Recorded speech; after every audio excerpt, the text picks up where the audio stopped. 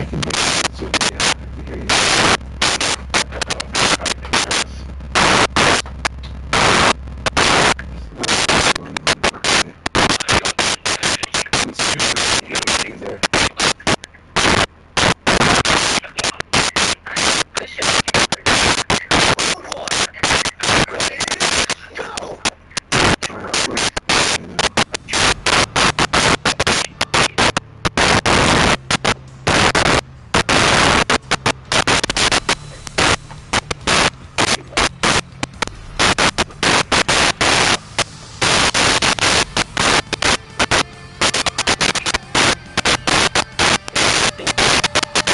You can also hear that, okay?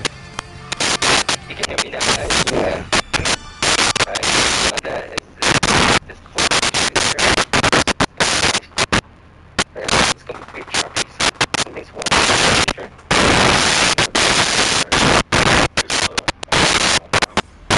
Yeah. So, I should see it's so much more smoother. I should check out the other full streams. My screen is live right now. Like you should. But I'll go. Just the access.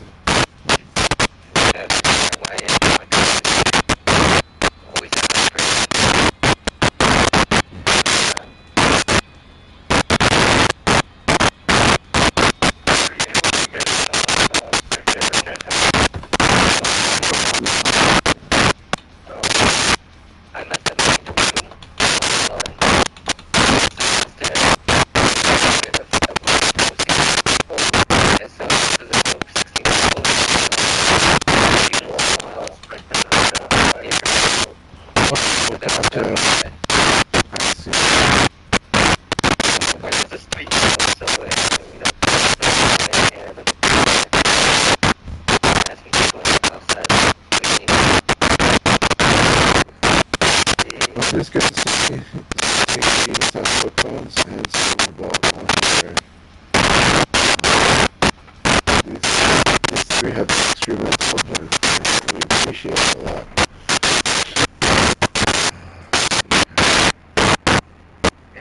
And can speak against the just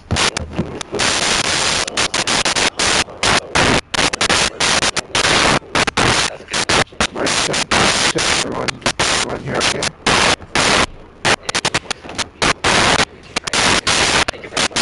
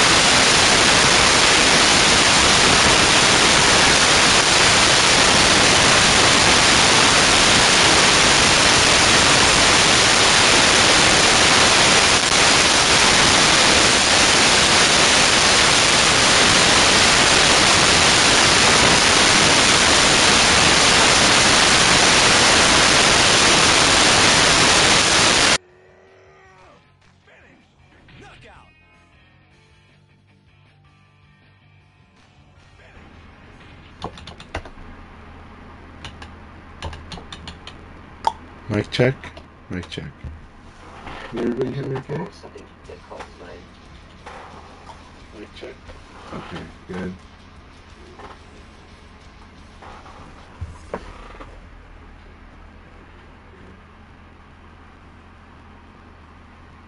Okay, I'm back on the Discord chat too because no more distortion coming on my mic. Okay. Sounds like my, I just had to like restart my mic.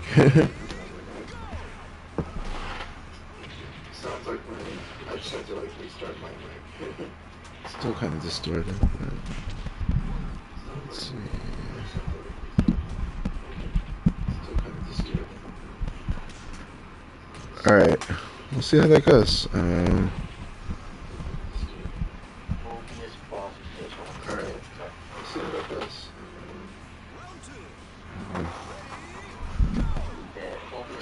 The about 40% of like the CPU. Google Chrome 15%, and then a lot of other things. So I'm not sure what I can think 100%.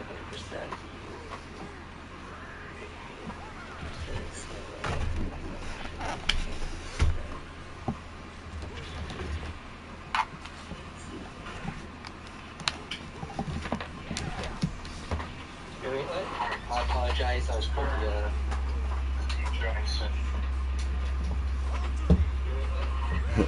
It's like a morning of technical difficulties for everybody. Oh yeah, it's a lot of good day. I woke up so late. Okay, my stream can hear me now, so that's good. Let's see. Oh, bragging, are we? No, just calibrating and putting feedback out there so I can hear back from them. Close the switch here, so maybe that might save me some. Or I just close Google Chrome. Maybe that'll make it a little smoother. Oh, Chrome is always going to take your resources. Yeah, I think there's something else wrong with my computer because I'm trying to calculate all the percentages being used and it doesn't add up to 100%. But I keep saying it's 100%. Alright, well, Akai's working on their side. If any problem on my side, let me know in my stream.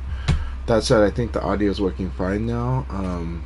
But I don't have the monitor turned on, the audio monitor turned on because I don't want it to interfere with our Discord chat. So I'm going to focus on the matches while Akai's doing their thing.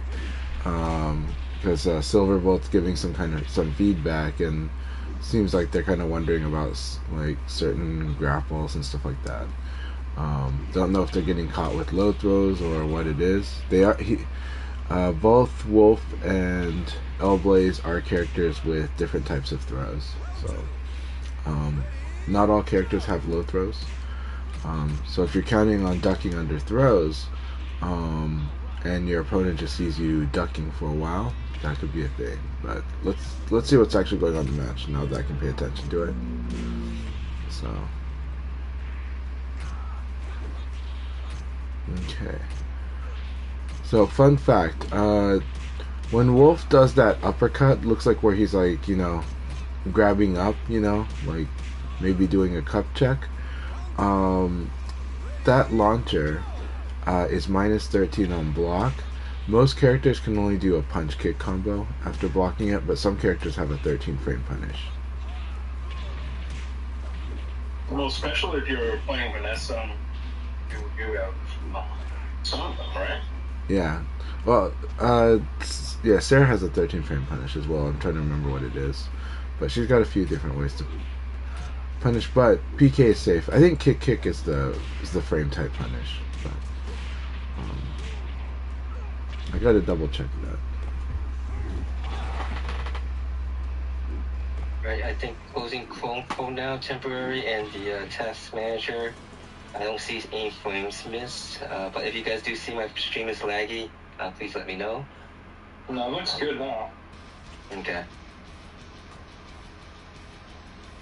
I only had this is a computer that's laptop's just less than a year old, so hopefully it's not dying. No, I don't think it is. There's definitely got to be something trying to run in the background that's either crashed or trying to come back to life, and that's probably taking your resources. Sarah's best punish is PK in the 13 frame situation. Her her standing kick is 14 frames, so it would not be guaranteed. Gotcha. And you mean the punish from block or punish from evade? Yeah, like punish from evade from a 13 frame. Like Wolf is minus 13 when he does that reaching uppercut, the uppercut where he's like grabbing upward. Yeah. The motion is 3 feet, right? Well, from crouching. For Wolf's attack is 6p plus K. Like his hand is open and he's grabbing, but it's like a really deep uppercut. It looks incredibly punishable. It's only minus 13. Oh, interesting. The one that he does after, like for example, if he does like the catch throw and then he pushes you forward, the one that's guaranteed there. Yeah. There is a like his arms like in a arms at a right angle. To punish when they got you on Bloodstone and do the run move with El Blaze, you can either fuzzy or you can jump back. Yeah. Jump back leaves you with not too many options, but at least you're ruining his game. Right. Which might, kind of help with messing with his mental flow. Yeah. Alright, that was really good. By the way. That was I didn't know that was possible. So either you fuzzy with TG as soon as you see the run coming, or you and it's you got to punish with 13 frames. So PK is as you said is useful there. Yeah, to clarify, Setsuna is talking right now about El Blaze's rocket discharge. El Blaze's rocket discharge is after certain attacks, he can kind of start running forward at you, and from when he's running forward, he's got some really mean mix-ups. At the developing level, rocket discharge is very frustrating. I'll admit, it's tricky to deal with. It's really hard studying point about what to do in that situation or even to identify it. But just know that like it's kind of when he's running forward. That said, what I'm seeing with Zaytigi right now is not as much the rocket discharge, though there's some of that. But I do see that they generally have an aggressive flow, right? And so when we're developing how to deal with this aggressive flow, it is sometimes the basic poke certain spots. Same with the rocket discharge, but the rocket discharge is just a little more complicated. I wasn't seeing as much rocket discharge in this match, though. I saw some, and I'm not saying it's not there. But I think right now the meat of the situation is how to handle this very aggressive offense that's coming. And so watching how Sasudo Pons deals with it will help, because Sasudo Pons is kind of trying to figure out what they can do frame tight after each guard, and I think that's really key in how to deal with Zaytigi's current flow, because a lot of what Zaytigi is doing is sometimes they're doing like that jump up and punch, which is like he's trying to crush your low punch, and that's why he might do that even after you block something, because it's punishing you for doing a low punch. It's a little tricky. But the way that I handle Zaytigi is with very core frame tight fighting, up close basic. But this was a rocket discharge right here, right? But there's the rocket discharge is not happening like as much as maybe like when you fight with like Rock Reaper. Rock Reaper would be a lot of rocket discharge. So here, none of this is here. That's a rocket discharge right after that weird hook kick. But there was Okizeme. And I think right now, Zaytigi is more comfortable doing the rocket discharge on, like, the Oki situation and very specific stuff. With Zaytigi, it always comes after that moonsault kick. Yeah. So really, I think right now, stuff like basic high punch and elbow can work when placed well against Zeitiggy. It's just that you have to be very careful and identify which move you're doing it after. Yes. The other thing is that basically if for example, Zeitiggy is going for a lot of attacking at disadvantage, like that low punch that's being used is very good to make sure your opponent is playing, I guess, moral, because it'll avoid high attacks and be out a lot of slow attacks. So it's a safe, fast mid, something that execution is very simple. I know last week I mentioned the down forward punch. Yeah. I mean, it doesn't give much frame advantage, but if you do get the counter hit, which is you assuming your opponent is going to be attacking at disadvantage, yeah, you know, at 3P hit check come down, see the red, then, you know, you could go very safe to go with your stronger offense after you get that, using that easy, securable, fast, safe mid. Yeah. But I also, on my stream to start this messing around with Shoutbox on PFDC, so the neat feature of Shoutbox is that you could actually enter the notations and it'll show out as the actual image notations. So that's interesting.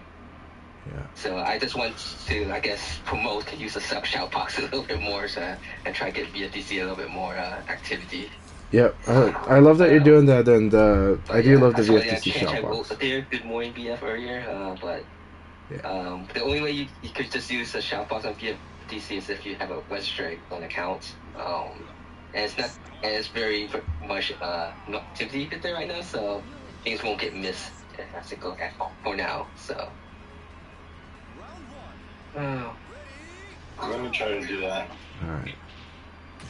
Yeah, just to, when you enter very good, numpad notations, you just have to use these brackets. Right. Yeah, I'm gonna log in. Very good. I just.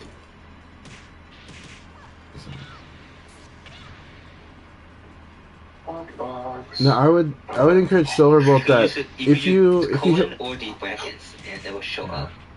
So Silverbolt, if you hit with like a low punch, I recommend trying to do like an elbow after or something like that, or like even a back and kick. So either forward and punch, back and kick, or even actually a really good one, to be honest, is actually from a low punch, but you've got to hit with the low punch. It can't be from a block.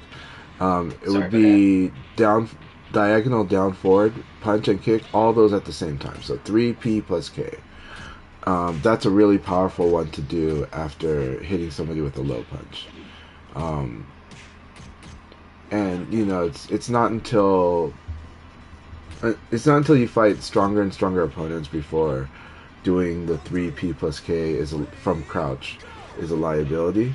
But it's very strong, especially in the developing level. But you gotta generally, after you hit with like a low punch, then it's pretty good because it'll launch them. Especially when someone's aggressive like Zeitiggy, it will cause a launcher, and that's what you want to work on. And actually, Silverbolt right now is doing very well with this offense. Obviously, they like to do like punch, punch, punch after certain stuff, but aside from that, no, that was really good there too. That kick I like that kick personally, but that's like because she was back turned behind Zeitiggy. But there's a few more moves you can add to your repertoire. But Silverbolt has found good spots to low punch Zeitiggy, but at the same time, of course, kept it in balance. They didn't overdo low punch. Overdoing low punch is actually how people lose to Zeitiggy a lot, because Zeitiggy like mixes in low crushes. They mix in attacks that will beat the low punch. So mixing between your low punch and your high punch is really good. But when you score a hit, you wanna do a slightly bigger hit after that. So that's when you do like an elbow is the basic one. That's really good. Back and kick is another really good one to do after you've scored a hit. Do a back and kick. With Sarah, that will set up Flamingo though. So when you're a beginner with Flamingo, be a little aggressive after you've hit with the 4K. Just a little bit, and figure out mid and low mix-ups. But also, That was a really good match, Silverbolt. You're doing well. However it feels, you did well in those exchanges. We got Patricia to join also. That's 4 people. So we can win a league. Before we okay, you want me to jump out of the room? Would we have to bow out? Oh yeah. Well, you don't have to actually necessarily bow out. We could just let you guys. We can give them free wins. We'll give everybody free wins. Satsuna and I will throw. Yeah. That'll work out also. You guys got to work really hard to make it a 3-0 on us. Yeah, you guys have to make it. We'll take up to 2 rounds, but you guys have to really work hard to do it to 3-0 us. So, but I will guarantee throw a 5th round. Wait, so are we fighting them or not? Yeah, we are. But we're giving them wins. We're giving them wins. You could just jump out and let them get the 3 rounds in, so that it doesn't mess up with the plus-minus rounds. Okay. Yeah, we'll throw. We'll throw all sorry the about rounds. that. I made the room incorrectly. Okay, so now I've got a setup where I can use those shop box. That's good. It's always fun to be able to play with these things around when you're actually using a tablet. I don't have a computer of my own, which is okay. Funnily enough, I was trying to build one, so like my desk is set up for it and everything, but I don't know. Maybe one of these days. I think they're getting cheaper nowadays. It is cheaper nowadays. There's a question that Silverbolt asked, like, when he got grabbed, after that, it makes no sense. I wasn't paying attention. Was it from the rocket discharge? You're probably dealing with the rocket discharge. Yeah. Situations where El Blaze will grab you and you're like, but I try to attack that. It could be also maybe one of those are just hit blows, and basically, which if he hits it, the blow is guaranteed to grab you. Yeah. But again, I was kind of messing around with the stuff and I wasn't paying attention, so apologies.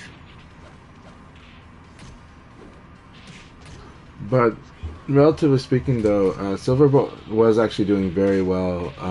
I think Zaytigi is a very good opponent for Silverbolt, but it is going to be tough. But Silverbolt is getting more and more figuring out how to apply moves in between, because Zaytigi is using a very aggressive flow. Actually, Zaytigi is a wonderful sparring partner for everybody in this room because the way they're using their aggressiveness. There are ways to really defeat it. It will improve both the basics of Zaytigi as well as their opponents. Sasudo Pons has been doing fantastic in there. Particero is doing really good. The scary thing is that because Particero does like to use, some of the half-circular moves might be a bit slower. And if they hit, it's wonderful. But if Zaytigi gets an evade, Zaytigi has been crumpling people from the side. It's really strong. So you got to be very careful in the little defensive moves. Start the league. This Sussuna and Chantas end this, but basically they will lose to you guys 3-0. Yeah. Hopefully, unless they decide to just be evil and. No, we'll go 0-3. I might just strike for a while, but yeah, I'll fight a bit and then I'll lose and throw it. Yeah. I'll make sure that it's 3-0. Just practicing their basics. Yeah.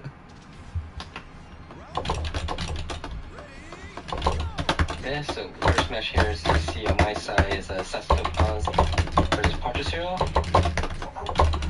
Sasuke's from Texas area, Particero from the Washington DC area.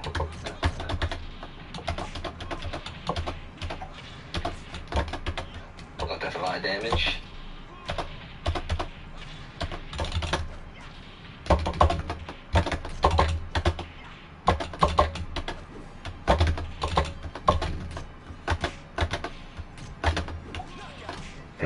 My stream is working correctly now. Let's see, wave blade here will 4K, so back kick, do rocket discharge, dual forces standing on couch hit, and couch hit.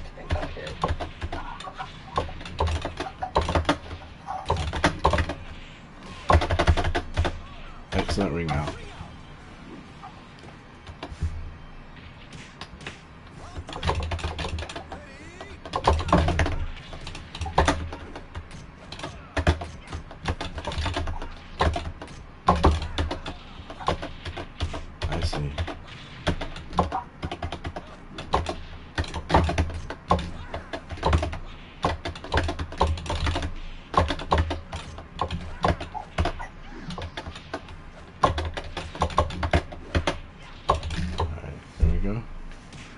All right, good games, Tiki.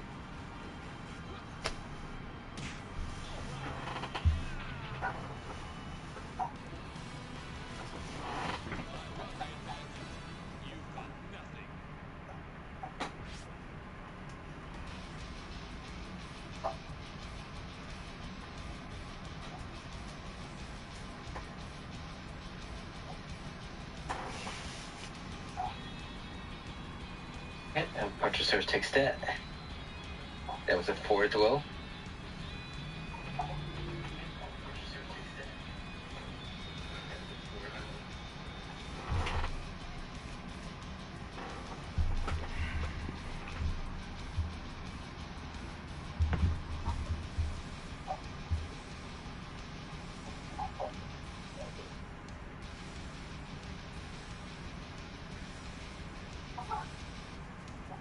Main moves that can force a crouch, stand, side turn, stay on counter hit. Yeah. Or two moves that just even normal hit would be to side turn, I believe too. I think there's some. Yeah. But it is important to understand that L-Boys can really force you. On my side, we get to see Choco Guy versus Silverbolt.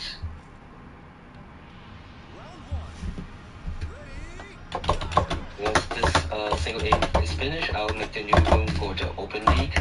That's the North America region. The passcode will be 0716, today's date.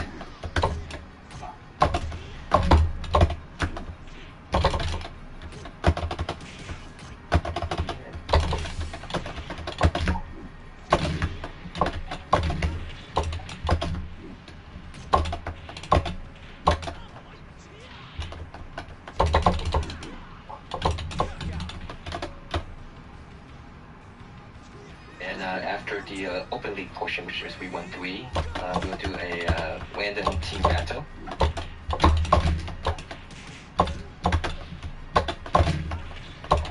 Oh shit. Time out. My bad. Yeah, I timed out and I took her on completely. Sorry. Okay. Well, I'll try to make don't forget if it's on minus rounds.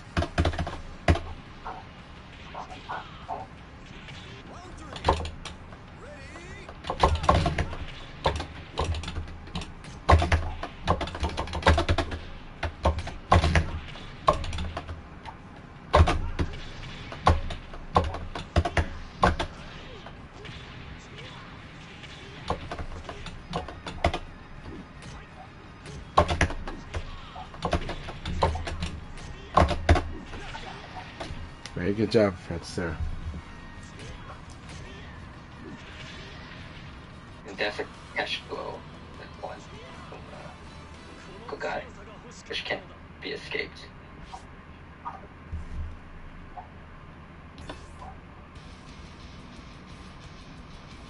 So hard to get out of these half-end stages.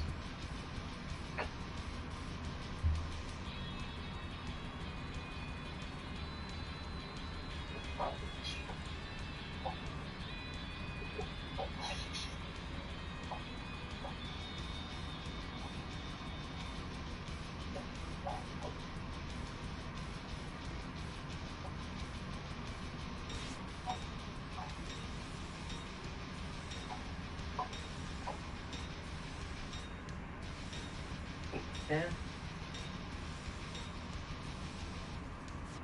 So there's.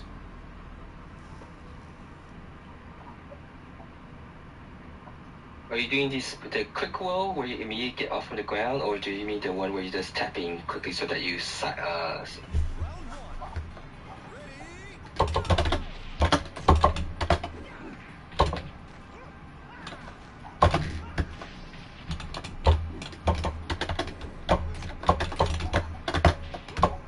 That was very good. Jab throw's always strong.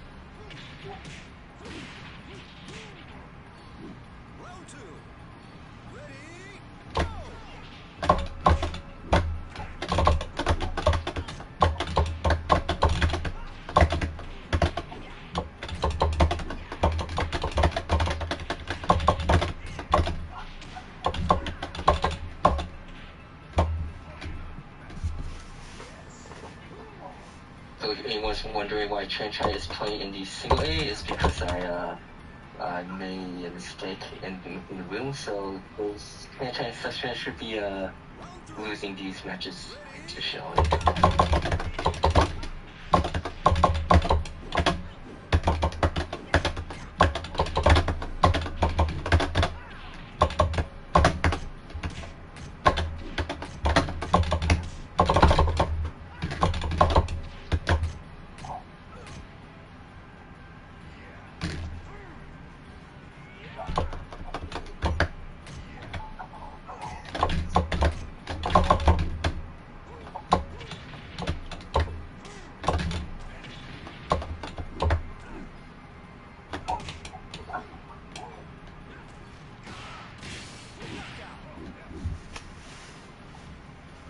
Good game, Sesto. Good game, Taco Guy.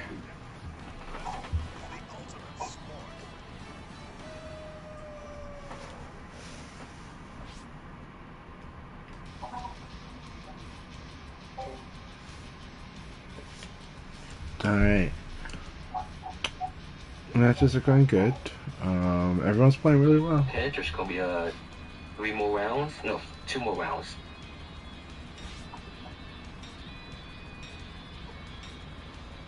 Alright, let's do this. Okay, the immediate woe. So one thing with the immediate woe,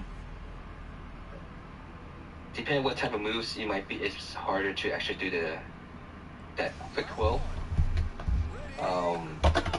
But basically, once you're in the air, when you press all 3 buttons, you immediately will do a quick woe.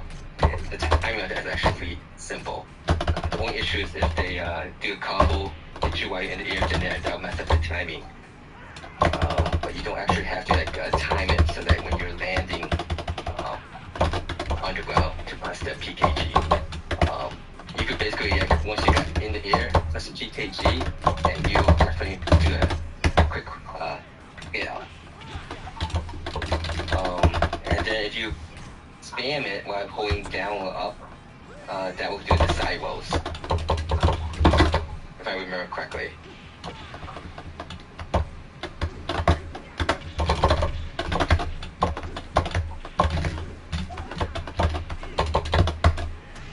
Still need. Got it. Let's test out. We're just practicing sparring, so right now, let's see what he does here.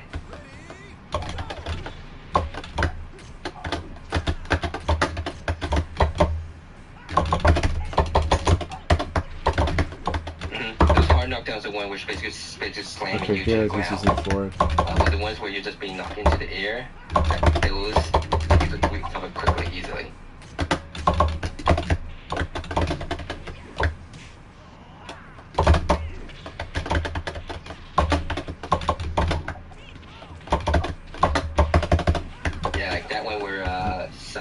In the air, it was just good game. Filter. You could just tap the PKG anytime you're in the air, and that should allow for you to do a quick stand-up. But the ones attacks that basically force you to, where basically slamming you to the ground, those moves will be a little bit more timing is more important.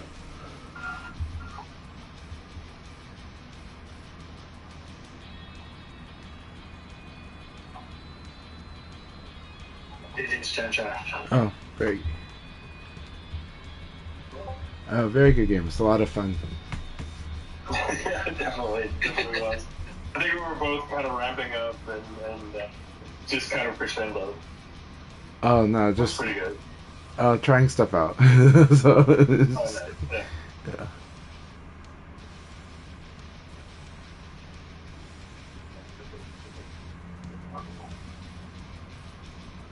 So you takes that.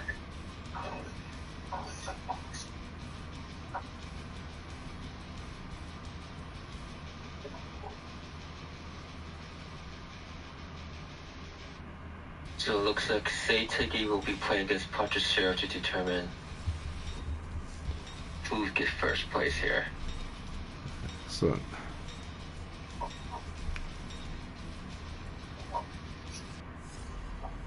And this should be the last match, and then I'm making the new room for the opens portion.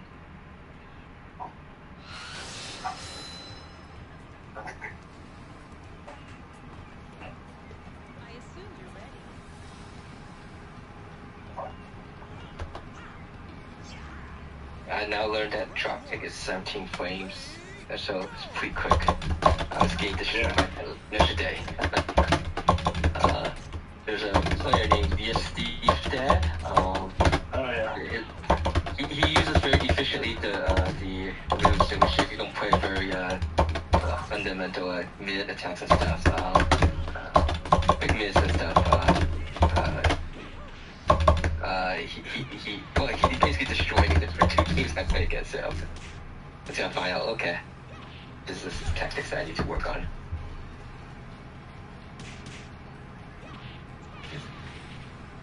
Yeah, Taco Guy has a pretty good combo damage when he gets his combo stars up.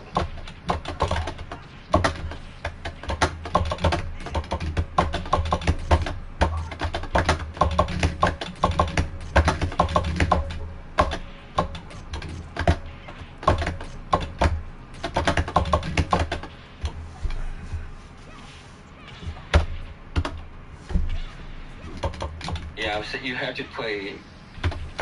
I guess I don't switch between 2D and 3D fires, or I only play this game.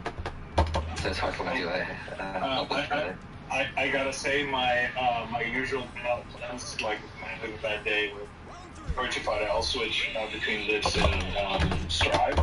So I do have like a little bit of experience, but you kind of have to like work on your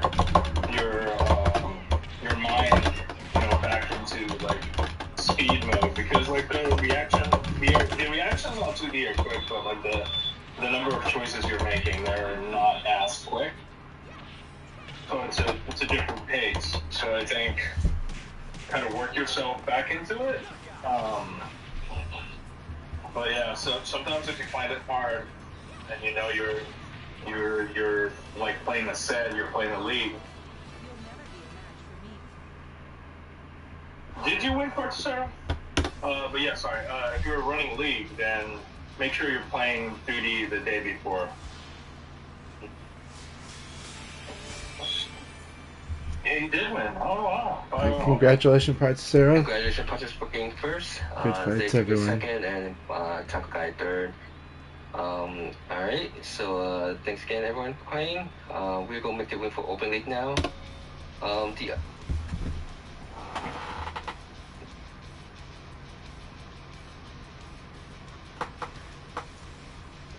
And I hit leave room? Okay. Yeah. Yep, thanks for being the fourth person, Quartzero. And I hit leave room. And let's go make the room for Open League. 16 players, just one private spot. Passcode will be July 16th, 0716. Okay, everything's correct. Let's double check. I think that's about right.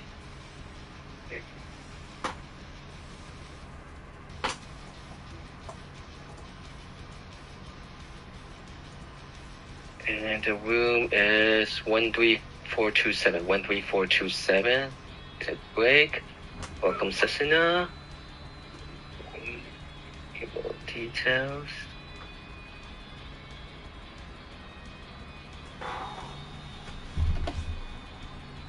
12347.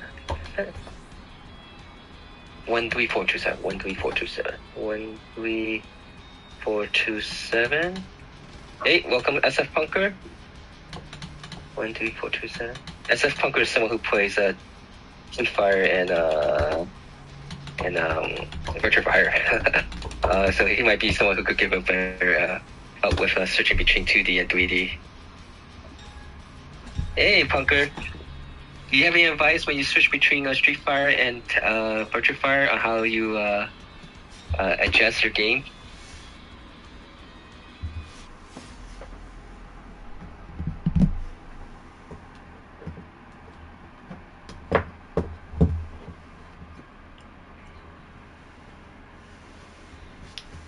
Good afternoon, Punker. Always good to see you.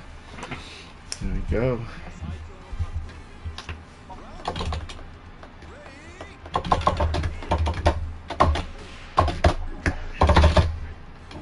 Hey, welcome Space Time. This is a local region player from with Kansai from the northwest. Portland, right? That's where you're from, Kansai? Yes, correct. Okay. Which player are we talking about, though?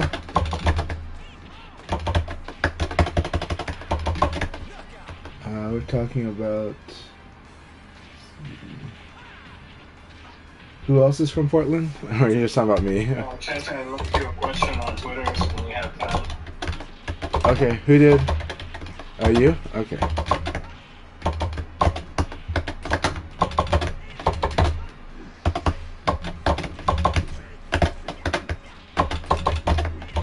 This weekend we actually have a lot of VF events, and so we could go over a little bit about that. Let's see,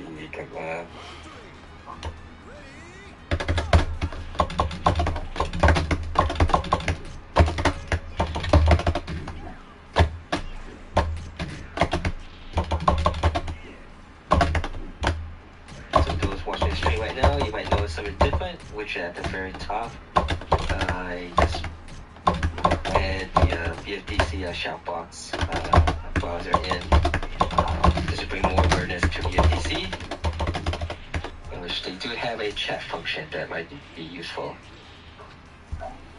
It has gone out of popularity with Discord and everything, but I think it has its advantages here and there. Alright, this is set the timer now to be 5 matches before we begin. We might have 7 people.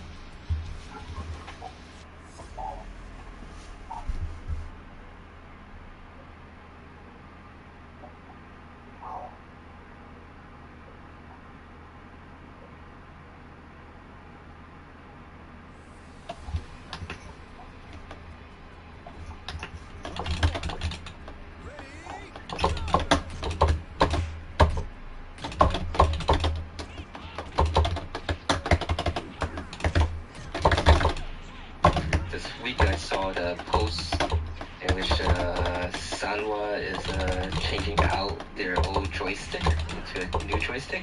Yeah, they've been working on the JLX the past year or so, and it is the successor to the JLF. Yes, that's correct.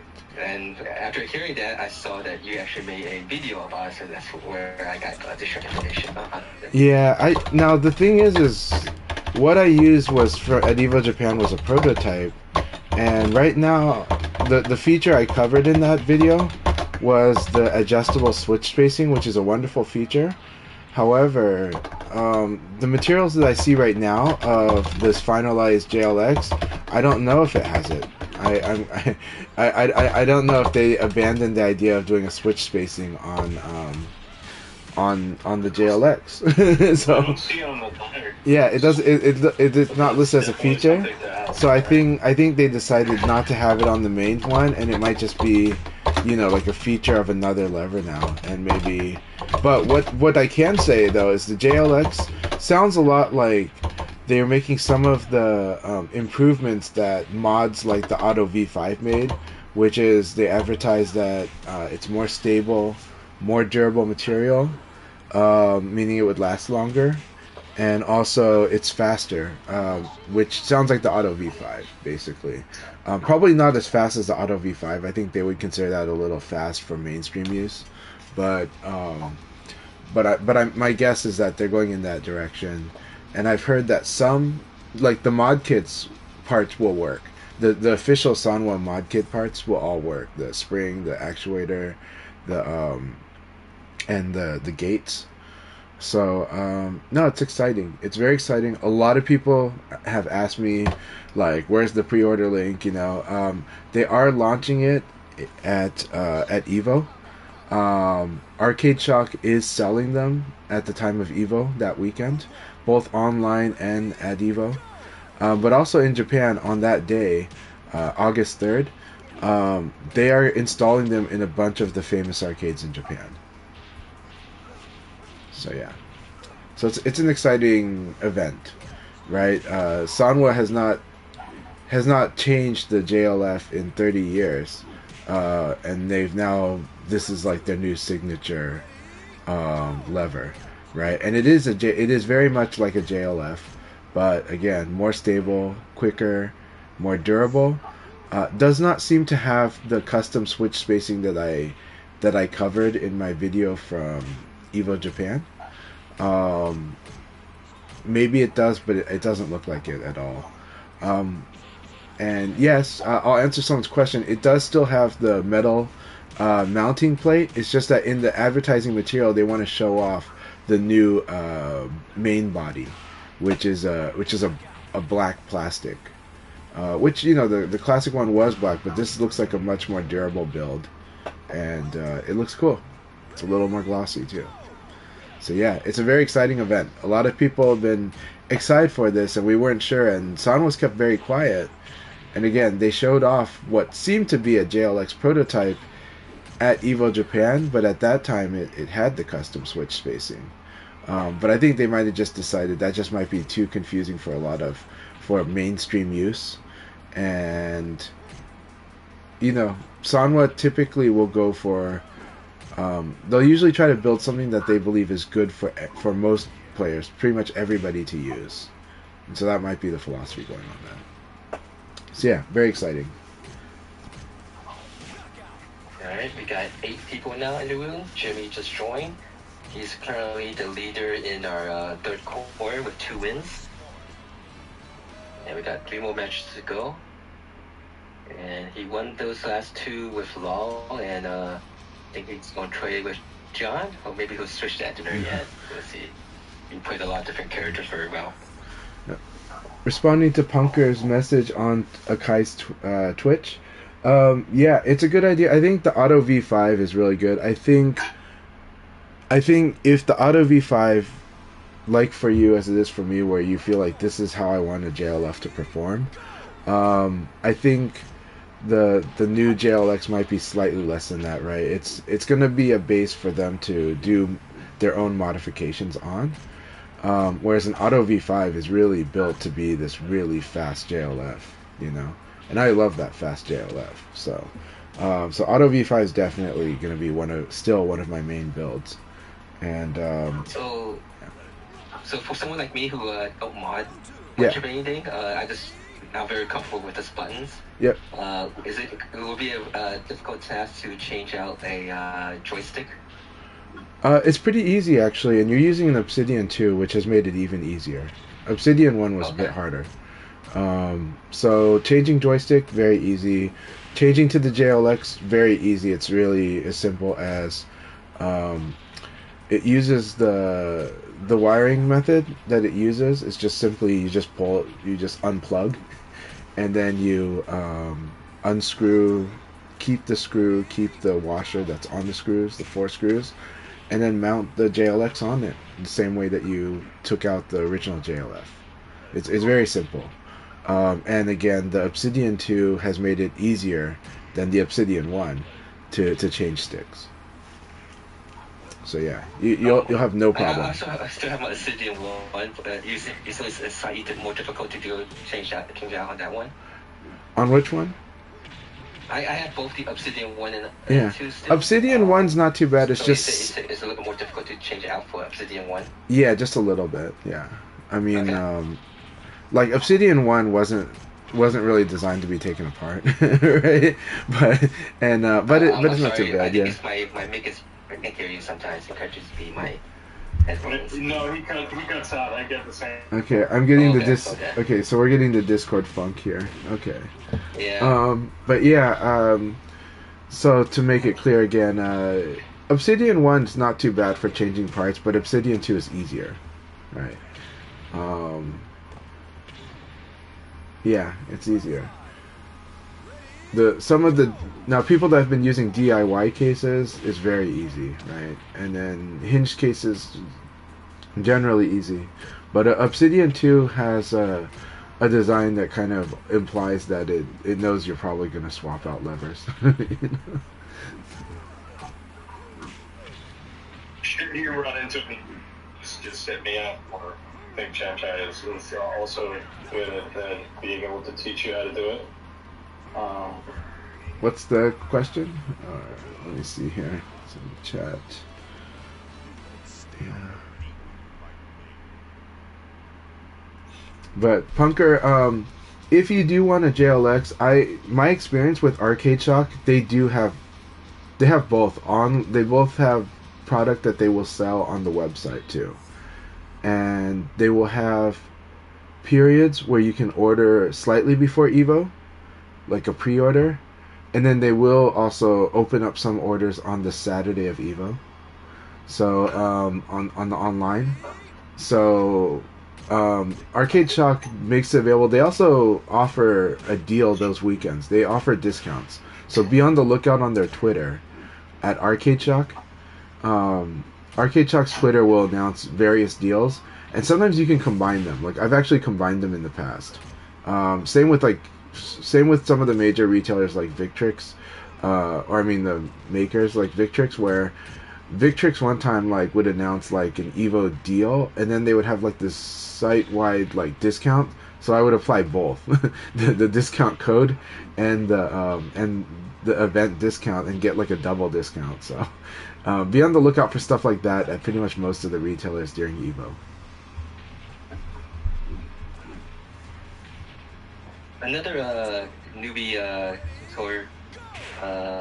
The E-Clip is a pain. My Obsidian 1 joystick is kind of squeaky now. I guess overuse. Yeah. Is there a special type of grease or something lubricant that you should use to? There is. Some grease. So you can get at your local hardware store. Yeah, the most common is Shin Etsu grease. There's some places that will sell you kind of just a dab, because if you buy a little bottle at wherever like Ace Hardware or somewhere, you're going to be using that forever. Yeah. Okay. What's the name of the lubricant again? I'm sorry. Shin. SHIN. Okay. I want to ask you to type it out later on. Yeah. I'll type it on. Thank you. On chat. There you go. Shin Etsu. It's a form of. Is it silicone based? It's silicone based. Right? Shin-Etsu is a silicone-based lubricant, and so it works on everything. I mean, it works on metal, and it also works on silicone. You never want to use a metal, you don't want to use metal grease. Oil. Like, you don't want to use a metal grease or oil base on your, on plastic. So Shin-Etsu, fantastic. Now, Alright, we just have one more match, and then we'll begin the first league of the open league of the day. We have 9 people. Condor just joined. So, Akai, because you do like to save money, I am going to talk about the Just a Dab that Setsuna mentioned.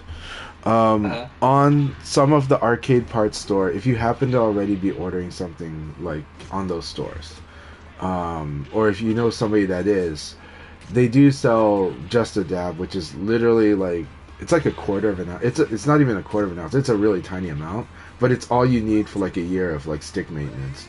So, but it's like less than $1. Whereas if you buy like a tube on Amazon, it's probably $30 for a huge tube, and that huge tube is gonna be like, you will never use that thing up. So, but if you want, I can actually. You know what? I'm gonna send you a book soon, so I will send you a small amount. So, Thank you. I'll get some lubricant. I'll put it in a sealed container, tiny one. And that will probably be a lifetime supply for you. So, because I do have like a freaking mechanics tube of it. So,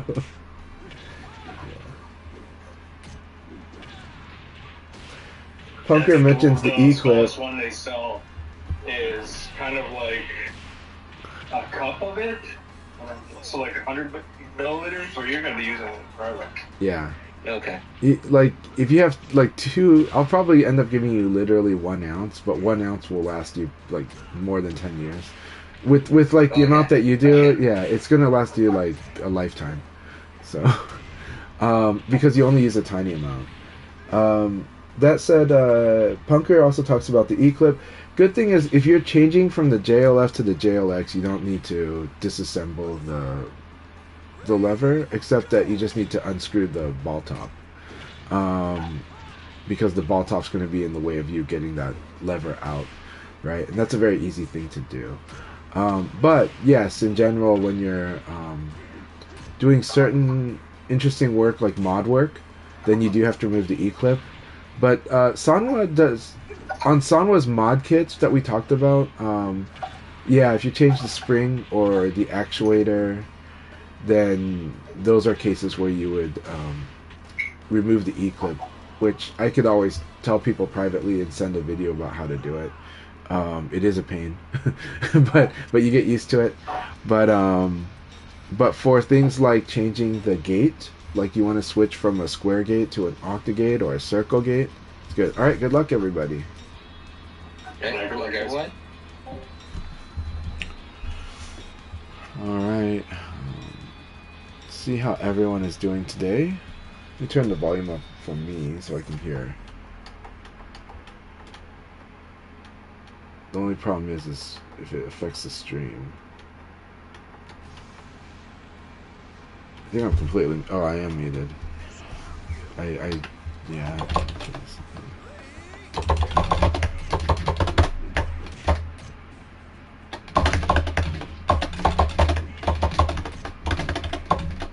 That was good. No Splash Mountain, but that's okay. Man, it's so good to see you, Space Time. I've missed you so much.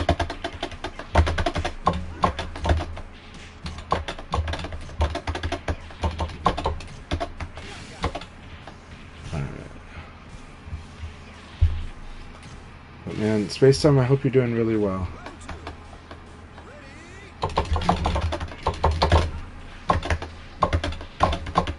Very good.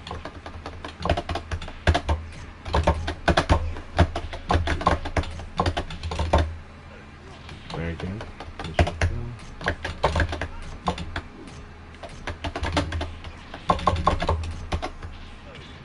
Good. Very frame tight. This is exactly really good stuff. Okay. I see some of the decisions that they're making on this, so maybe we'll teach them not how to change it, but how to mix up certain decisions. I think that's kind of the thing to work on. Good. Good. Chase, good. It's really well done.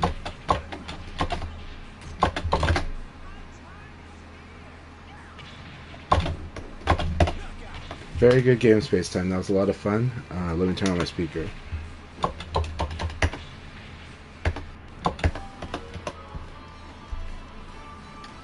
Turn the volume low again, though, because it's going to affect stream. Alright, Space Time. That was a wonderful battle. Yeah, blurring. Yeah, the JLX is big. It's a big deal, and it's great. It's awesome. You know, Sanwa is still pretty much the standard in Japanese arcades, right? A distant second is but not in quality, just in widespread installation in arcades, is the Seimitsu LS32, which is a really good stick as well. Though with the LS32, you gotta get used to a slightly different time on when you would leave the diagonals compared to a Sanwa JLF. It's complicated to explain why that is. It's because of the just the way they're configured. But yeah. So for a lot of people playing Street Fighter, when they go into the LS32 from the JLF, they have to learn to kind of do their fireball motion, like wait a moment before they hit the punch button to do a fireball properly. Once you get used to it, then it's fast, you're fine, you're great. You kind of just know the motion better, and you know your directions pretty well.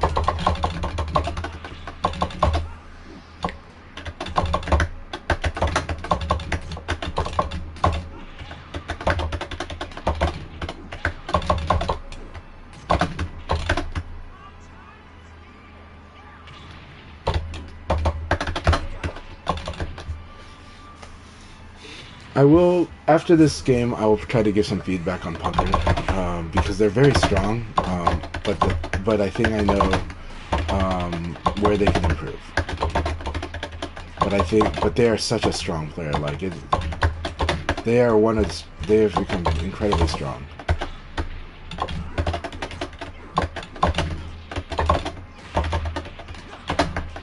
But there's a reason why I give them a real hard time, you know. There's a few reasons, but yeah.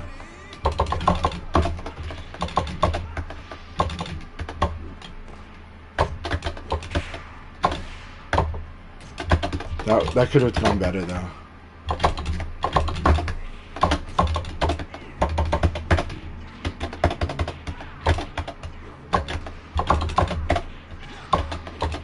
Alright, so Punker. Didn't apply as much. It's harder to see it in this game because I was very aggressive. I'm not sure if Punker. I'm not sure their confidence in their ability to hit confirm or to animation check, but I believe in it. I believe that they have the skill. So I think it's more that they just have a more passive. They might not look passive, but they don't assertively go for kind of some of the bigger options when there's moments for bigger options. It could be awareness, but for example, it's like when you get a counter hit, you should aggressively pick like either throw or attack right away after that. And in the case of John, it's generally attack, right? But generally it's a bigger attack. Punker tends to use smaller attacks even in situations where they have a big advantage. I think some stuff is just nerves in our matchup. So when they fight me, they don't maximize 6-6p. And so to recalibrate that, my recommendation is when they do Jean 6-6p, keep it simple, mid and low. Do the mid-low mix-up and just... if you win the mix-up, make sure you're doing the combo. Just do that. Because right now, I saw them kind of unsure if they were going to hit with the mid, but they hit with the mid, and so they didn't combo that, right? I'll chalk that to nerves. But the other factor to it is sometimes a lot of Jean players go for the guard break setup off of 6-6p.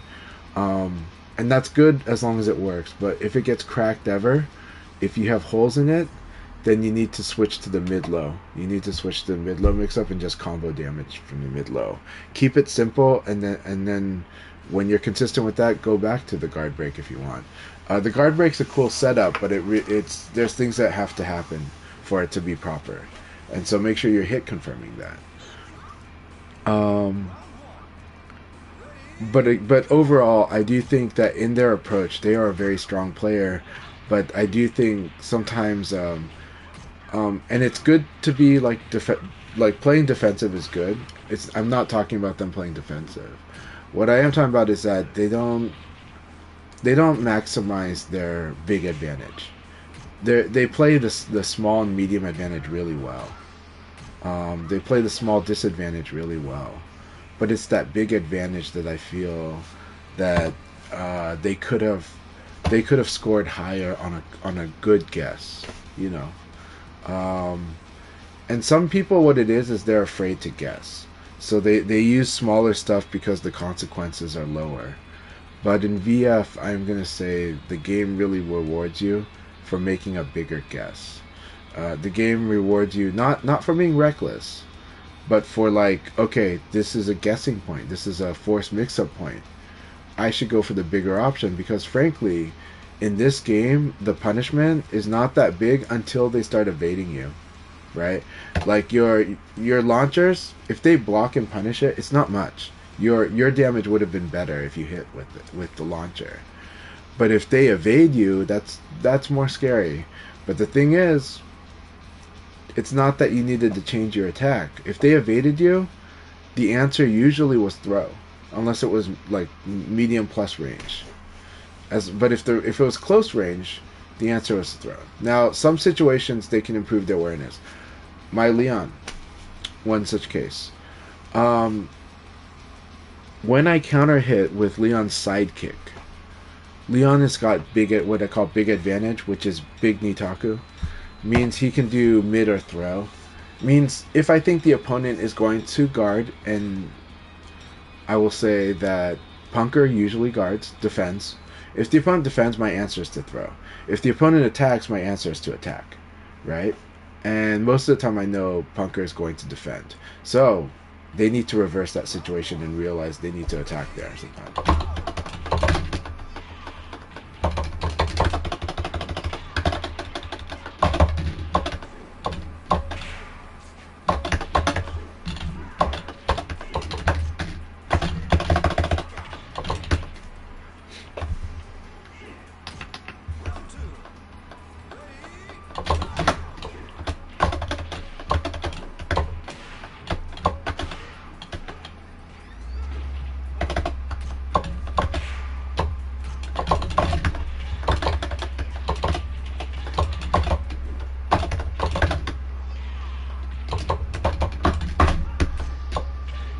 Just wait for it.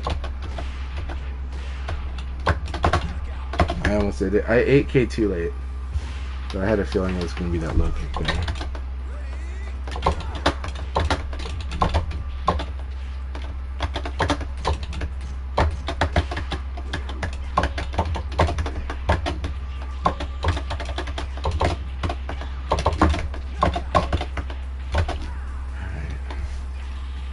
Be careful, this is where the reads happen.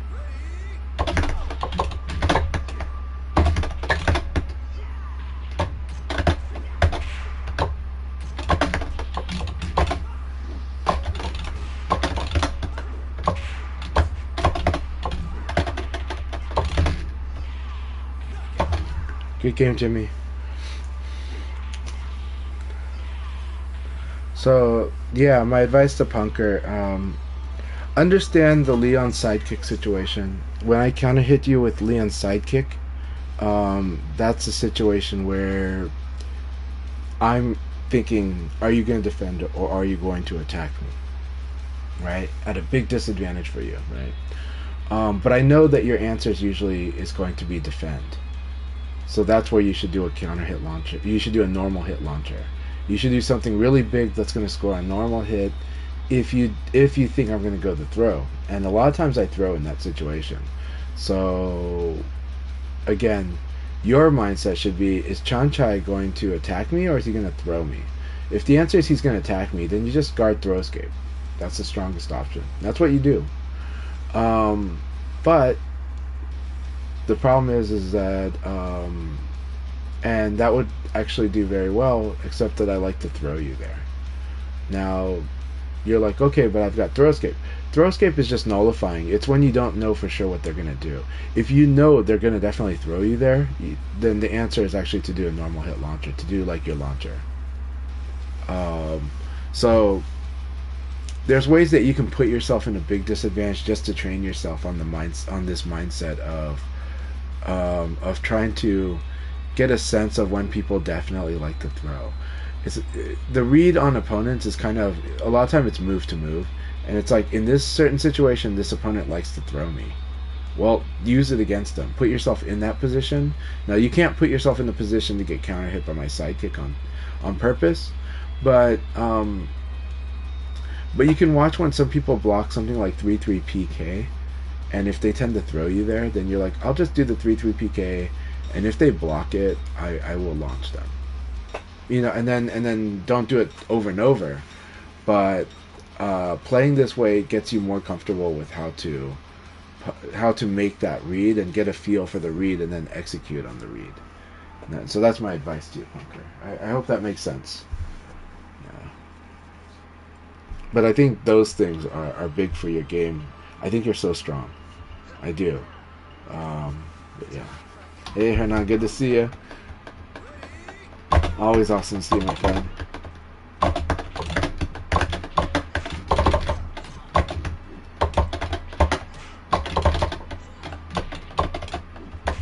Good? Alright, good.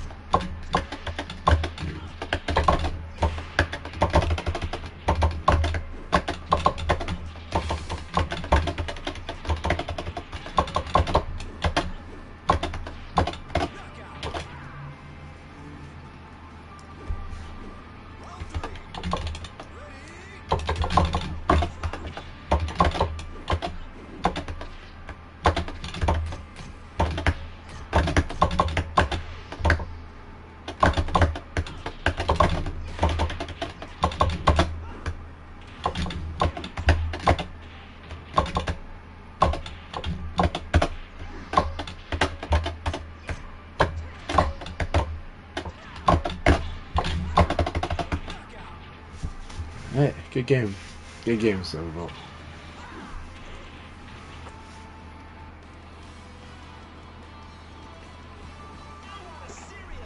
Let's see what they're saying in the Akai's chat. My mic is muted, right? Yeah, it's muted.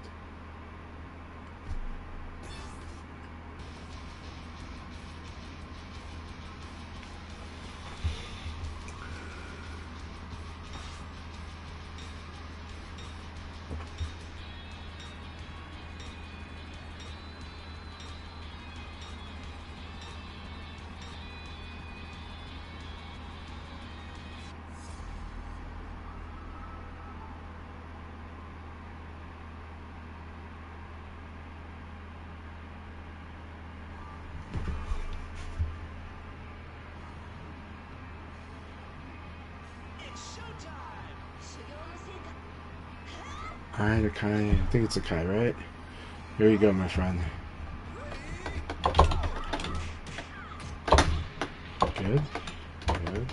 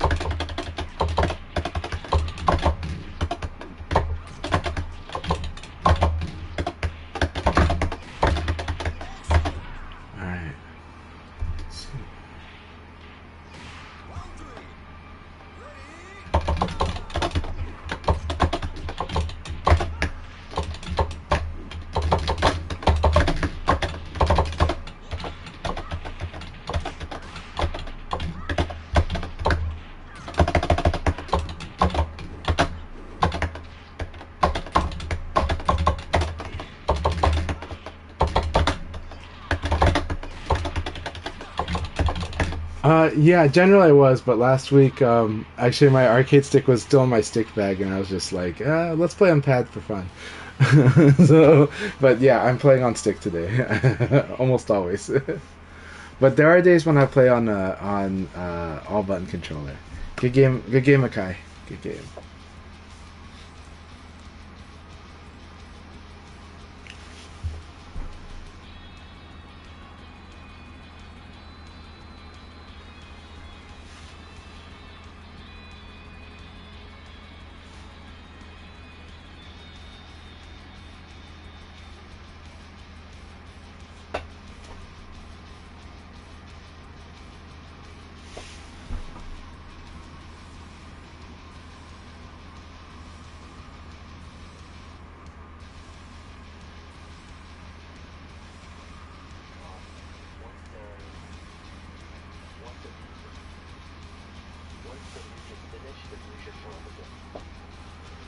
I'm doing what I can, but you know as well as I do that anything can change within 3 games. 3 games completely flips like the results. so yeah, I'm not settling on it yet. Jimmy also is like, if I lose one, Jimmy has a good chance. Jimmy is very strong. Now John is definitely something they're just working with right now, so it's. But it's strong fundamentals are always so powerful. But when Jimmy gets a real feel for John, he's gonna be a monster with that, with John. So yeah. All right, Taco Guy. This. Here we go.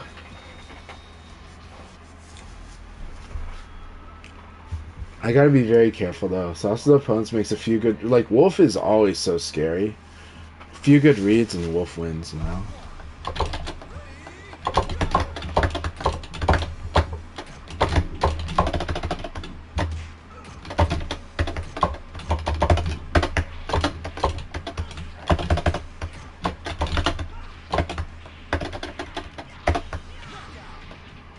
I do need to teach them that situation. When Leon force side turns you, a lot of time it's good to crouch block. That was good.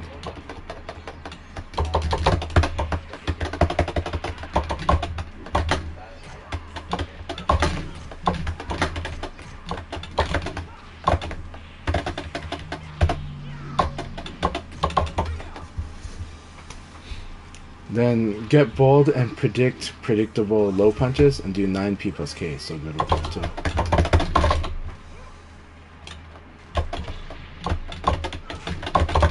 Nice, that was good.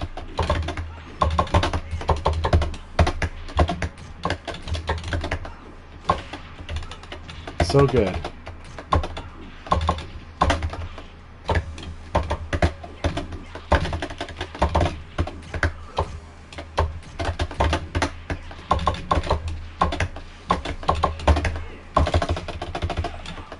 Alright, good game.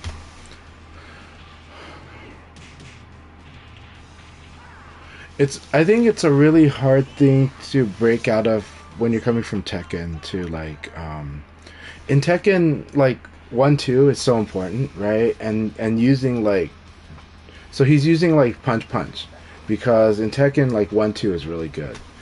1-2 is really good here, but if he did a mid, he probably would have won that situation, right? When he did the sidestep and just did like 6p or 3p or even 4p is kind of a high, so it doesn't count.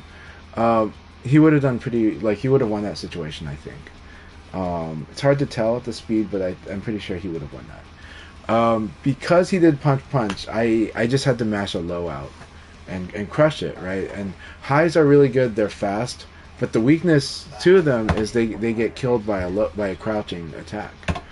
And so because they get killed by a crouching attack, they're not so airtight, you know? When you have advantage, and in this game, when you sidestep someone, you usually have an advantage. If you sidestep a jab, you might not. But in most cases, when you sidestep, you have advantage. So you're, and Wolf's like screw hook is one of the best mids in the game. That's a situation where you use the screw hook, and you're not using the screw hook because it's a half circular. You're using the screw hook because it's like better than an elbow, but at the same speed as an elbow. It's a really fast mid. And so it's just, if the elbow was good in that situation, the screw hook is kind of better, right? In theory. The elbow is an amazing tool, though, because when the elbow counter hits or crouch hits, it gives you mix-up. Unless you're Jeffrey. And Leon, only half of that's true.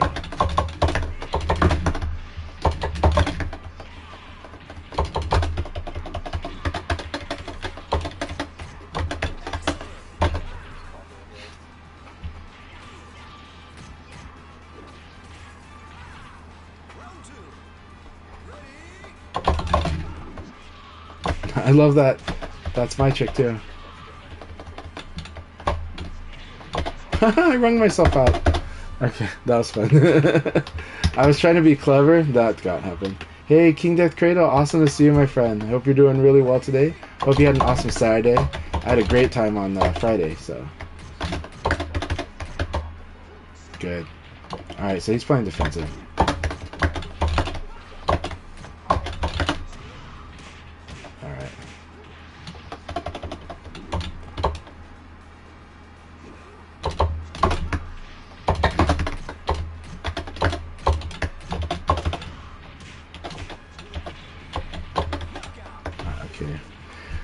I gotta be playing respectfully. He is a very defensive-oriented player, and he's using the slow options, but they are tough for me.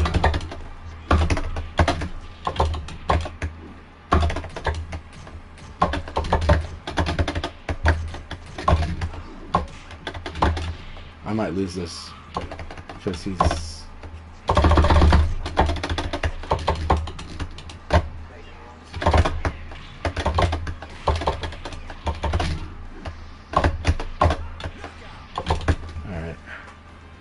Be careful. Watch him. He's going to try to go for an uppercut again.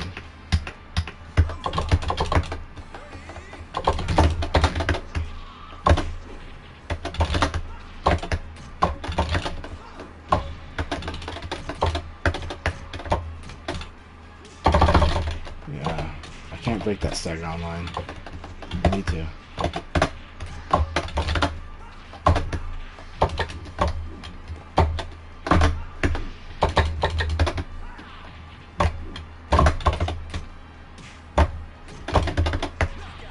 Good game, Condor. I barely got through at that. It's hard. Late phase against Leon do like to play defensively, and it does work. I do walk into a lot of stuff, but that's why you saw me start evade, crouch, dashing, forward, and guard, right? because it's like, okay, fish out the uppercut, and I'm not punishing it yet, but I will punish it in the future, because if that's what they're going for. Similarly, if I stagger break the low kick from the 8 stance, then they should have trouble doing that tactic against me. Right? I can do other stuff, but that's a reliable way to fight them. Okay, he went to back. Okay.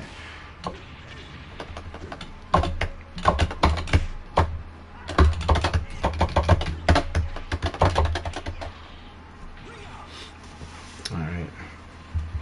So this is going to be a very careful game I got to play because of Setsuna's really strong gambling style. And that's really hard. Yeah. So that's the gamble right there.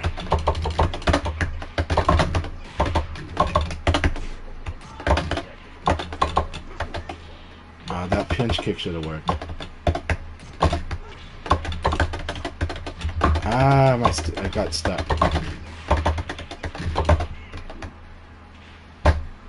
Okay, yeah, just went for low. Got it. Okay.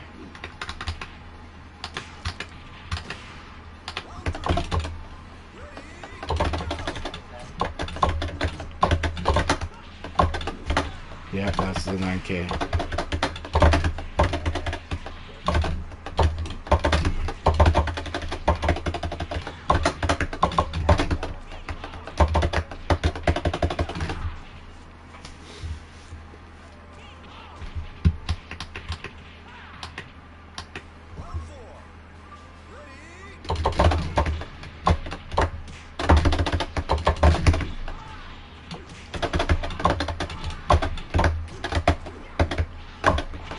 Okay. Didn't work. Had to be a little quicker and it would have worked. Alright.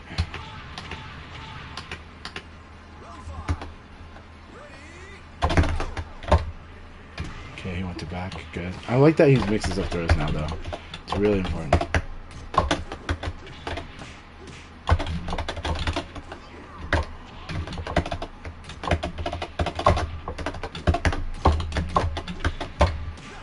Alright, good game, Setsuna. That was excellent.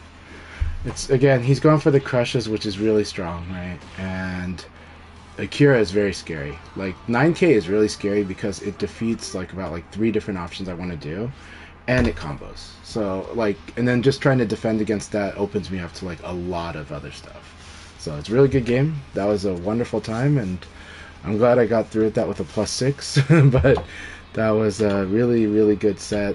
Awesome game, Setsuna. Really good stuff.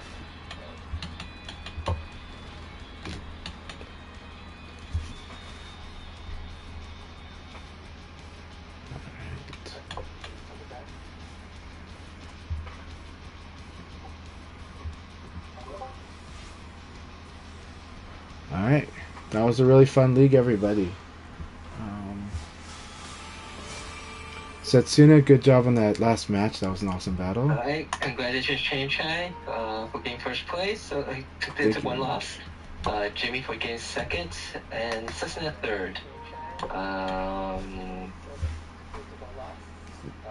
got everyone? Yep. Yep, congratulations, Thanks Jimmy. Again, everyone for playing for the first open league. We will.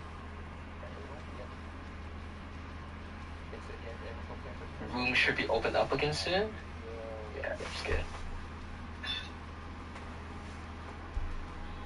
So there's about 10 to 15 minute intermission break, so that allowing people to join in or leave. Get this out of the way. Yeah, I think I'm gonna go get some water and be right back. And so that's Chai's first victory for the third quarter. Alright. I'm guessing Akai has me muted still. That's not a problem. It's all good. Yeah, I tried to spoil him, but I guess I didn't do it. Yeah. It was a really good game. I got to watch Chai match against Condor, and Condor was had a 2-1 lead. I thought he had it at the very end, but the game was staggered, but no Chai pulled through. Well, there's a lot to be said about Chachai's experience. You know, it's hard to. He's definitely very calm in clutch situations. So you know, sometimes things are just gonna swing his way if you're not pressing hard enough.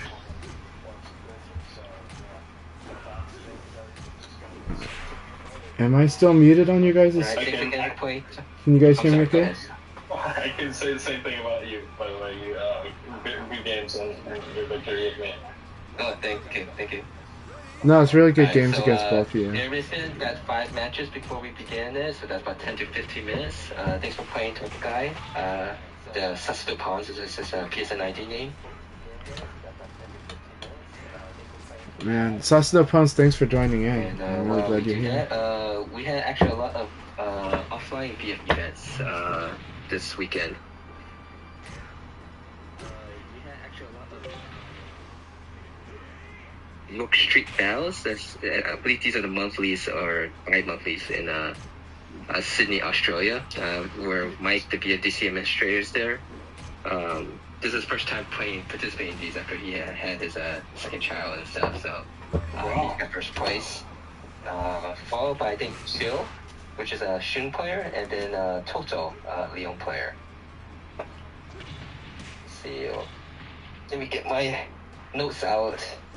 And then this weekend, Ace for the North America side, there was Defend the North.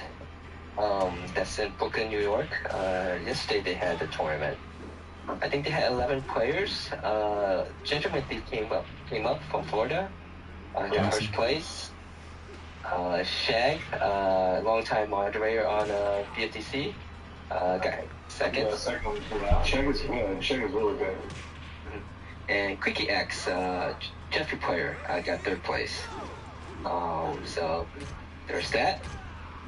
Was this stream? I didn't know if there was stream or not. I think they meant to have a stream, but I think Marvel ran. I think I heard that Marvel ran late, and so Marvel had the priority. So, yeah.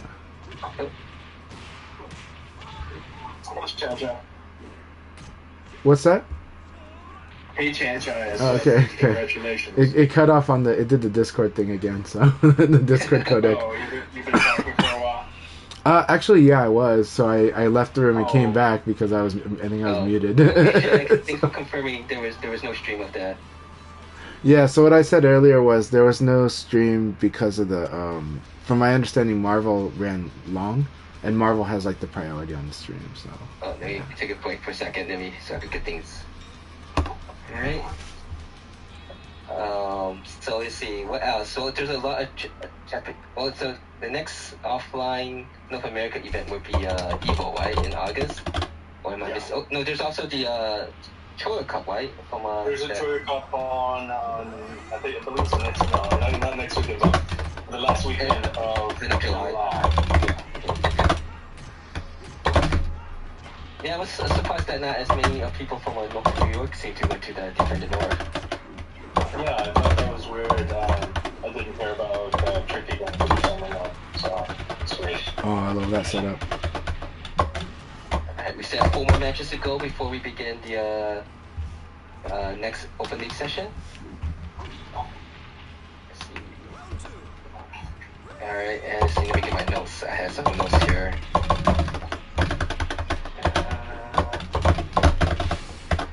Roll up. Again, Japan had a lot of events. They had those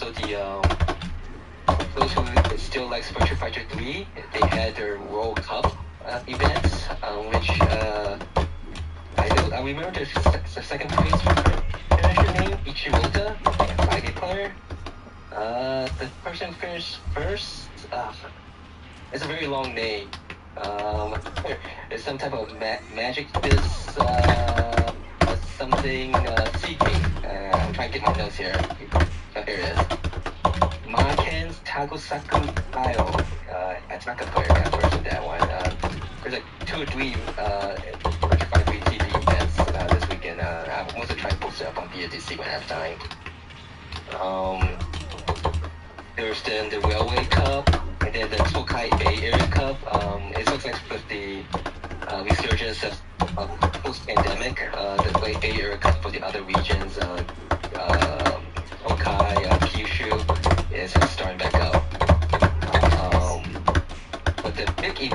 also with this weekend was the Tokai Cup 10. This is the first 5-on-5 league tournament for the VFR new season. So this is something that whoever gets a seed point will get a very nice position for the next Big Tribe.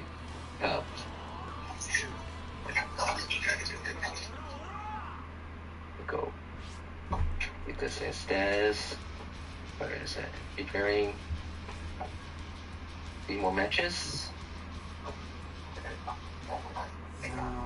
Update here. So Tokai is a region which is basically kind of located right in the middle between the western Japan side and the eastern Japan side, Kansai and Kanto region.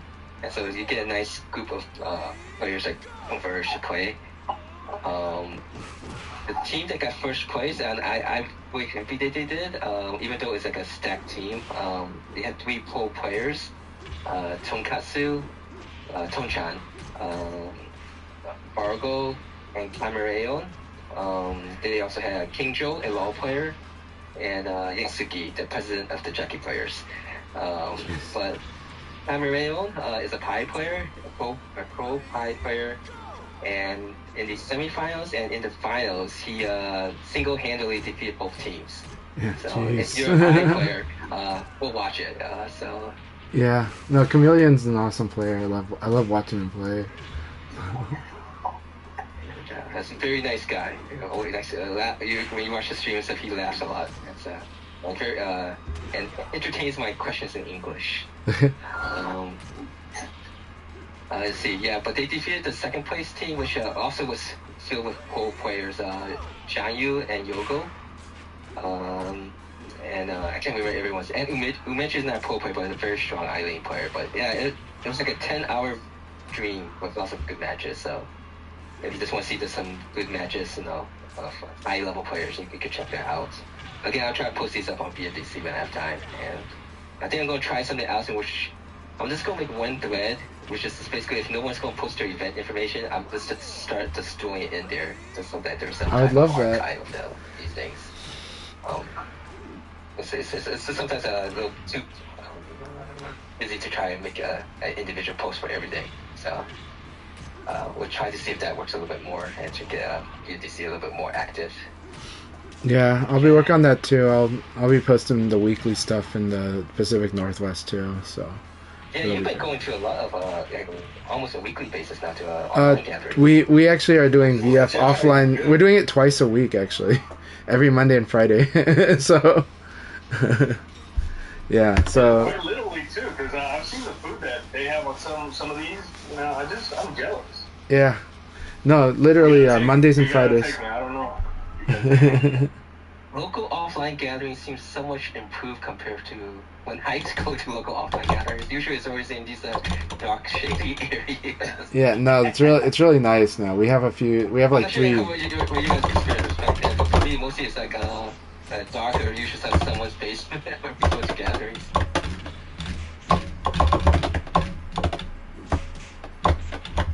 Yeah, Jimmy is using for a variety of characters for the intermission.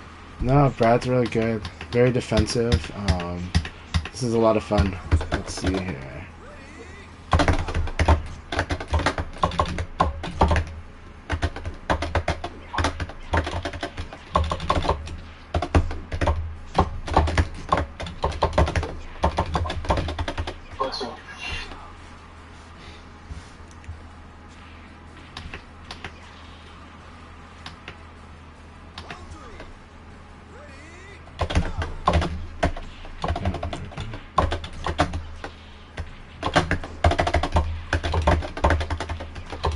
Yeah, as a punker, also, now that I think back of it, sometimes it's actually somewhat scary too, because sometimes you hardly know these people and you're just showing up to the event, so it's hopefully everything is fine. One of my friends, Mandy, who goes by the nickname Mandy, Akira, wanted to go play EF, so he took a small individual road trip, a 7-hour drive to St. Louis, and after that, it's like if he was willing to travel 7 hours just to get some offline matches, I have no escape from that going to taking 2-hour drive. So he got me doing a lot of traveled back in the day. I think I remember his name from like the old days of FreeFire.com.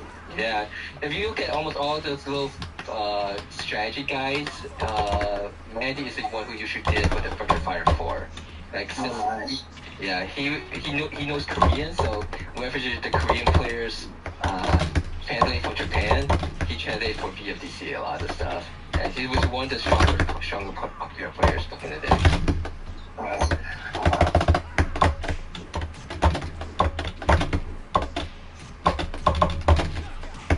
Good game, Jimmy. That was a lot of fun.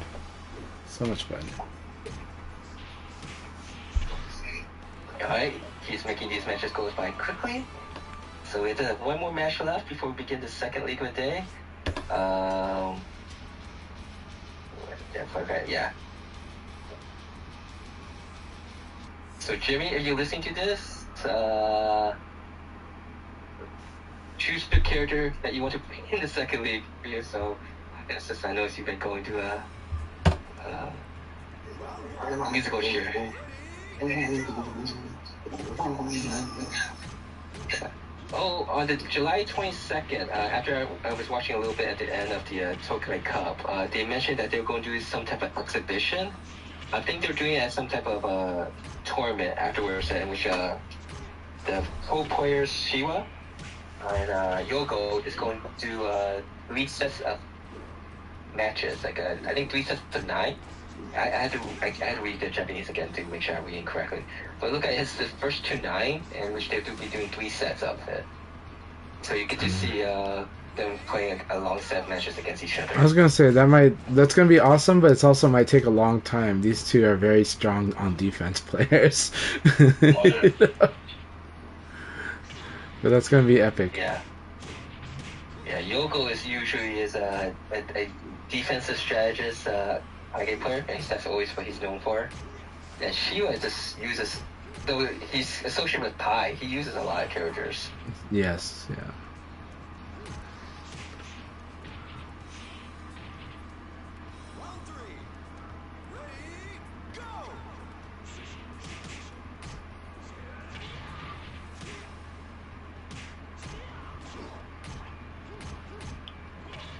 Sorry, get that window screen up ahead. Yo, Jimmy's making short work of the Sid Carter delay. Oh, that looks painful. Alright, Jimmy, let's hopefully you tire yourself out so that we can have a little bit more easier match against you in this second open. We'll see. This is going to be a lot of fun, though. Alright, guys. Alright, okay. Good luck. Have fun. We're going to start the second league. Good luck, everyone. Alright, good luck, guys. There we go. Mute the Discord.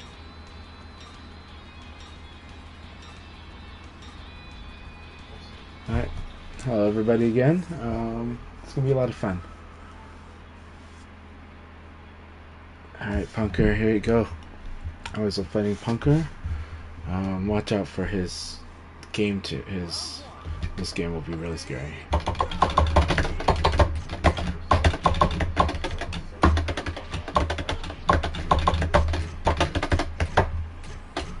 That was good. That's good.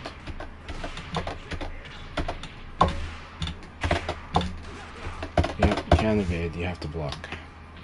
Good, keep it simple. Excellent.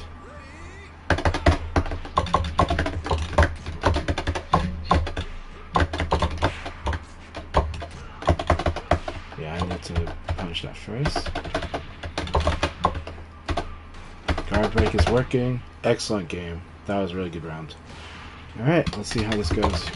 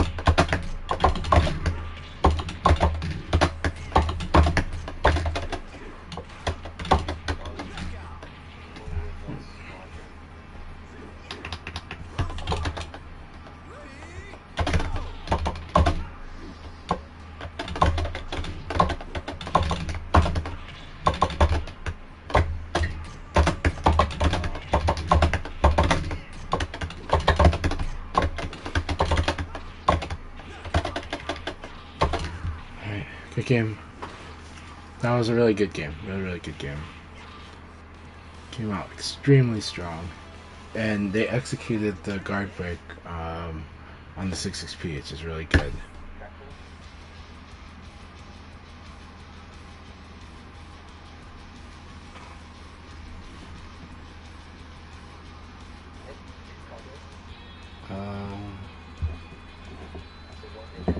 So Shag is confirmed that like what happened was they had trouble with the PS4 capture. Okay.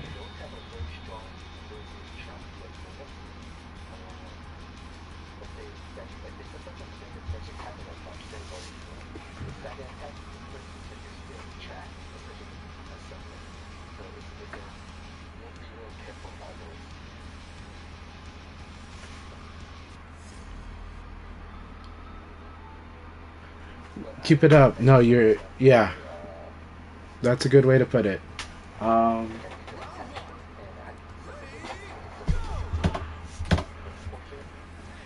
You were a little, in VF it's actually not, like, you can be overly aggressive in VF, but you have to guess really well, but you can. I think you played it pretty well, but yeah. The thing is what I beat you on last was basically that I low punched your string, right? I targeted the high in your string, and that's what I ended up getting a winning blow on against you. And that's not a small thing. It's small damage, but it is a thing. So yeah, it is. Consider the situation was that you had me in wall pressure. And wall pressure, you don't need to use strings as much. You can construct, and you can use single moves like a lot, because single moves are just so... Every attack, at the wall, a lot of attacks just become so much more powerful, so much more useful, right? And single attacks is kind of the way to go, because even if you were, like, let's say, even if you were slow, if I tried to sidestep, because that's a situation where a lot of people will try to sidestep, then like a delay will mess them up too. So the single move flow is just really strong when the opponent's back is to the wall.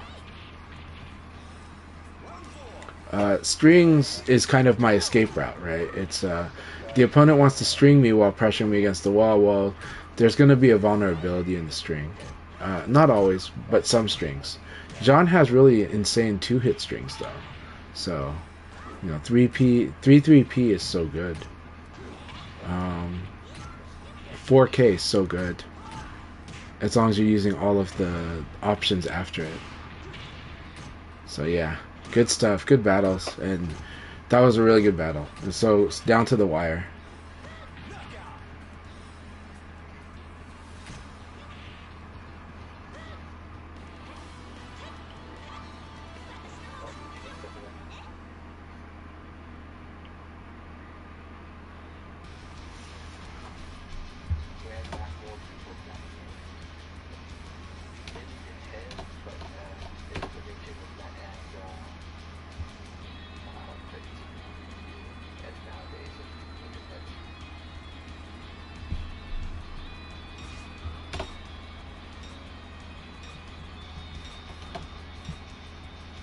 Oh sweet, gonna fight Jimmy's Lao. Lao was so much fun. Lao is a really fun character to fight against. Setsuna got the win against it, but never underestimate this Lao. Even though Leon's got a good matchup against it, never underestimate this Lao.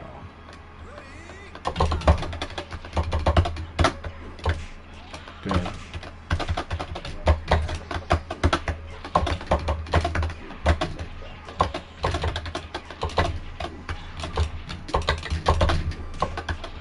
Man, that was cool. Yep. Yeah, hop away. 9K. It's a very good one. C Money likes to do that a lot too.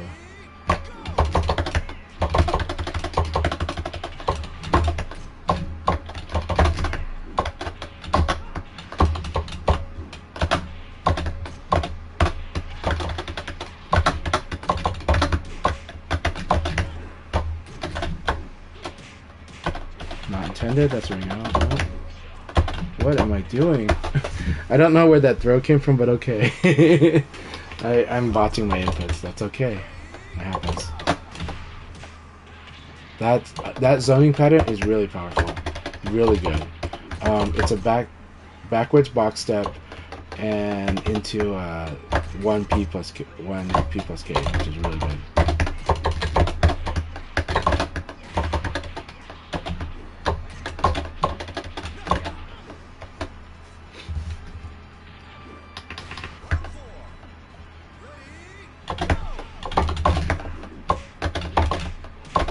That is so good. So I like that.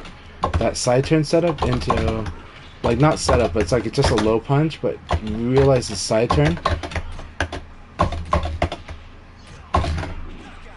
Really good game, Jimmy. That was so much fun. Into his up knife, which is from crouch 3P. That move is just powerful, and he's hit confirming on it. It's really good. He's doing all this online, which is fantastic. He is also predicting. So he's predicting that he's going to get a recovery hit, so that gives him the uppercut. It's actually how people should be trying to do that more and more with Lao when they play Lao. That up knife is such a powerful attack. And so what it is that whenever you get like a recovery hit from it, you get like a free combo. But you kind of have to, in this game, online or offline, you kind of have to have a read on it. And then you confirm the read.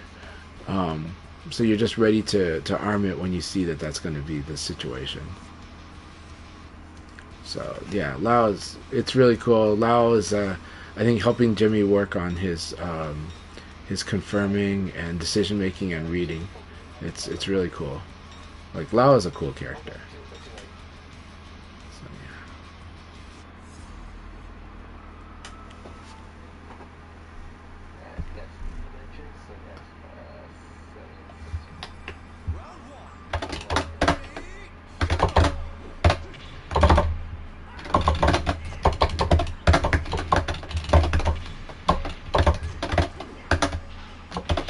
That's not what I want to do.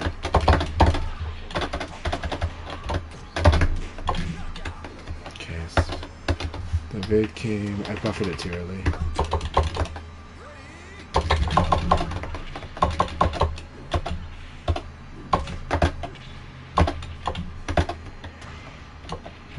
Let's see what we can do. Let's try this.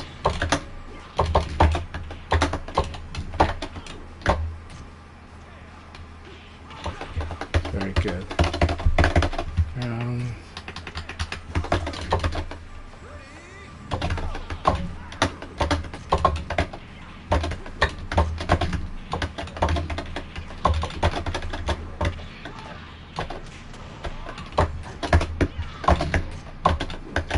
Yeah, that's a hard read, the low punch.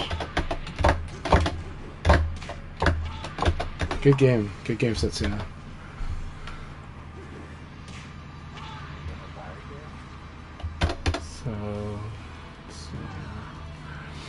The problem, yeah, I can't do poke. I just have to go straight up meaty him a lot, and I'll do that. 6P plus K is pretty strong against him then. Using a lot of the anti-got fast mids. 4P is good in this matchup as long as I keep it within the frames.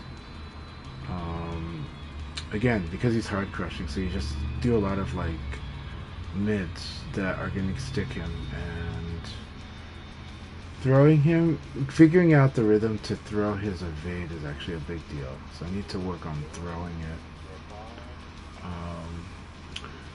Because he's doing ECD into the options that are going to crush the high punch and the low punch. So I gotta, roll back on the high punch and the low punch. Use a lot more mids. So I can do that. But it's going to take a while to kind of figure out the rhythm to do this with this style of Akira. But he's been fighting this style for like a year, so I got to get better at it.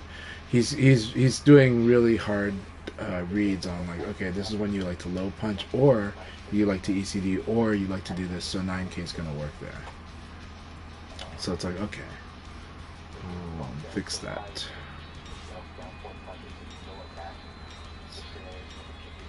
But it is scary because Akira doing like 40% life to you because you like to low punch or high punch is a very terrifying thing. So, yeah. But, shall we play VF? It's really fun. I just need to work on that.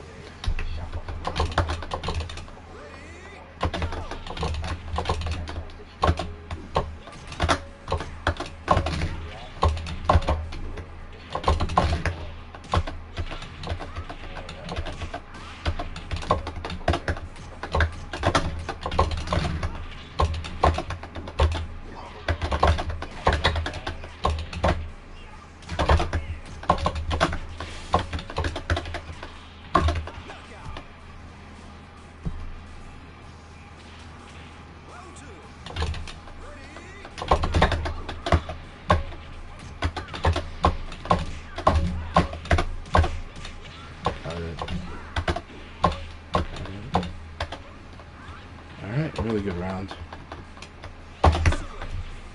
Let's see, 6-6 people skate really good. That touch, I'm really shocked.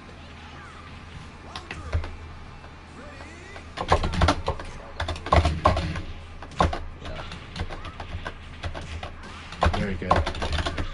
Very good.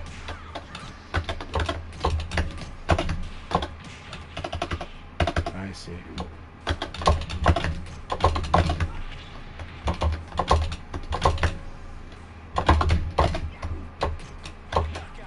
Very good. Alright, here we go, Kai.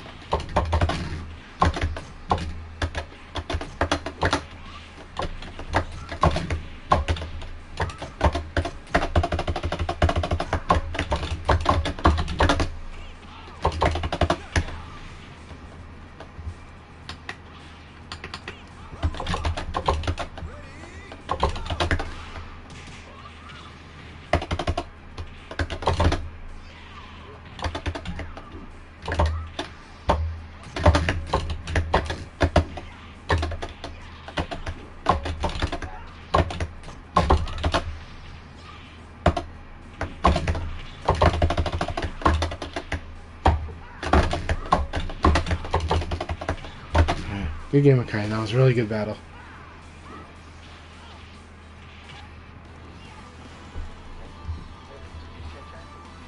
Very good game.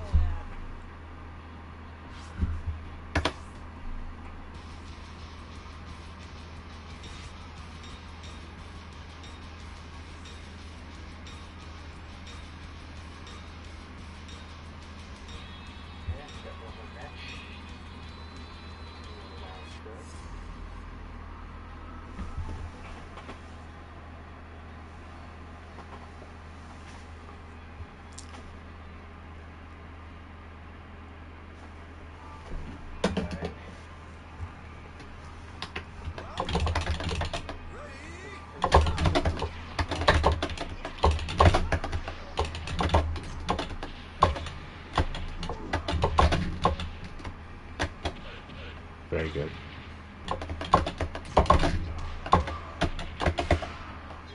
Good round. Good round, Space Time. Space Time's defense really good, so let's try to crack it. But their offense is also good. It's good, proper Jeffrey play.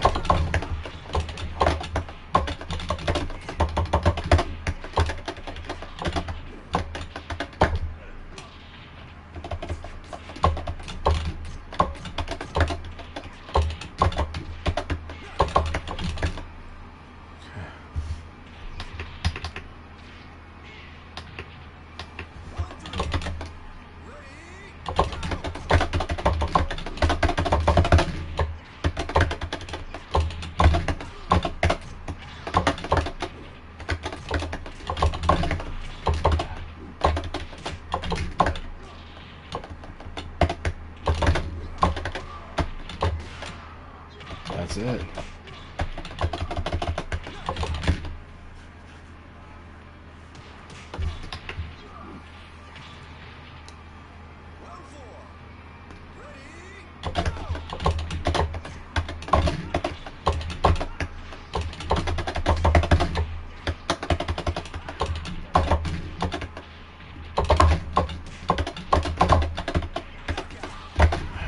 Good games.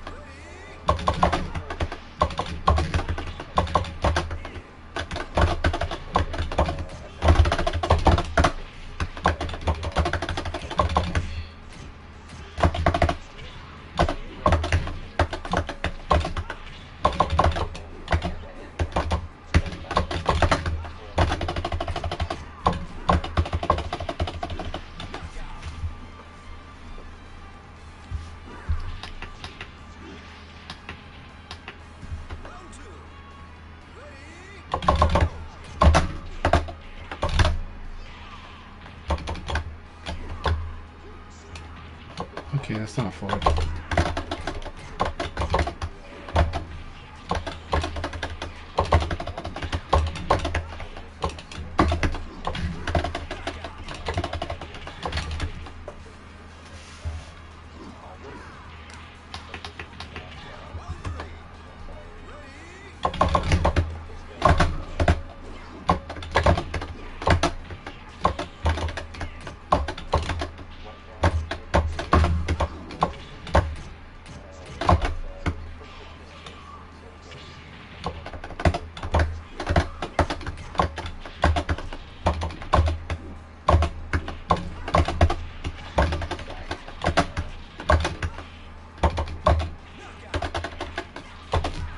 Good game, Kanda.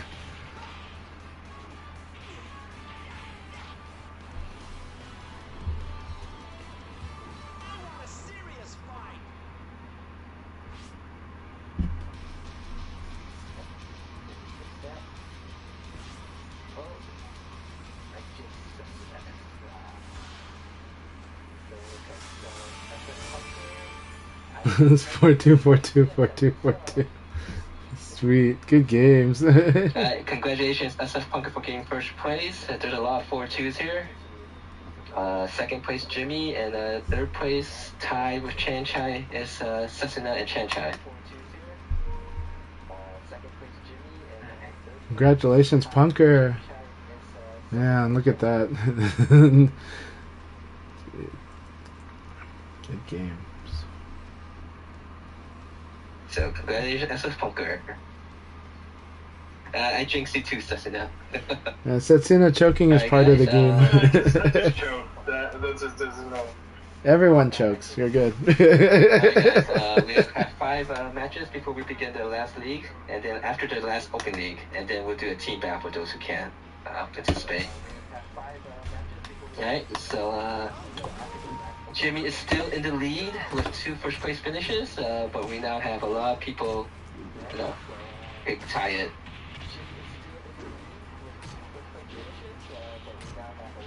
Or will he continue to pass his lead? Let's see. So then go get things posted here.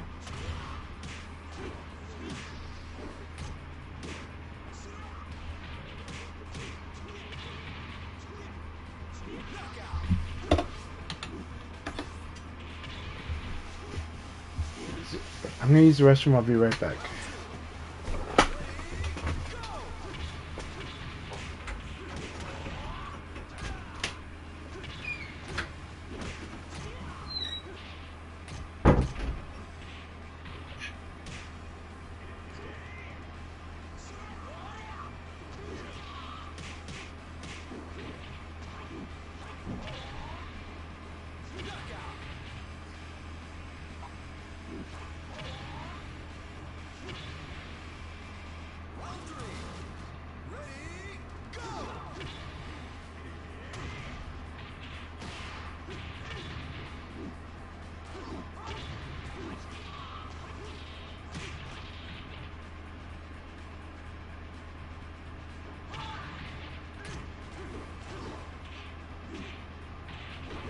Yeah, so one thing that I would like to mostly do is reorganize the PSN groups.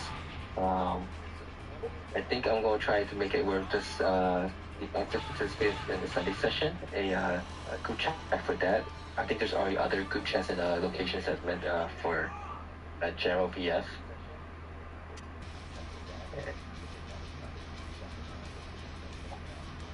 Just a moment before preparing.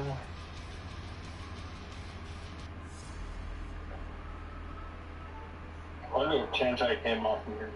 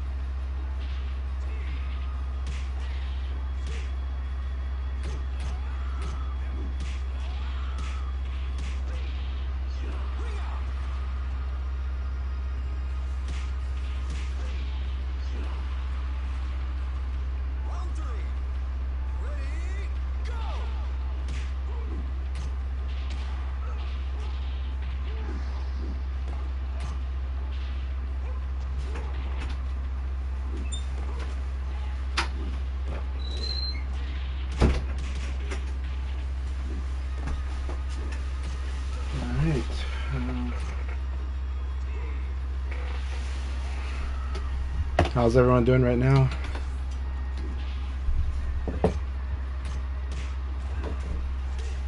Leave and rejoin probably.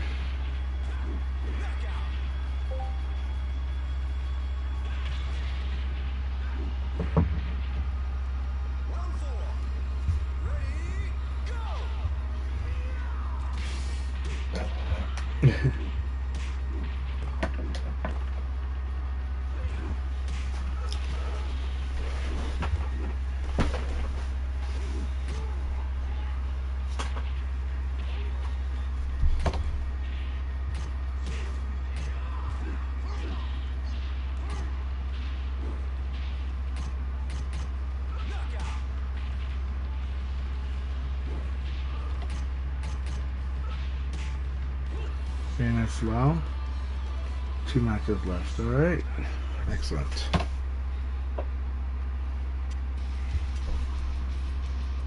Yep. So any last minute people want to join? There's about 5 minutes. Passcode is 0716.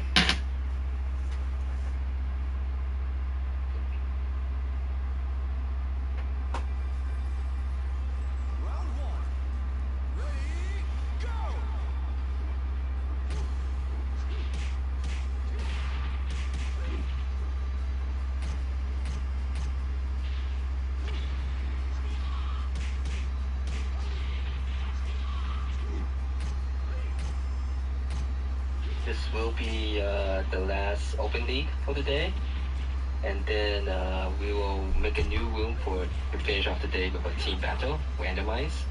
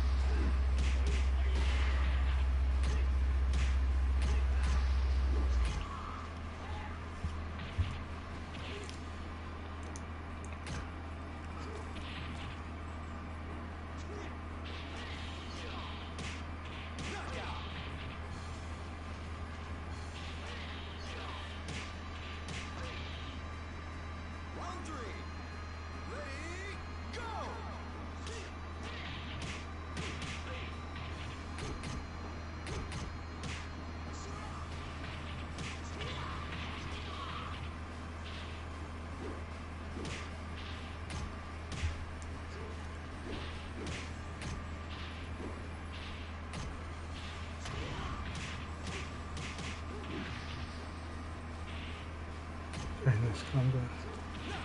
Really nice round Condor.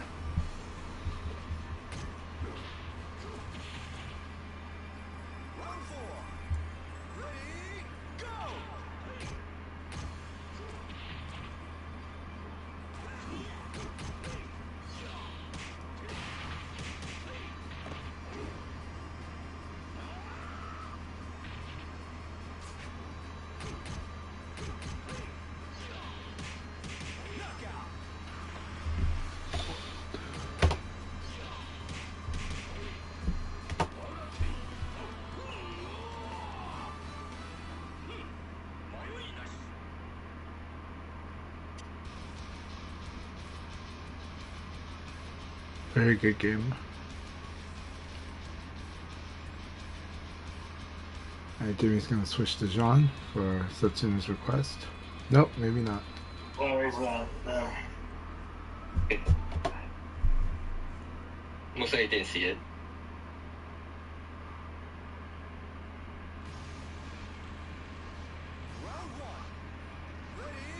Alright, this is the final match before we begin the last open league.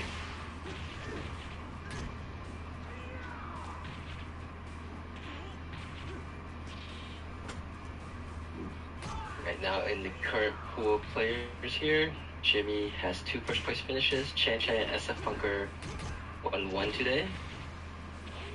So Jimmy could either pad his lead, or Chan Chan and SF Punker might tie it, or one of the others here could.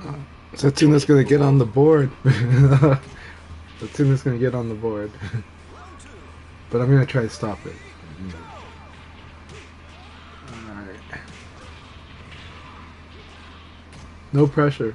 Just kidding. Say that every week, can't I?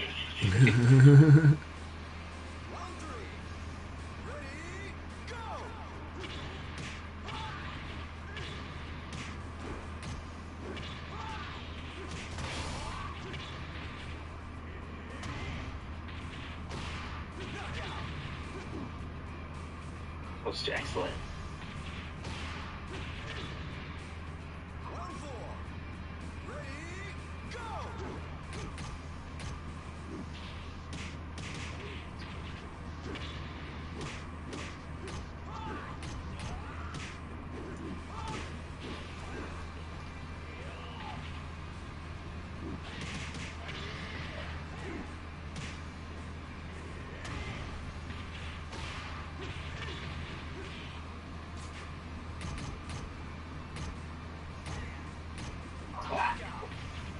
Good game. Alright, good luck, everyone.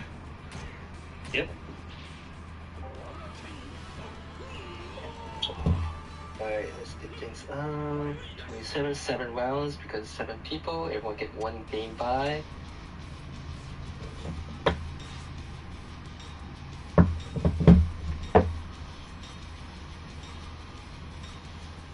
Alright.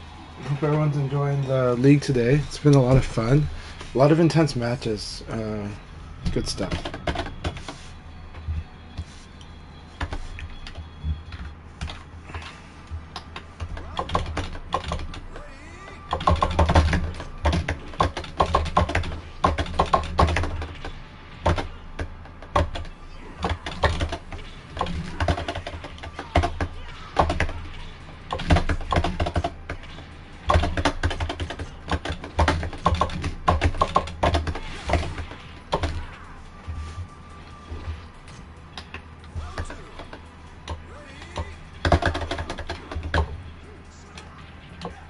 I can't believe that's forward throw.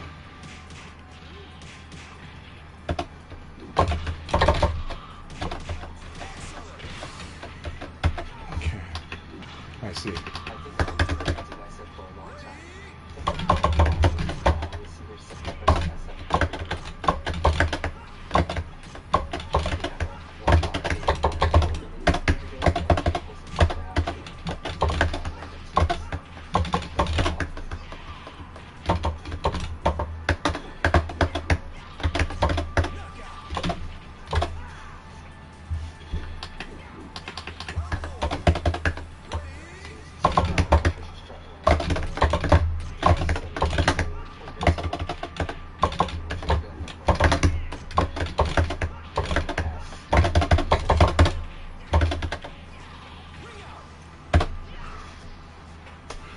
Good game, Kanda.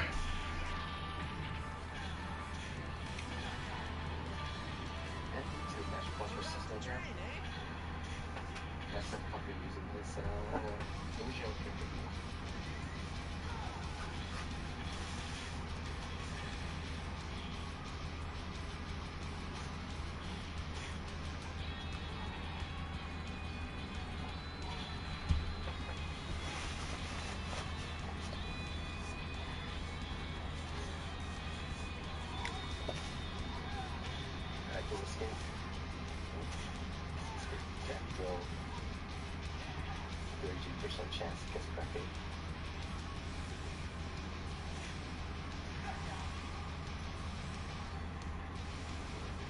Final round.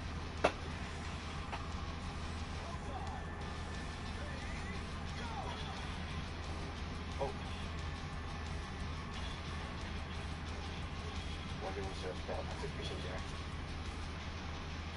there. Right now we're watching Punker versus Setsuna. It's good.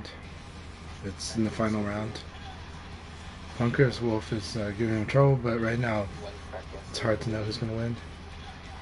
Setsuna takes it. He does a shoulder, which slides underneath the high attack from Punker.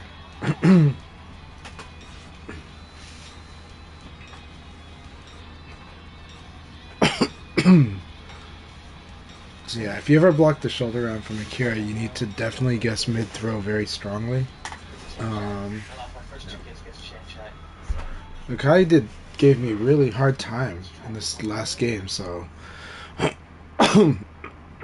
excuse me. Trying to clear the throat. Alright, here we go. Alright, Akai, let's do this. Man, I can't believe that beat the 1K. That's good. That's good. Alright.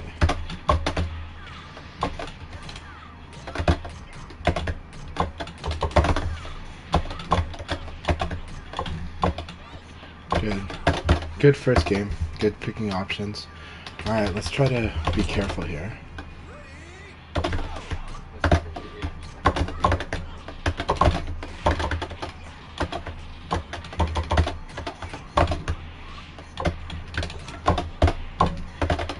Good.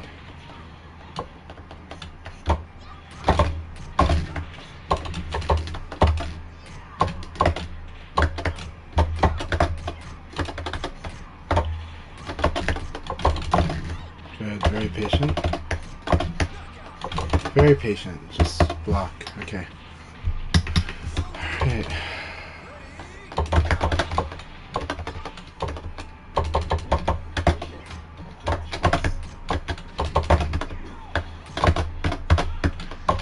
I buffered too early.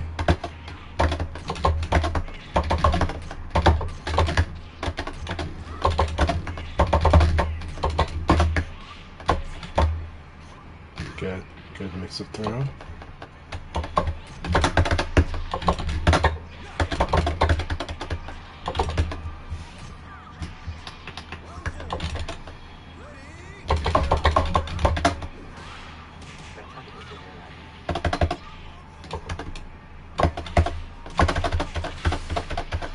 That's good.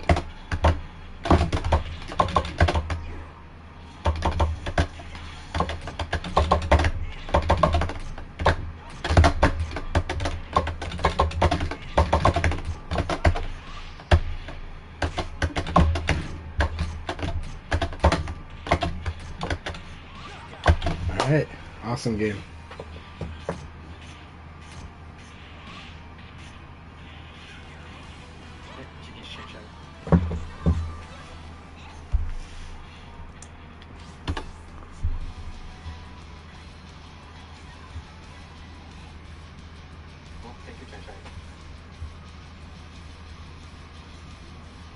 My strategy is usually if you guys beat me up a lot in the first 2 matches, and if you guys are tired out, maybe some chance in there.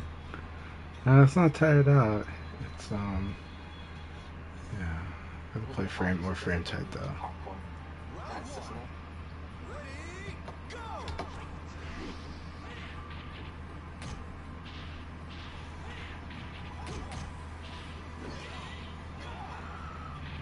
I see. I like his I like the way Jimmy is using zoning with Lau. You gotta be very careful about his zoning. He's using crouch backdash and backdash very well with Lau. And it is good with Lau. Lau's got tools that go well with it.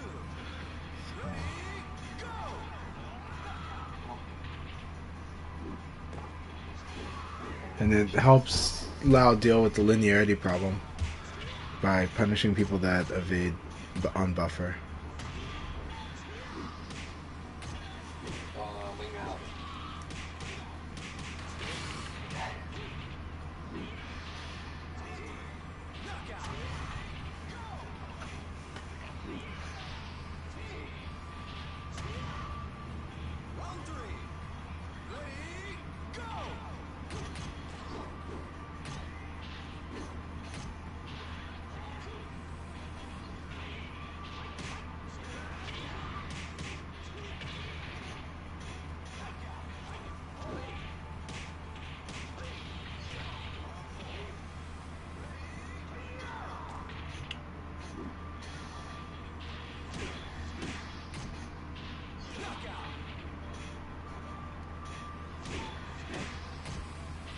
Condor is using the short tools, so that's good.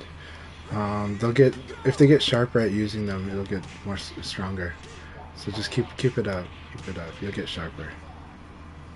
You're sharp with a lot of other things, so just keep that up.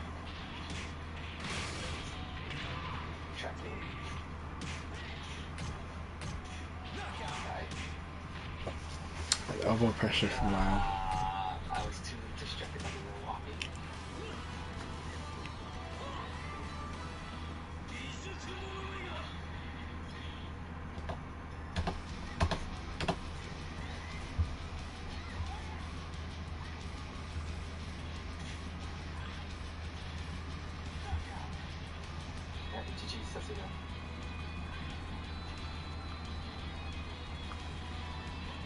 I'm not sure if there's a purpose to that, but that little slow walking by on the ground was distracting. Alright, Punker, here we go. This is gonna be a lot of fun. Wolf is a good character. It trains you on picking moments for getting really strong reads. Nice 13 kick. Nice 13 kick.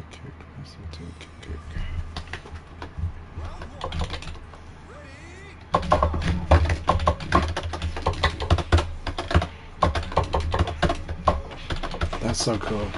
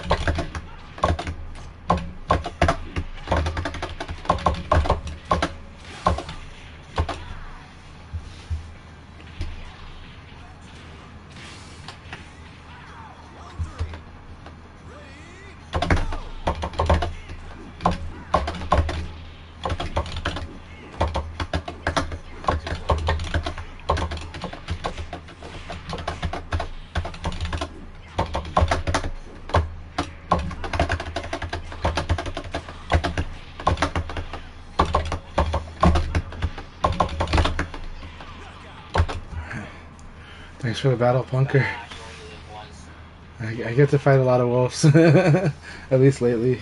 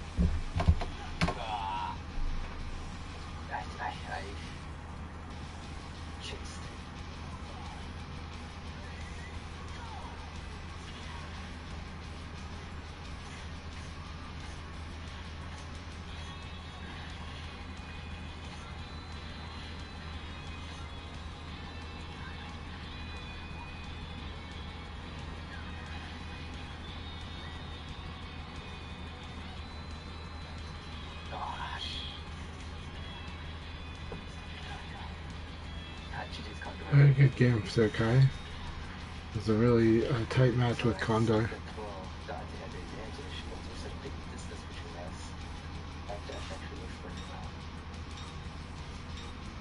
Alright, Setsuna, here we go. This will be a lot of fun. I want to work on a few things in this matchup, so let's see how they go.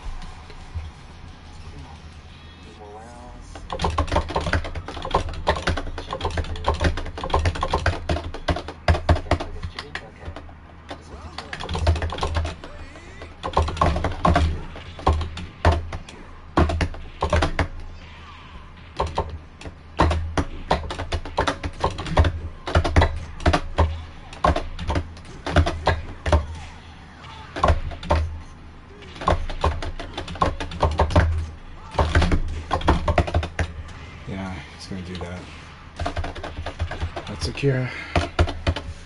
Okay, that was where he evaded. No, that's where he threw.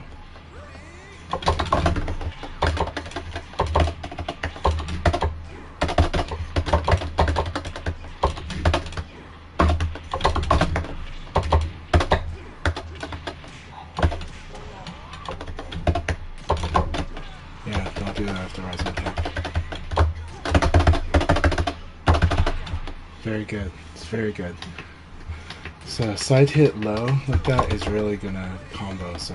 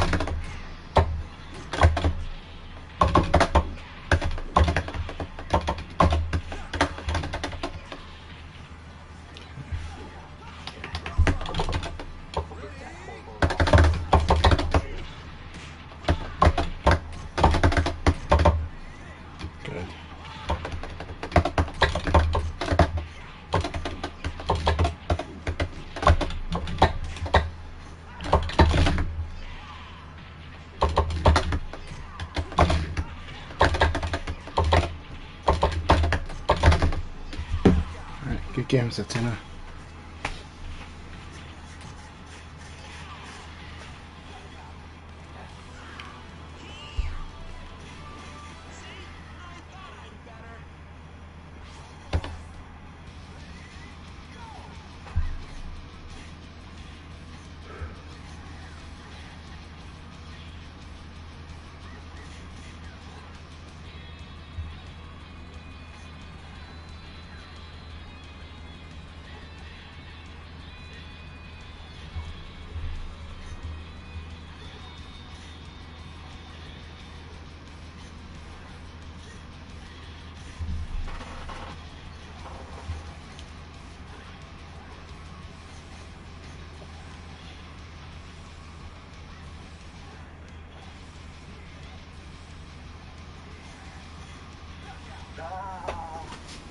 After so many mistakes, GG's Jimmy.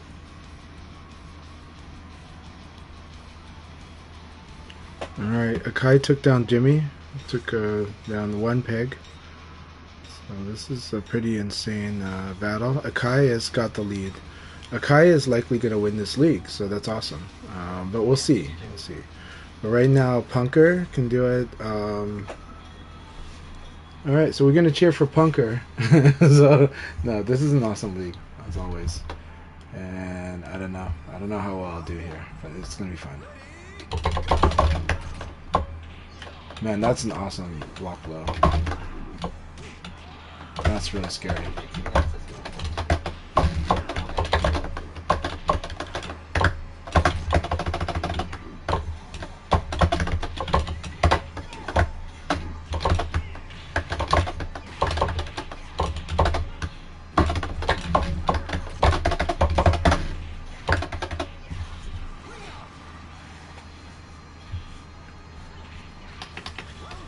I'm gonna have to use that 12 out.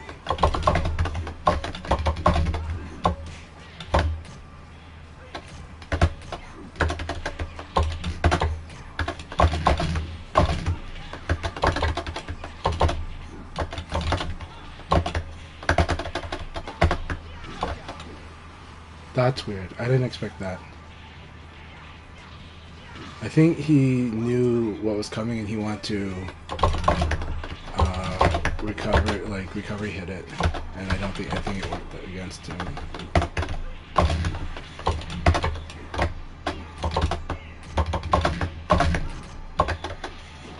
Very good. Man, if that low party worked, that would have been cool. Too slow.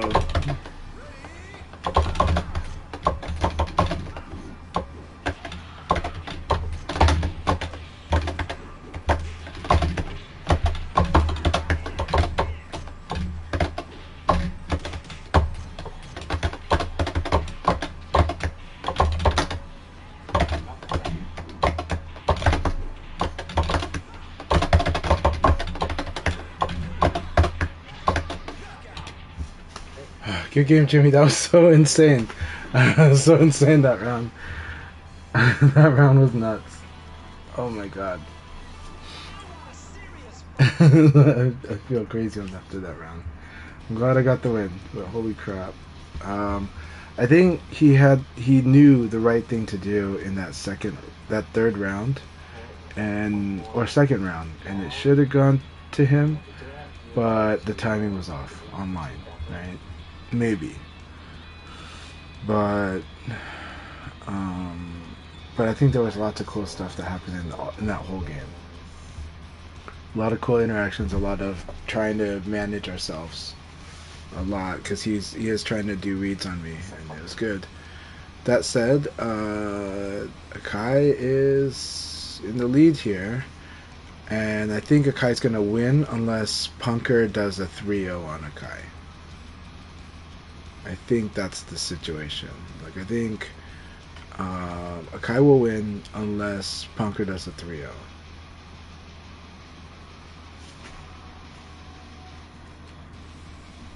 Which, it's hard for that to happen in general. It's hard to 3-0 Akai. He is a very strong player. He's, we'll see.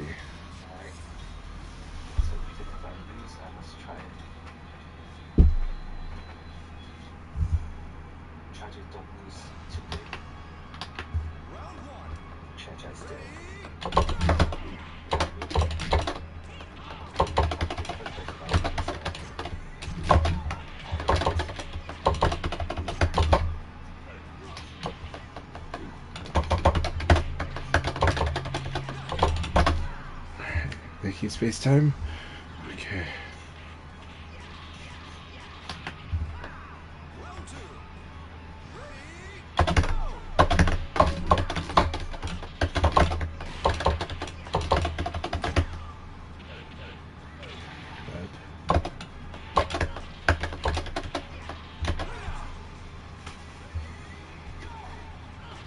Yeah, Akai's won. Akai's already got a round win.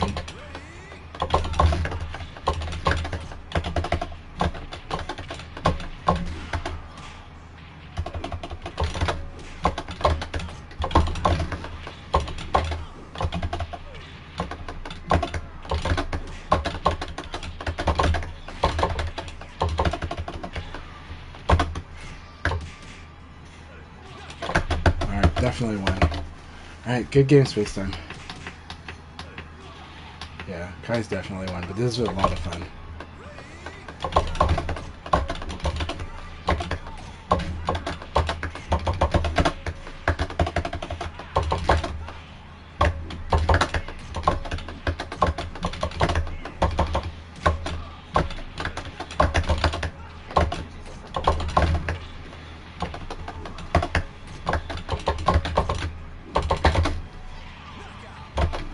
Good games.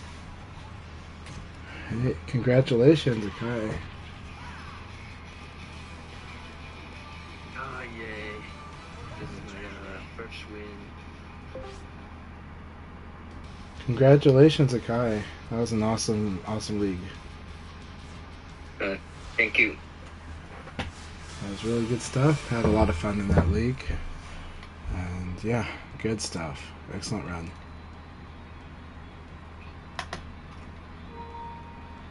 Yeah, good games, guys.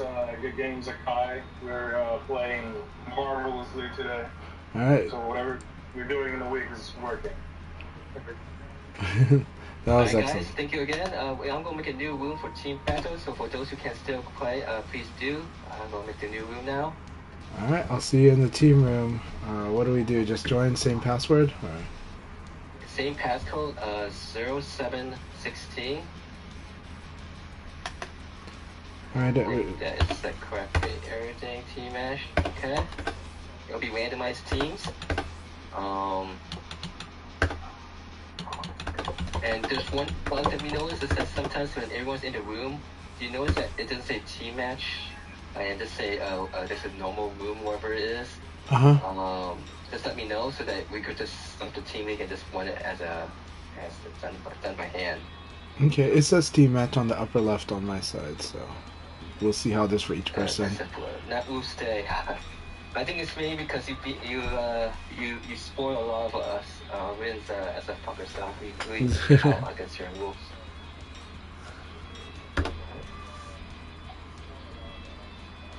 It's gonna be a lot of fun doing the Brad training here. I always love training with Jimmy. It is the best. So it's really good. I'm glad we had a really crazy match in the last league against his Lao. Lots of fun little interactions that happened.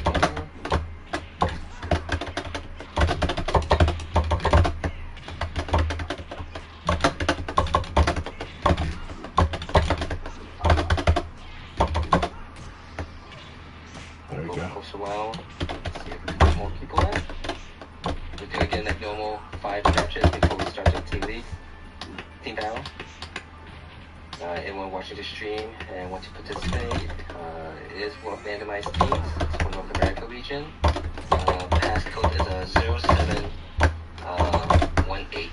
No, 0716. Make sure I wrote that right. Passcode.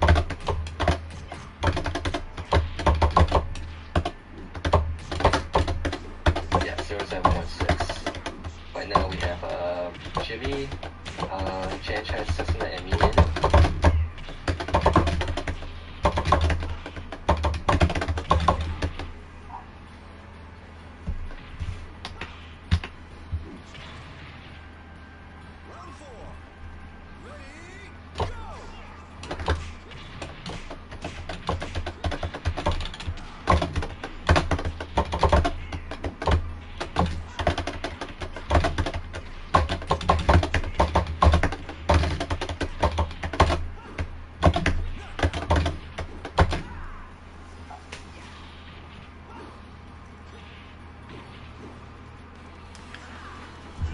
Good game, Jimmy.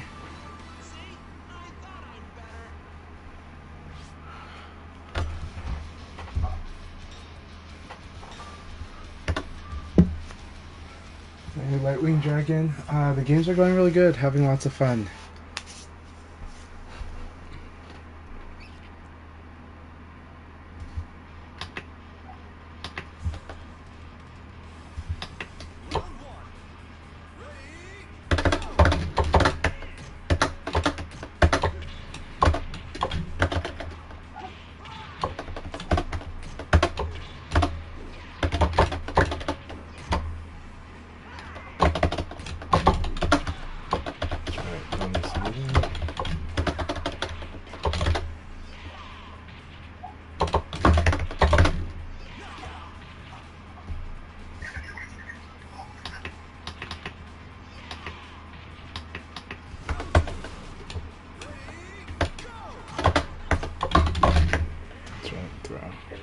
Right now, 5 matches.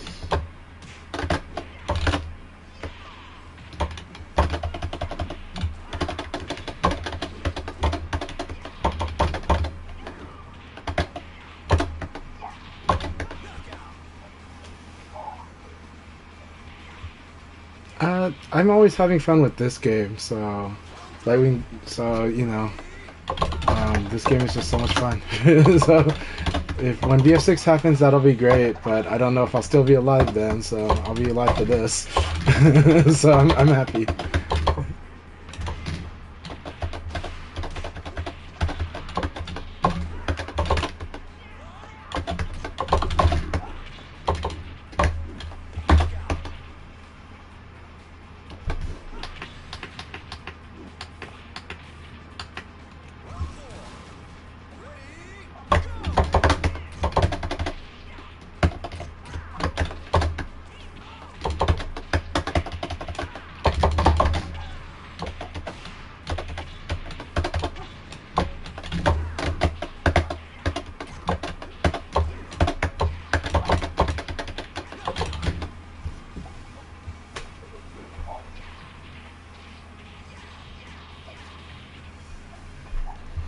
Good game.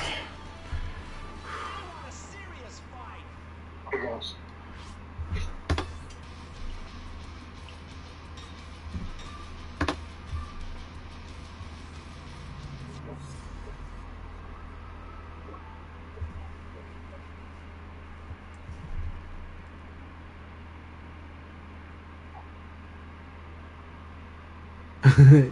Yeah, Lightwing Dragon, I'm at that phase in life where it's like, okay, just, you know.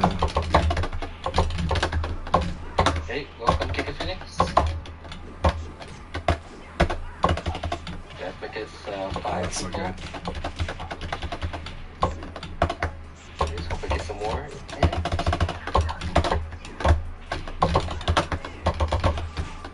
Nice. Alright, let's do this. This is where the fight gets fun with Brad. And if we end up with an odd number of players, I'll just step out. So this, yeah.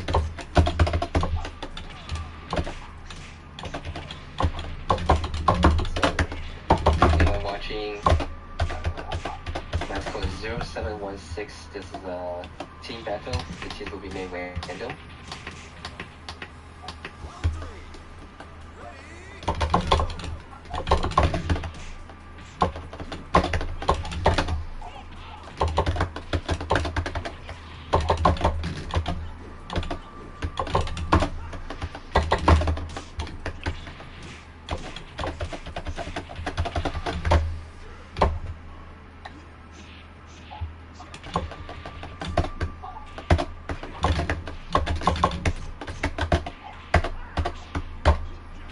Good game.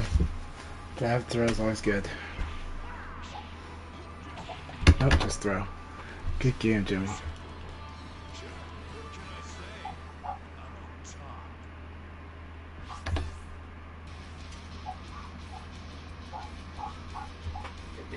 Also have Giga Phoenix in here too. I haven't fought Giga Phoenix in a long time. They've got a very strong Vanessa and Sarah.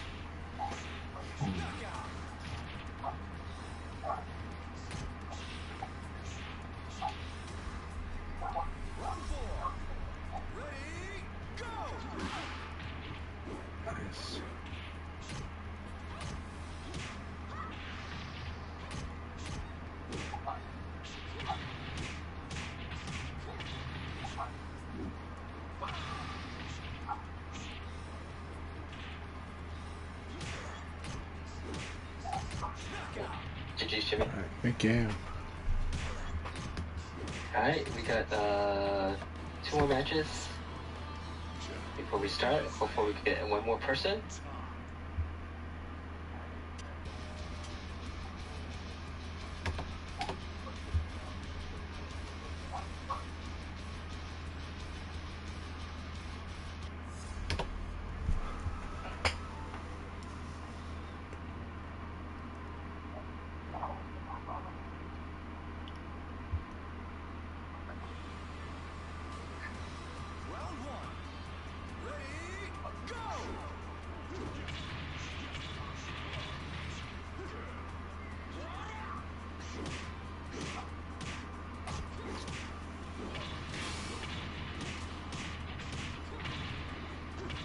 Yeah, Brad has two jumping knees.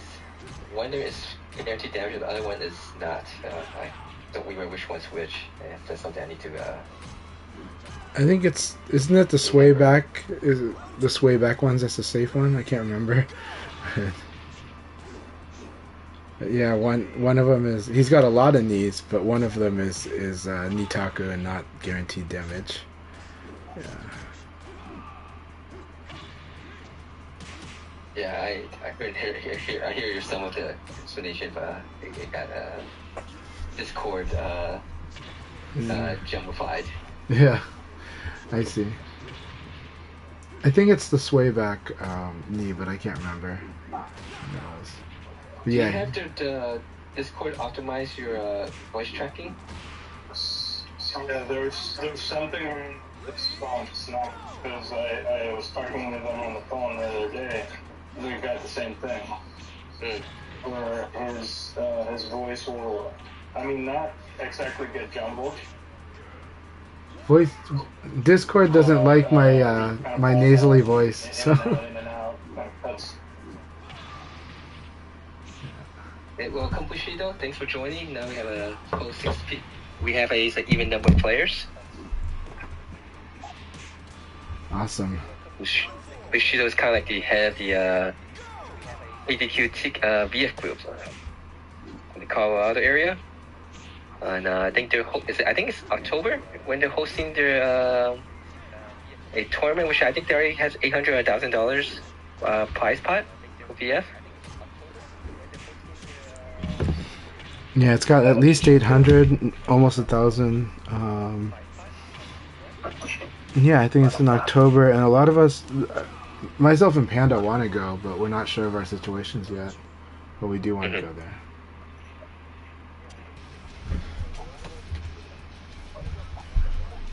Alright, it's going to be fun watching Giga Phoenix and Jimmy. Alright, so this is the last match, and then we'll start. If any last minute people do join, it's the odd number. I will just be spectators, so it has even teams. It's going to be randomly made. We do notice that Ace 2 times that way when we're doing the team match. 2 players have already mentioned in which they get frozen and can't actually participate. It looks like some people when not say it's team match on my screen, some people just say it's a normal match, and they can't select anything. If that does happen, please let us know so that we can stop the team match and just do the team battle manually. Yeah, you guys want to look on the upper left of your screen, on the roster screen, and see if it's saying normal match or team match, I believe.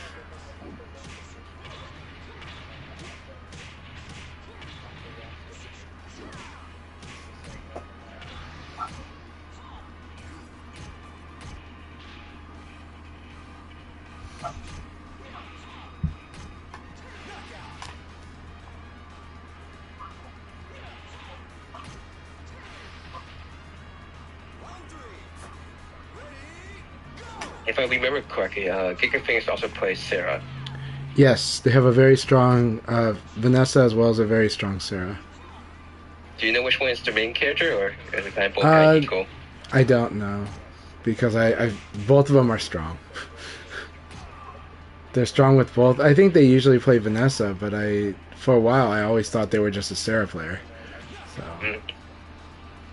Yeah, I think I know. I play Steve Giga Phoenix use Vanessa more.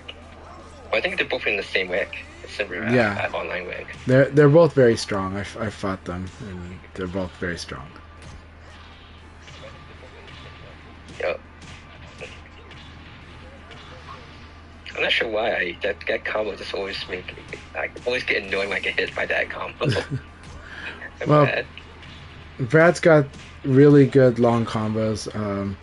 In offline, he's got some very difficult ones that are like you're gonna be close to ring out and timeout when he's done with you, with a lot of your life gone. You know. Alright, so this is gonna now be a randomly made team battle, okay? Alright, here we go. Yay, I'm on Team Jimmy and Bushido. Good luck. Alright. Should we mute or should we keep the voice chat on? I don't know which. I'll leave it on. If you ignore it, then we can turn it off on my side. Alright. I guess I'll be the canary in the coal mine. I don't see what Jimmy's saying. Okay. I can't even confirm, so that's okay. Oh, but I guess it did confirm anyway. Alright, whatever. When I pressed X, it didn't do anything, but I guess it did, so whatever. When pressed on the first time, it will then start another timer to say that, to basically say it's up against.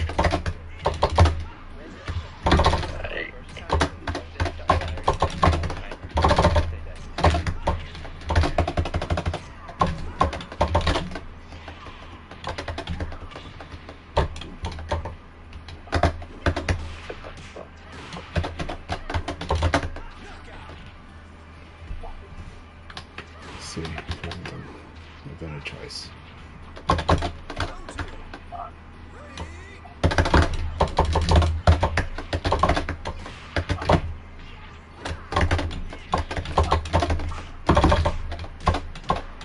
Nice.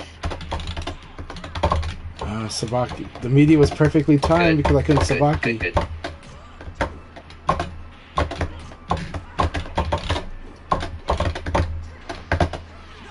Nice Sabaki. That was such a good Sabaki. Nice patience.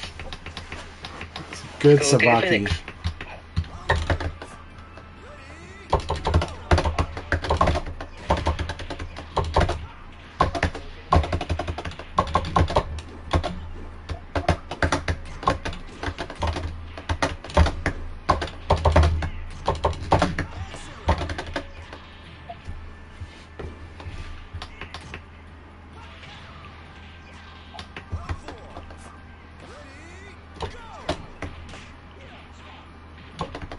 Good.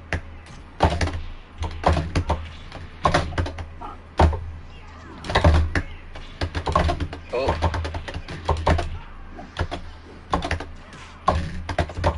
Nice throw. That was an excellent round. Yeah, good job.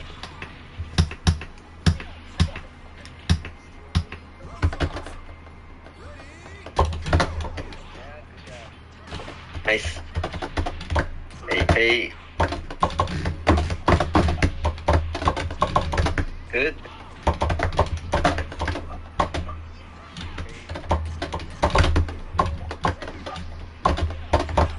Alright, good game. That was an excellent battle. Giga Phoenix's situation checking is so good, so I really love fighting him a lot.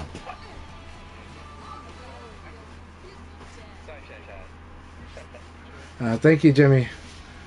It's really good.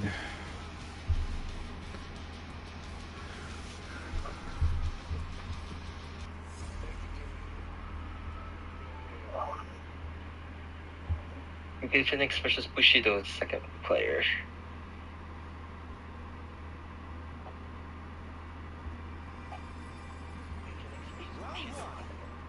He shows a lot of patience at the match for you.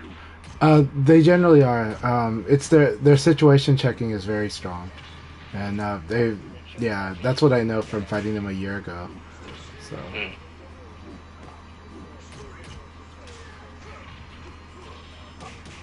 And then on top of that, they pinpointed. They use the Sabakis very well. It's one thing where I won't get that read for quite a while. In a single game, it's hard to get that read, but at least in one round, I can see how they were using the Sabaki. So I would, like, for my character, I would have to use kind of mid kick to kind of force them to. But they don't build their game on the Sabaki. It's just a one moment. So that's actually the correct way to use it. So yeah.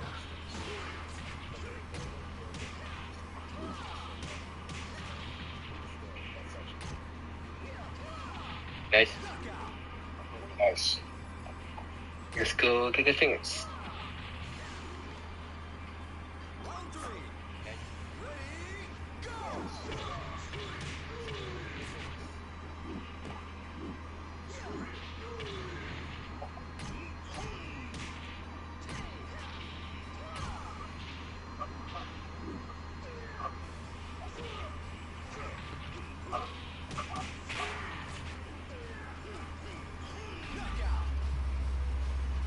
It was an excellent run. Go Bushido. Bushido, you're doing awesome. Awesome. There it is. Yeah. 55% of your Dash counter. The biggest ring out. That should be a ring out. Yeah. Go Bushido. Yeah. Yay. Thank you for avenging me. But Giga Phoenix, everyone got to see on display how strong your situation checks are. Taco Scary, he hits like a truck. So.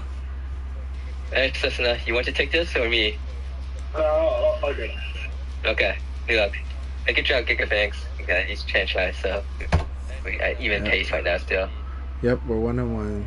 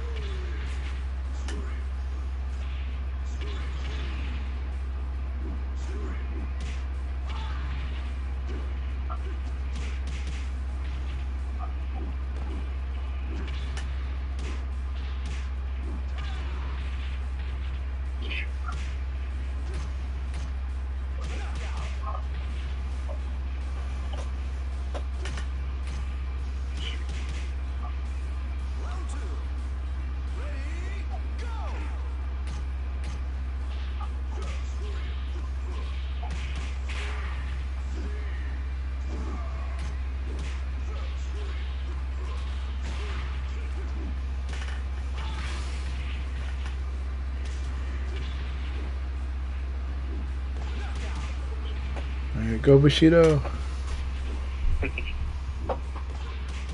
Akai's the one that's supposed to cheer for you, Setsuna.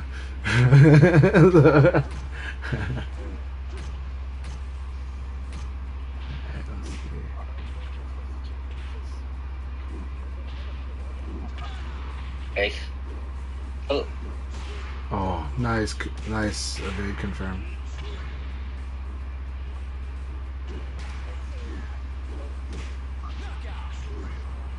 Alright, good game. Go Bushido.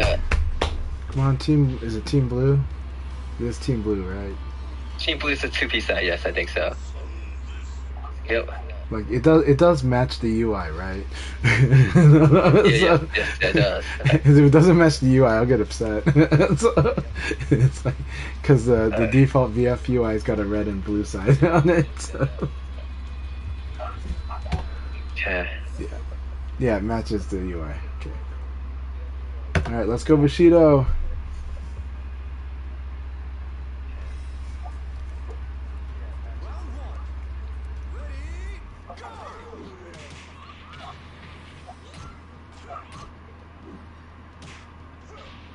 Oh.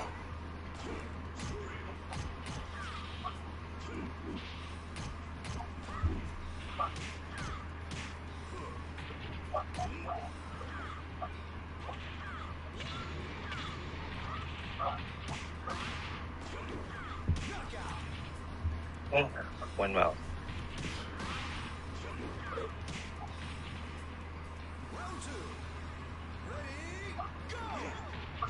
Oh. Backdash is not good. That's interesting. Nice one, Bushido. Nice wall conversion. Let's just forget that one. Oh.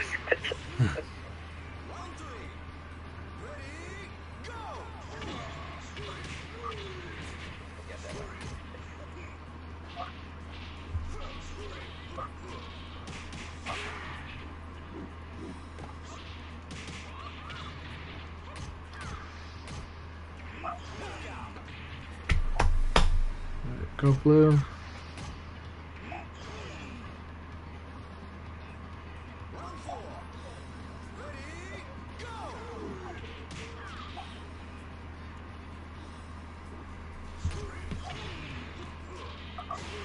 Very nice.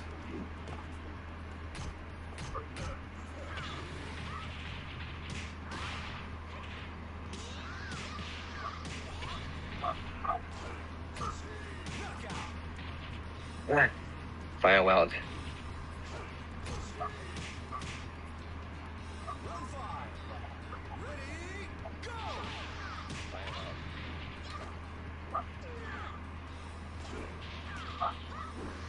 Oh, lucky. Very nice.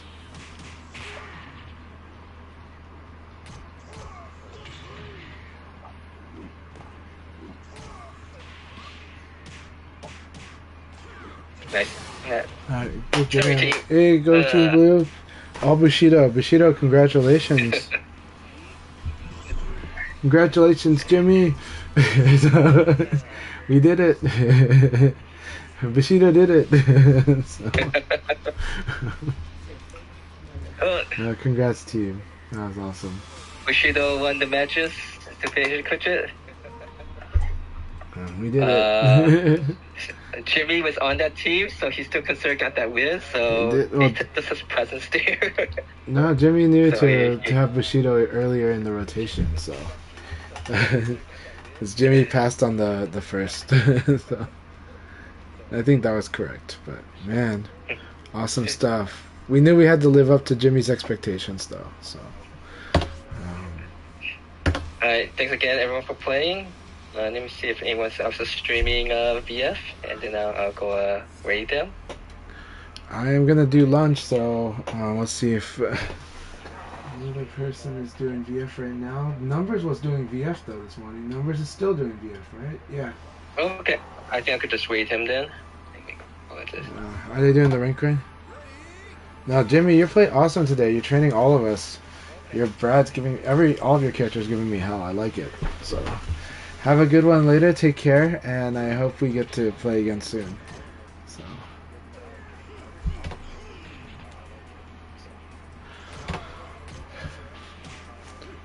No, you were almost always basically in second place the whole day. That's not kicking our butt. Some of us had a moment. But man, really good stuff. We're doing our best. We're trying. Yeah, for sure. Yeah, thanks for always participating. Everyone who can participate. We still, even though Jimmy didn't win any first open leagues today, he's still leading with 2 first place finishes. It's still very early, so those who want to go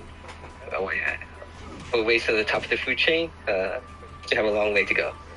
Yep, he's MVP in the league. He's a MVP coach and trainer as well. Just such an awesome and an MVP friend. So my goal right now is to always get randomly chosen on Jimmy's team, so he could carry me. There you go.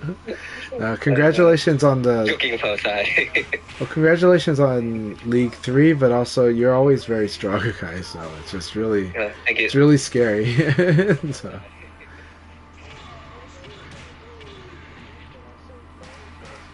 Let's see where. Yeah, it seems like when I open Chrome, things slow down a lot. I clip that. Wait.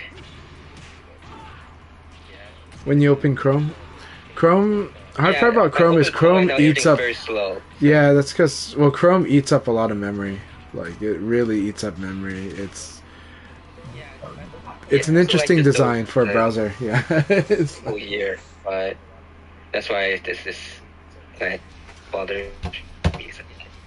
But hopefully I'll be able to fix this the next time. Okay. I think I'll see if I could at least one more match, and then I'll sign off. Sounds good. Yeah, Bushido's playing like a beast. Let's see.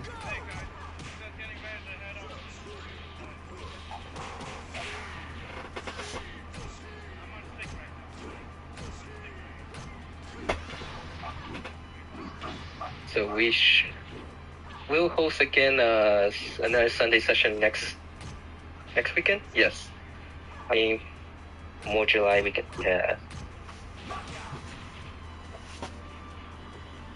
Really nice low block.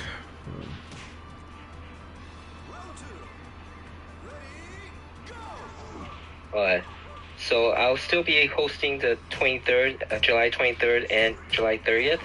But then the beginning of August, I think the first 2 weekends of August, I will not be able to. So hopefully a chance I have Cessna one that will at least will be able to do so. I'll be available the first 2 weeks. I think I'm available the first 2 weeks. At the very least, I'm available the first week, and then I go to Thailand for a couple of weeks. So. Okay. So we'll post an update as we have more information about it. But yeah, I always appreciate Sustenance and Chan for helping keep these weekly Sunday sessions actually weekly, because it really helps to always have a time which people will know people can get together and play.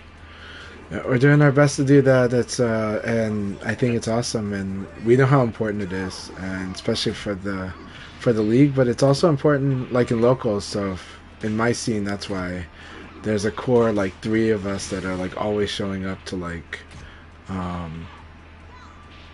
to two to 2 different local venues on 2 different days. So yeah. Oh wow! They're on the opposite side of Portland too. So like one of them's like on the east side of Portland, the other one's like to the suburbs west of Portland. So yeah, there's a nice small St. Louis group that gathers on Saturdays. Awesome. I think at least 3 of them always seems to be going to the travel for offline tournaments. Yeah. Yeah, so they actually went to Chicago last weekend, and then on the spare time I play BF with Tenguman. Oh, that's hella awesome. That'll be a nice little rivalry if they can maintain it. I was like, St. Louis has like an amazing roster of VF players, so it's just they're all in different directions, but they're all awesome. So. But that's awesome they got to meet up with Tengu Man. I think Tengu Man must have really loved having the offline sessions. Yeah, he's been playing Pi lately. A very different Pi than my Pi. Yeah, I liked what they've been working on too, so it's good to have both styles of Pis to fight. I like fighting both of them. More variety is always good.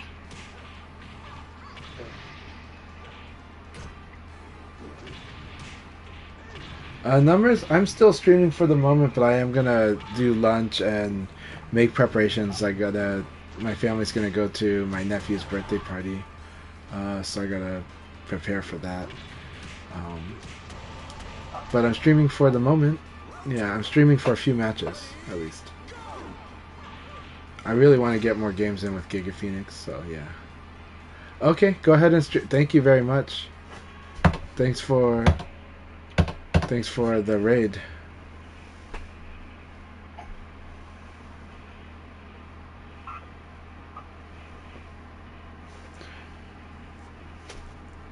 I hope you're doing okay. Wishing you best, Numbers, and yeah, and thank you very much. I hope you're doing okay. Wishing you best. Hey, Paul.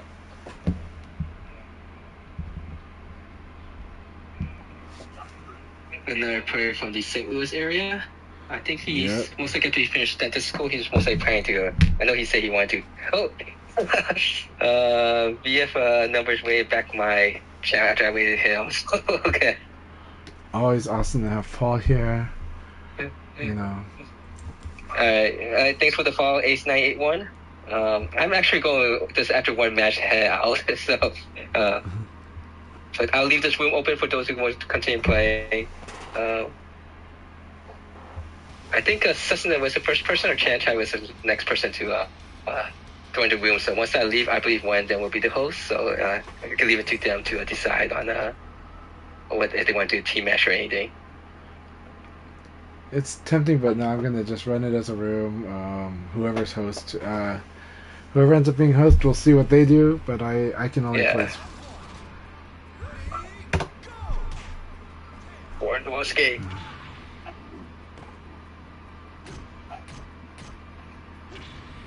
Dark break.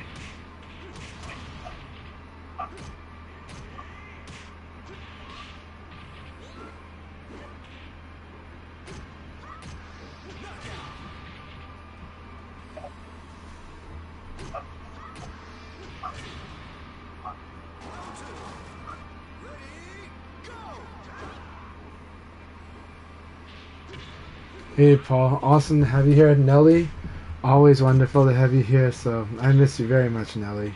I hope we get to play again very soon. I won't be back home until late tonight, so I don't know what's going there. But actually, I have some work to do, so tonight probably not going to stream. Probably going to try to get a bunch of work done tonight and then tomorrow, and then I should be okay. But man, so good to see you, Nelly. So good to see you, Paul. Paul's one of the hardest working men in VF right now. It's just awesome training, and I wish I was able to take up a lot of Paul's offers to play. A lot of times the timing doesn't work out, or more like I didn't make myself available because I was busy. But yeah, but Paul's amazing.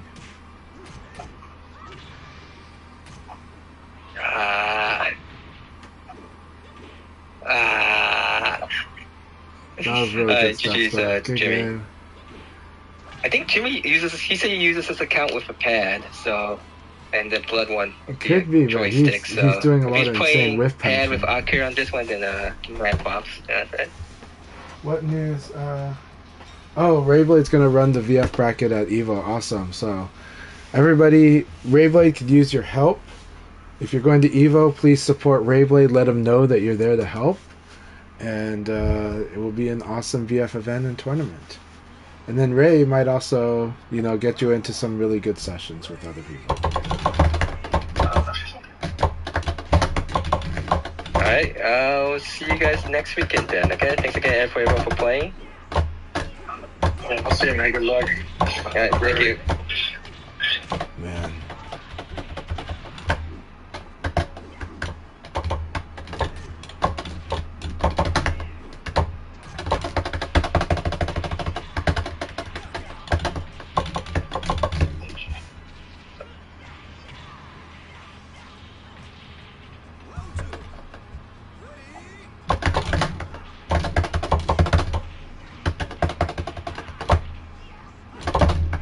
I thought I got that. That would have been so cool if I got that.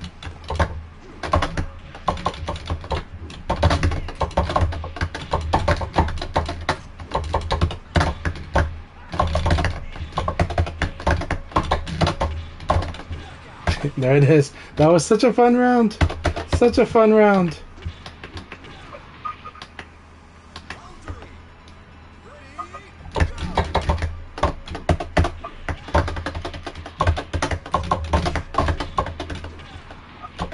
I love this sequence. Oh, come on, I 4P'd that. That would be good.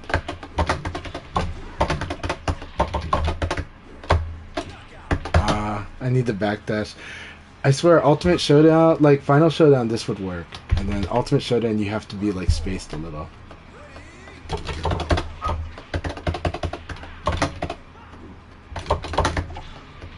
Okay. Too slow. Yep, there it is. Forward's always good.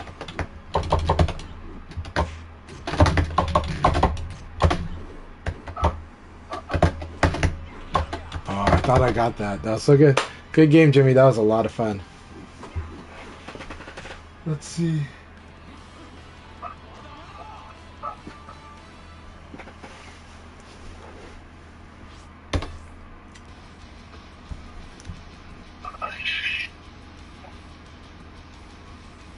That was so much fun.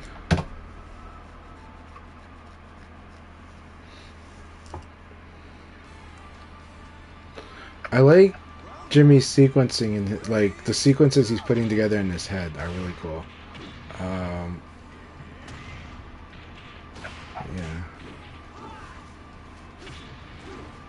Where he chose to use 9K too, it was very creative, but it drove me nuts. Meaning, it's more about where he's not using it and then using it. But yeah.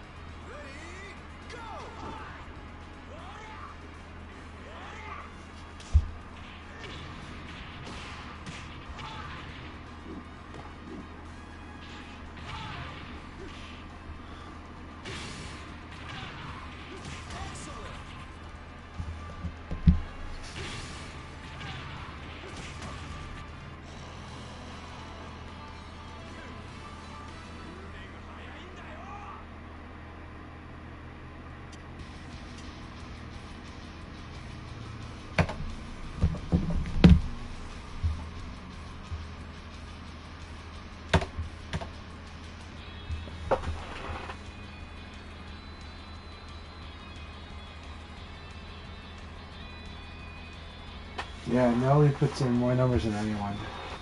Well, numbers and Paul both. They put insane amount of work.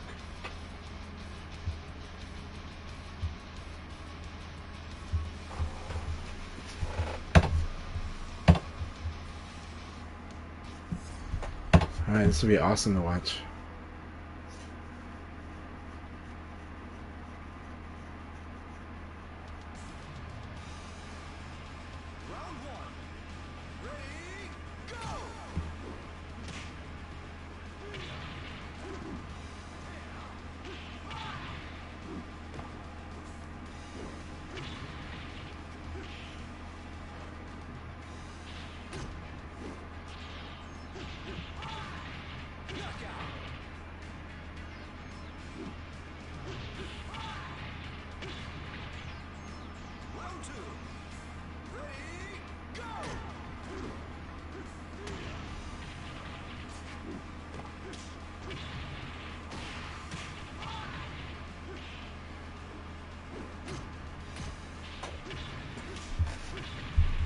Bring out, nope. Yeah.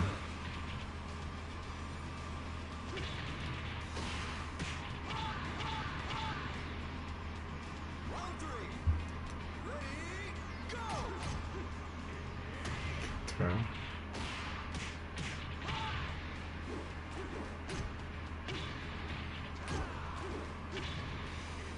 Yeah, Paul's sharpness has improved even more.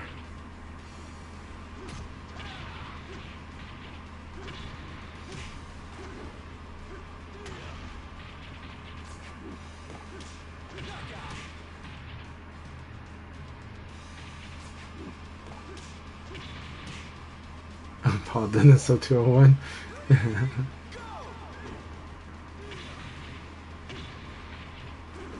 He's gonna drink Dennis's milkshake and become Paul Dano 0201. Sorry, that joke is too meta. Oh my god, what is this? Yeah, okay.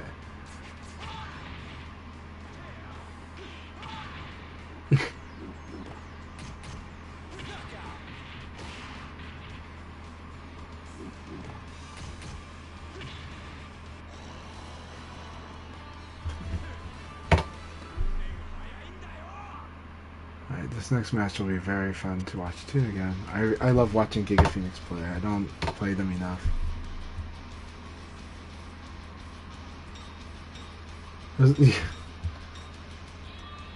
That was interesting. Okay. Alright, Jimmy had to go, I guess. Alright. Okay, thanks so much, Jimmy. Thanks for hanging in as long as you did. Alright, I love fighting Giga Phoenix. Giga Phoenix is a situation where, especially in the Leo matchup, really good. Especially against me, right?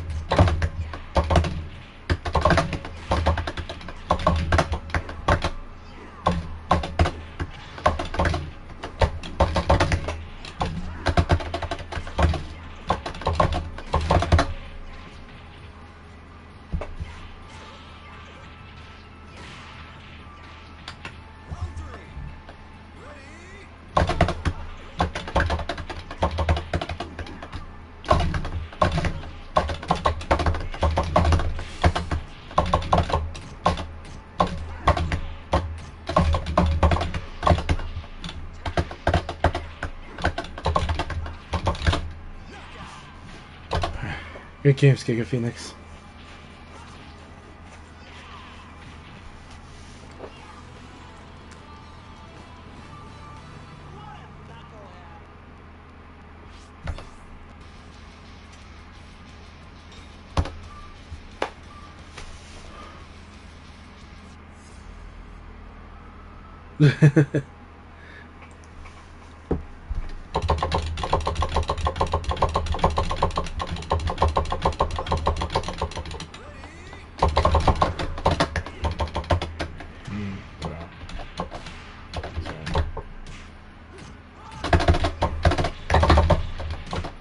Almost broke that.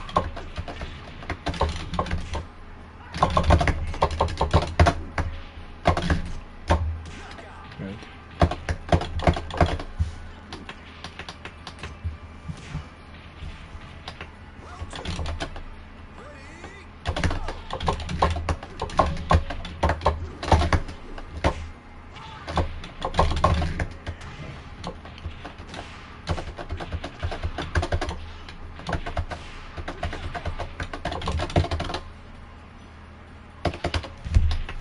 Yeah, Dennis likes to play Akira a lot. He plays a lot of characters.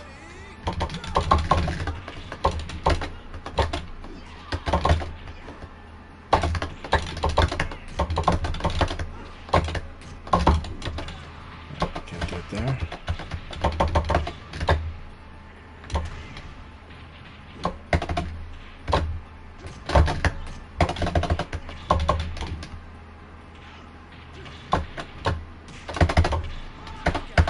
I hit go for throw there. Good game. Good game, Zatsuna.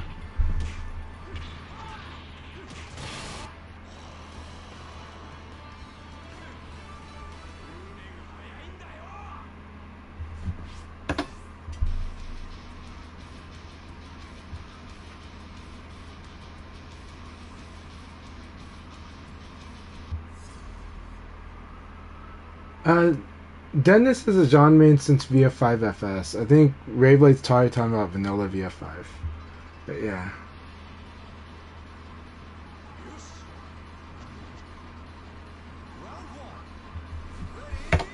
But yeah, Dennis plays everyone. His Akira is really good. Well, his use of half the cast is really good. His Leon's really good too, so.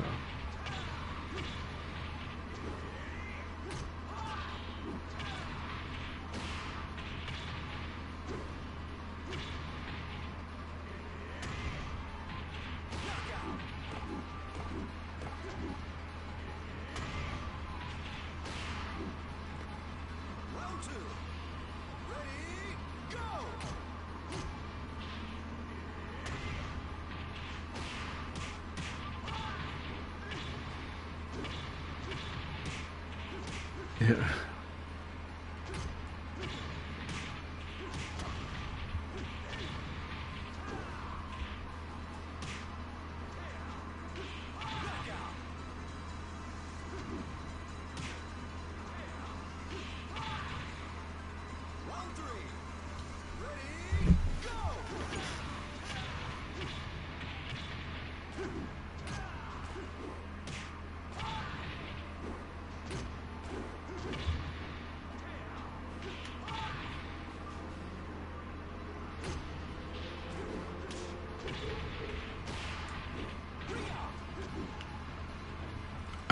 They're all over the place. This is some sticks. I have a lot more, but they're literally all over the place. So, but you can see the shelf behind me has got quite a few.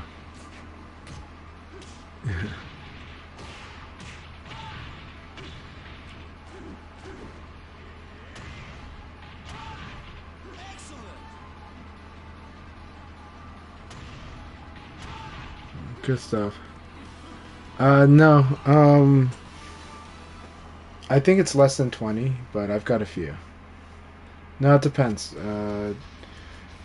Maybe a little over 20 because we're counting stuff that dates back to like the PS2 era or the PlayStation 1 era, right? Yeah. I think Rayblade had more rhythm controllers than I have fight sticks. So. Yeah.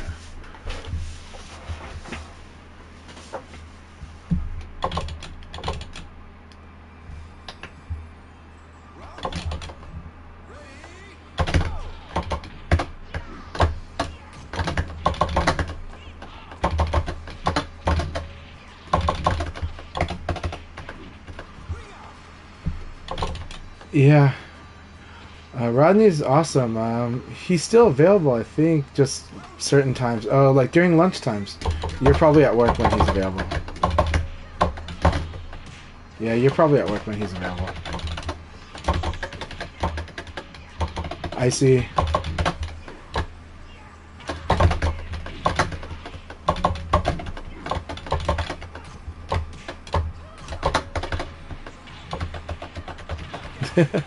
Nice. That's awesome using the EX high. Using another EX high too. Like that. That was so cool.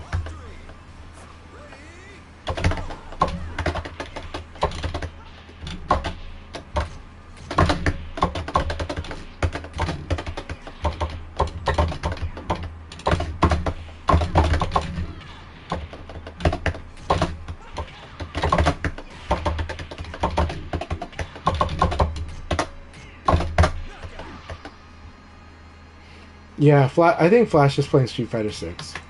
Flash will probably play Tekken 8 as well, just like more on the side, but...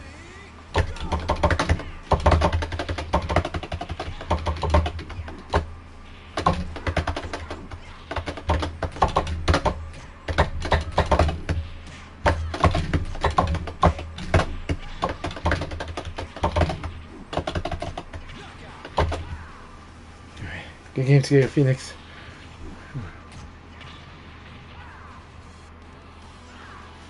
Yep.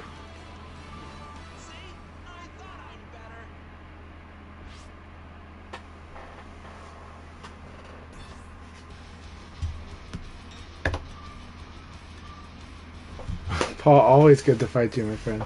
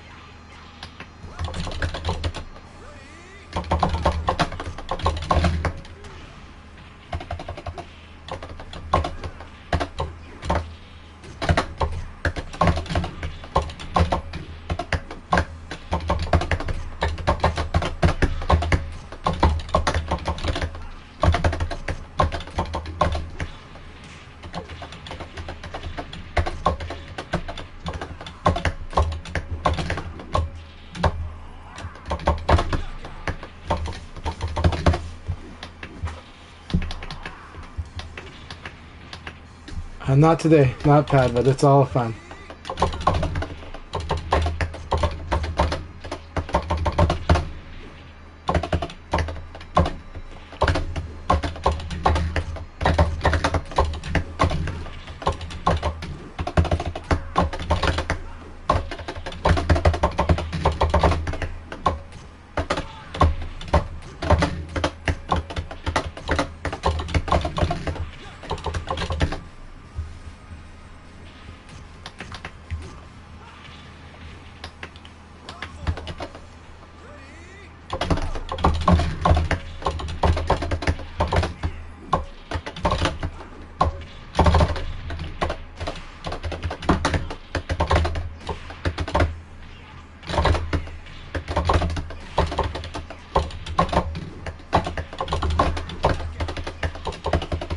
Good game, Paul.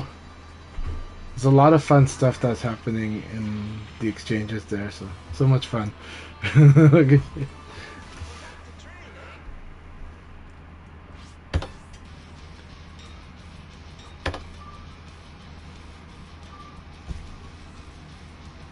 I think Street Fighter 6 is really good. I haven't been playing it because like I got hooked on Diablo 4 and then I got hooked on Final Fantasy 16. And then I got hooked on like everything else PS5 out of nowhere now. So I'm really loving PS5.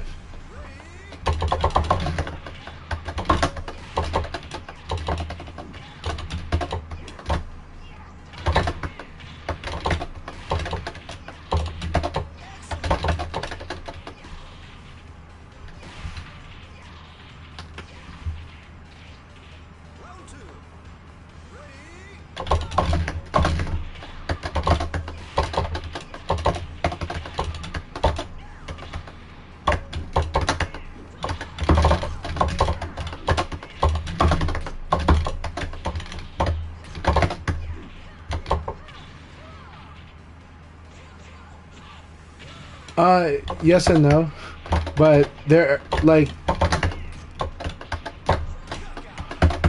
Street Fighter 6 requires a lot of. Sometimes you just gotta guess, I think. But Ray can Ray. I'll let Ray speak about Street Fighter 6. Yeah.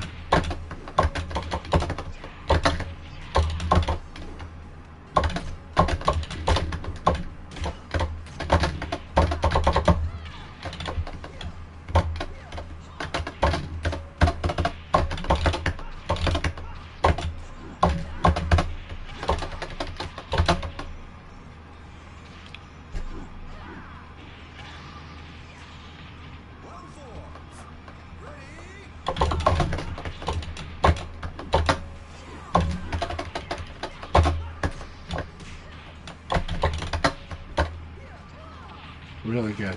Good changing your choices. Good. Yeah, they are a very different game. When people are making a comment like that, it's more in the abstract. It's more about very specific abstract things.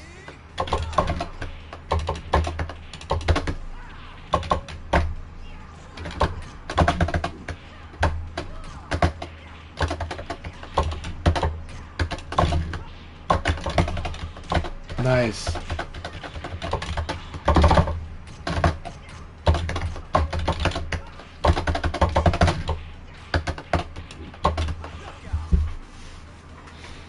Very good game, Giga Phoenix. The last 2 rounds had a really good adjustments, and sneaking in, not sneaking in, using offense stance in a good way in the last couple rounds for the matchup too. It's really good.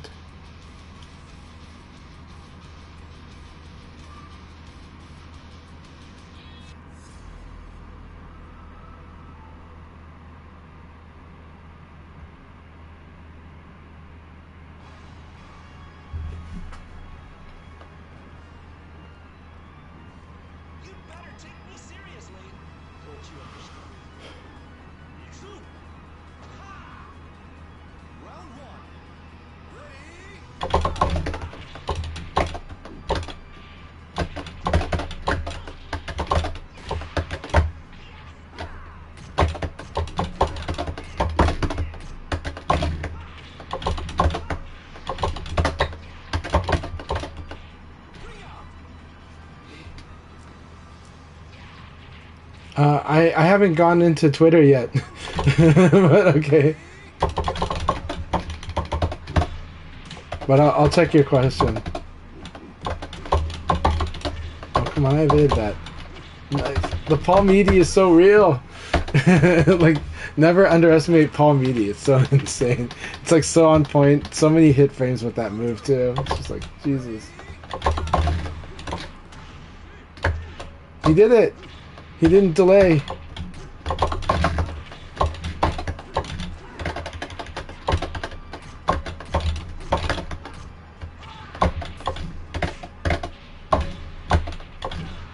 That Paul Meaty. Oh my god. Yep. Punish the evade. Very good. Good round. Here we go. This is like gonna be the Paul viciousness.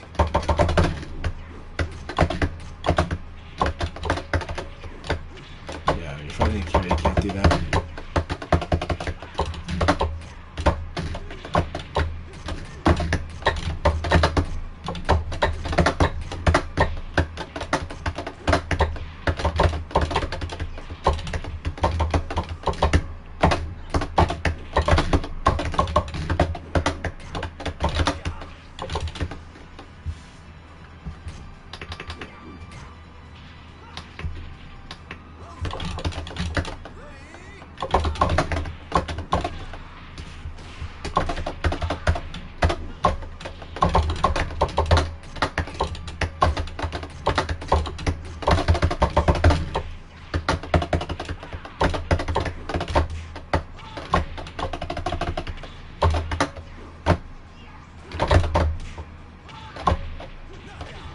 Good game, Paul. That was so much fun.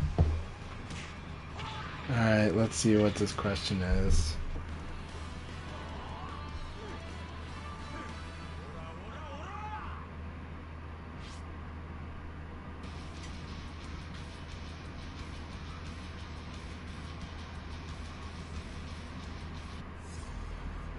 The answer is whichever one feels the best when you test it out.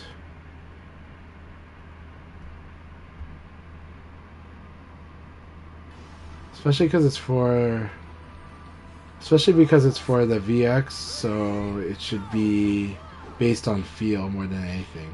Because unless you're opening up the panel, nobody sees it.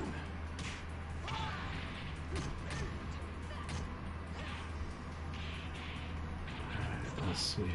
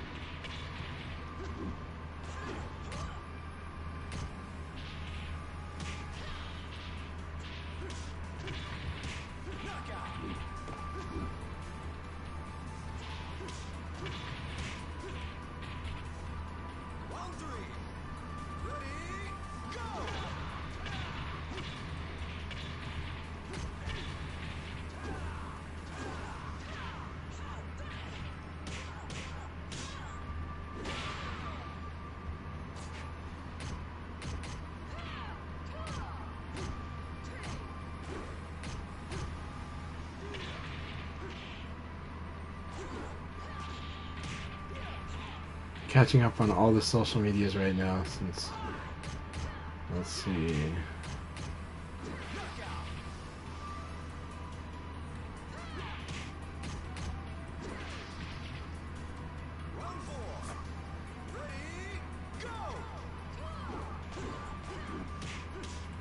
Interesting conversations here and there.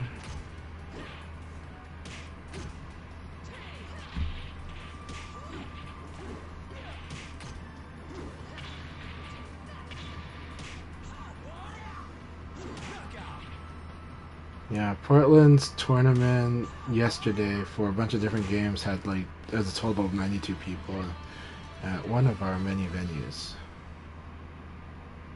Yeah, lots of people have been coming out for Street Fighter and for other games too. Guilty Gear, Virtua Fighter. Tekken I think is just going a little slower as people play Street Fighter and are waiting for Tekken 8, but normally we see quite a bit more Tekken in our area. We've been seeing like Blaze Blue lately. A lot more Blaze Blue lately.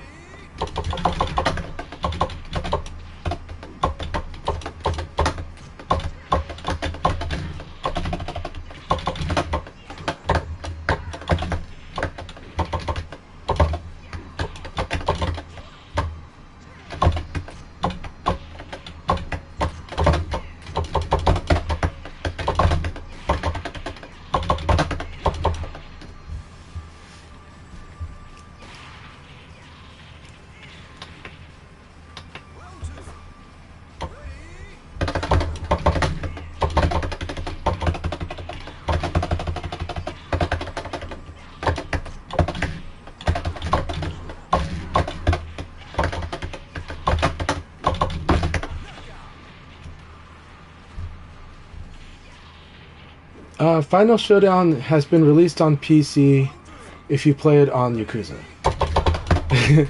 But it is also available on PC on RPCSX3 with the PlayStation 3 emulator, and it does play online. And there is a community that's willing to do it. If you go to the Virtua Fighter Discord, you could find people to play online with too. But you can also just like matchmake, but it's weird.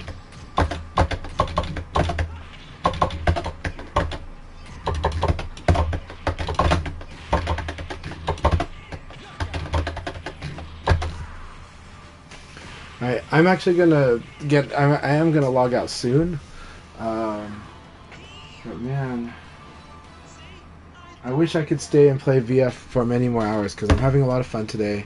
And Giga Phoenix is a player I always like fighting against. For both of us working the matchup and stuff, but I know what they're capable of, and so if there's something they're missing in this matchup, I know that they can see it because their situation checks are very good. They have good awareness, just that Leon does weird stuff. And right now, but it also I feel like I'm. Oh, that's so good, but Leon's 2K is going to be really annoying for their style of play. And that's because Leon's 2K is the low kick that ignores EX high. But they could, so they can do a lot of stuff. You can crush it, but yeah.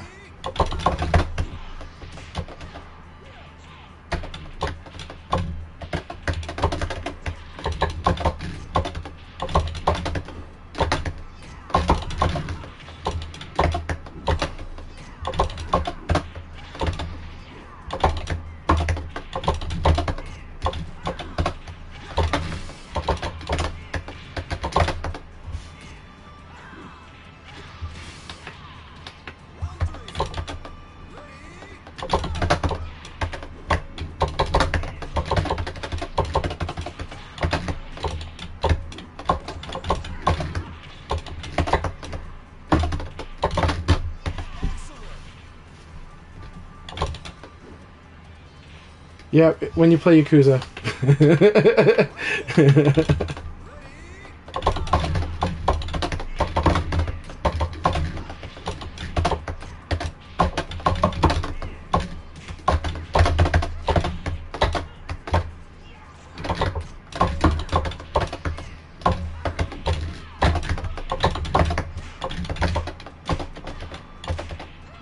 Really good conversion. That was such a beautiful conversion.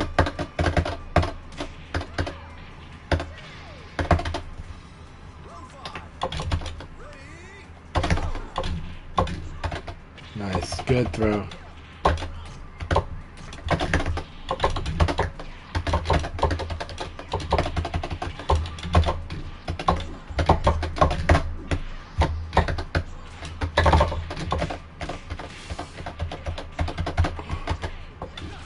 Good game, Giga Phoenix. Good game. That was so much fun.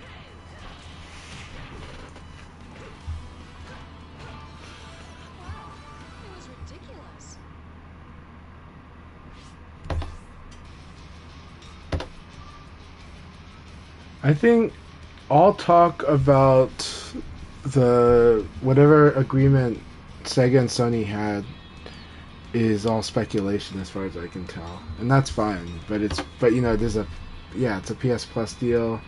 There's a chance that Sony pitched in on the funding, but that's speculation too. I haven't seen any clues that actually suggest that, or from them or anything. It's just every time it's been speculation. Yeah. Is Giga Phoenix wanting to say something or wondering why Paul's not in? Okay. Alright, maybe they were changing costume too.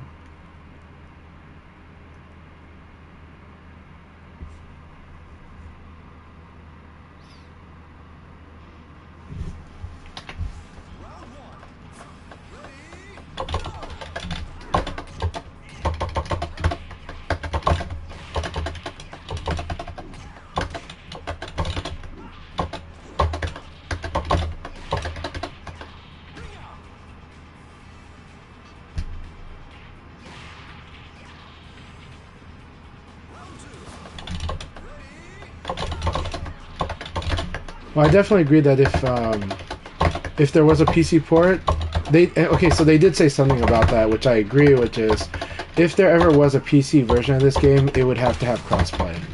Okay, what does that mean though? As a developer, not as a player. As a developer, it does mean you have to pay an extra amount of resource to Sony because they charge you for doing crossplay. And that's okay, but then you try to justify it to the bosses who has the money, and then you have so it's like you have to just convince Sega, the higher ups at Sega, you got to convince that it's worth it to put Ultimate Showdown on PC and pay the server costs that Sony requires us to pay if we do crossplay. And that's fine, because that's possible, but you gotta just justify it to the people who are gonna okay with it. Now, Sega does have a history of not always making the most financially sound decision, and they do have a history of, you know, trying a lot of stuff that maybe other studios wouldn't. So it's not like it's not unreasonable to ask. But you have to convince the higher ups, right? I mean, it's weird that they had to convince the higher ups that this game should be made because of the anniversary, right? And then because of that, the higher ups say, well, it has to come out like June 1st, 2021, even though, you know, that Strive comes out a week later, and all these other things are happening. But because of the anniversary, because you justified it this way, we want you to, you know, release the game at this exact time, regardless of where you're at. So even if you didn't do any marketing on it until a week before June 1st, you know, so you get like weird stuff that like that happens with Sega, so with Sega Japan, you know, so it's always interesting trying to speculate what.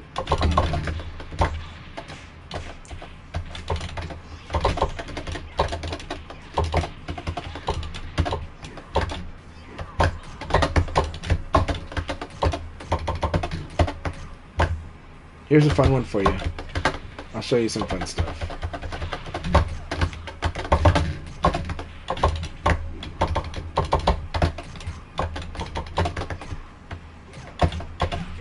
Alright. Hi. I'm just trying to find a low. Alright, this is a really fun game. Here we go.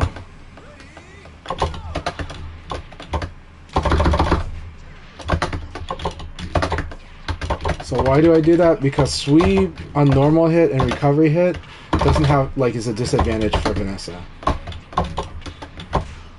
Oh, that's beautiful. Good game. Good game. That was awesome. I love it.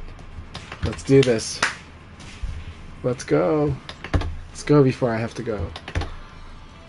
I'm really happy I get to fight Giga Phoenix here.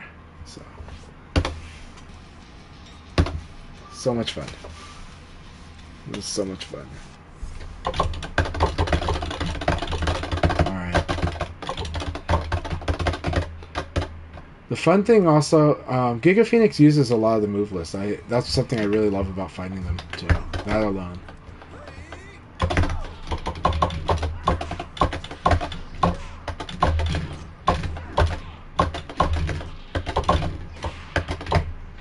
Yeah, they'll never fall for that. They like never. This is the fun one, though. So you can stagger break that, though. So you gotta anticipate that throw, stagger break. But you should avoid forward throw when your back's to the wall anyways.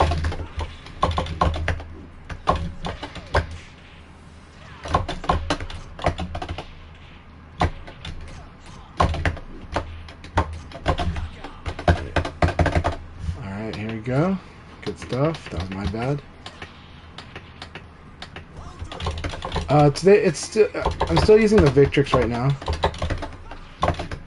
with Golden Lever. Oh, good Sabaki. You're not gonna like what I do for that though, but still.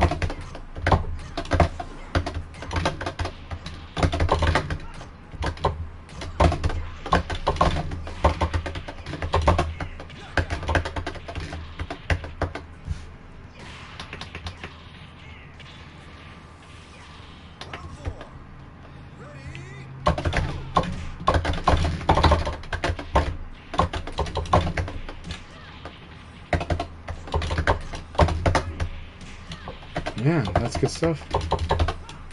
The range play is dead on. Like, I completely got messed up on the range. That was really good. Her push was really, really good. I like these sequences. This is fun. Very fun.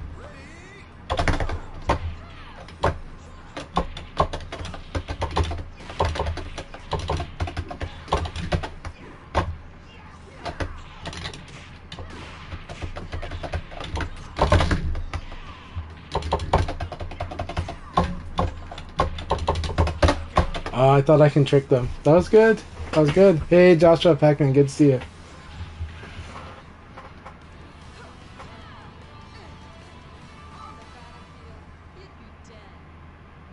Oh yeah, Joshua Pac-Man built a really cool stick. I like the color scheme. I really like the art. I like it's got Aoi and Virtua Fighter logo on it, and it's really cool. And running is it the 309 New Help Me or 309 MG? I forgot which crown levers, but it's really good.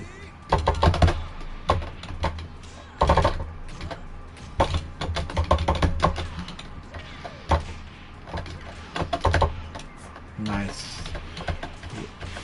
This is how you do Vanessa at the wall. Okay. Alright.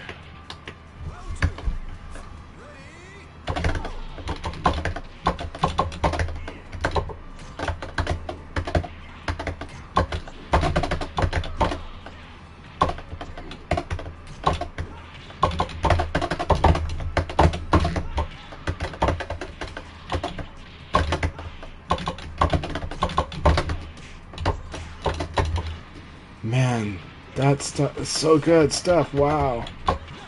Wow. Okay. I have not seen... I don't remember seeing some of the stuff, but the use of the wall hits, so good.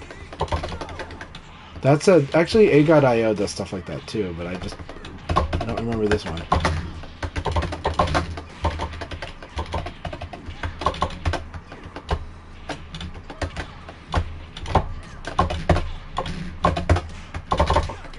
Really good game. I was too slow on a lot of stuff. Well, okay. So that's what the uppercut's for too. The uppercut is so fast, right? It's faster than a jab. So that was so good. I love this shit. I really love this. Keep it coming. This is really cool stuff. Okay. Let's solve this. I really, really like what Giga Phoenix is doing.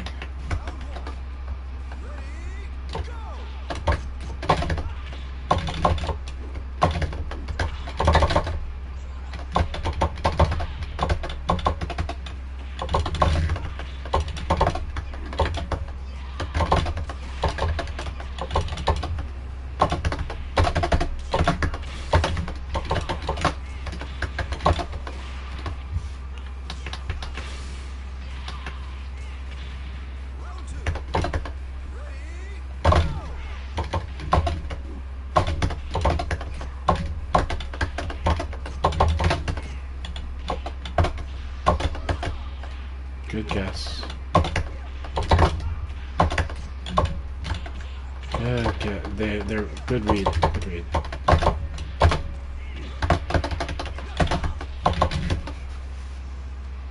Attack Vanessa is neutral throw. She's still +2. That's fine. We live in with the -2.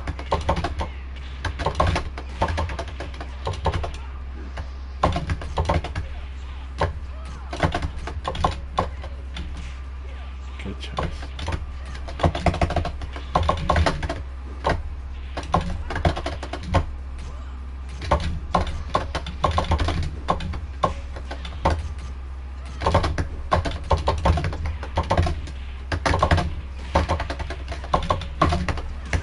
So good! That's so good!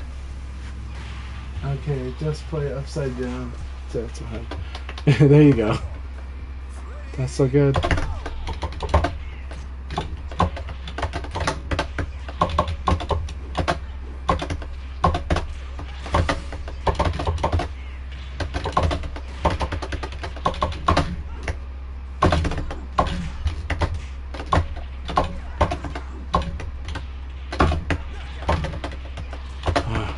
That was very exciting. Let's keep this up. This is so much fun. I love this sparring session.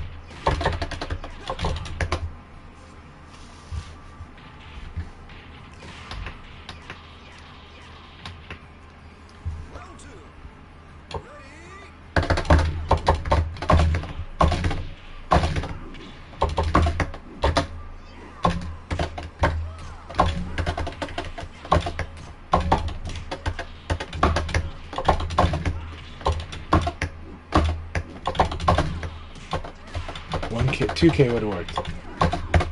Like this. So 2K beats EX High. If you're confused what happened there, 2K beats EX High. Leon's 2K.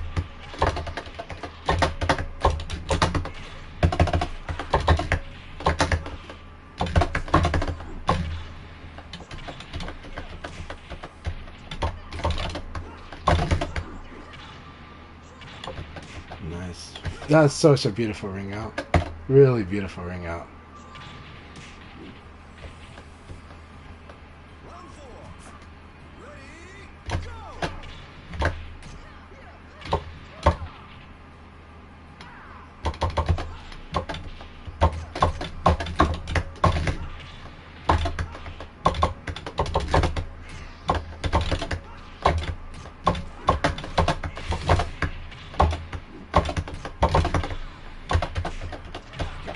Good round. Such an awesome round. Hey Sorensen, good to see you. Also good to see you again. Blurring. Yeah, sides are huge. Keep working on those. Oh, that would be so cool. So good, so smart. So the reason you defy frames is because sometimes people do plays like that. Like they'll dash in, do a delay. So just depends on the opponent. This was so much fun. But if you there's a balance between sometimes you respect. Most of the time you should respect the frames. And then there are times to disrespect them.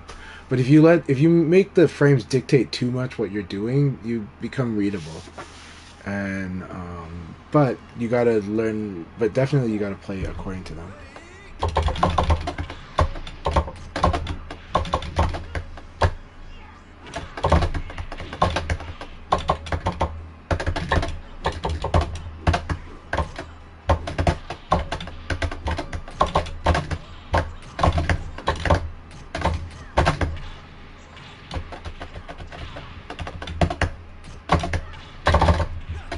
That's so cool. Okay, that was good. I like the use of the shoulder, and then into the low is really good.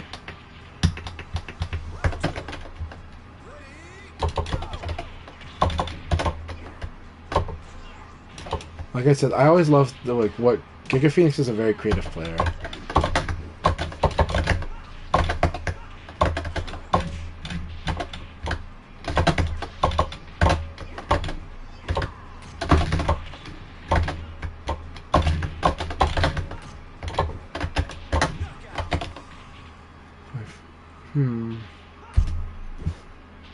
Yeah, it's just too slow. Okay.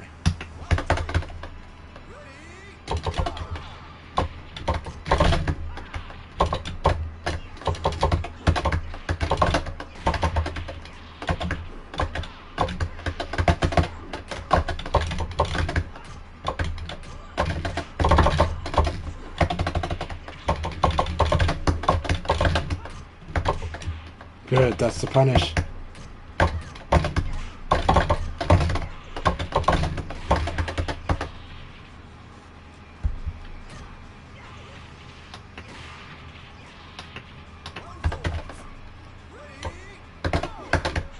I need to act quicker.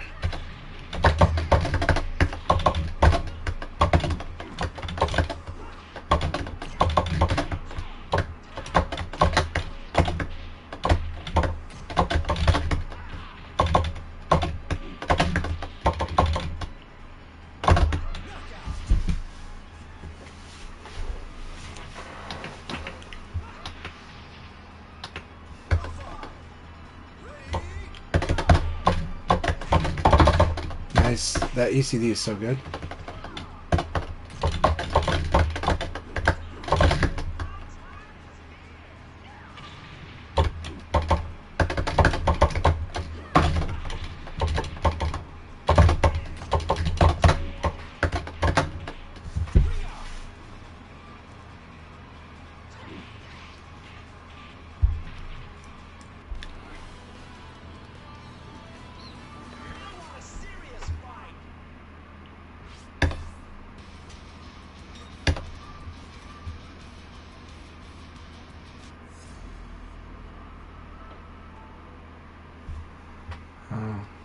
I want to play Sharp again though, because we have cool stuff happens between Giga Phoenix and I if I'm playing Sharp. Meaning if I'm able to whiff punish.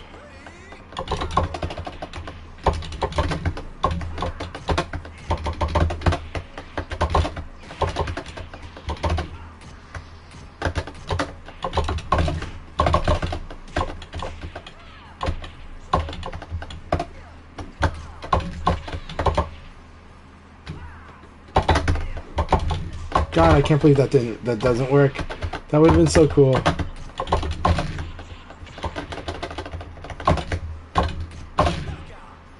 Good delay, good delay.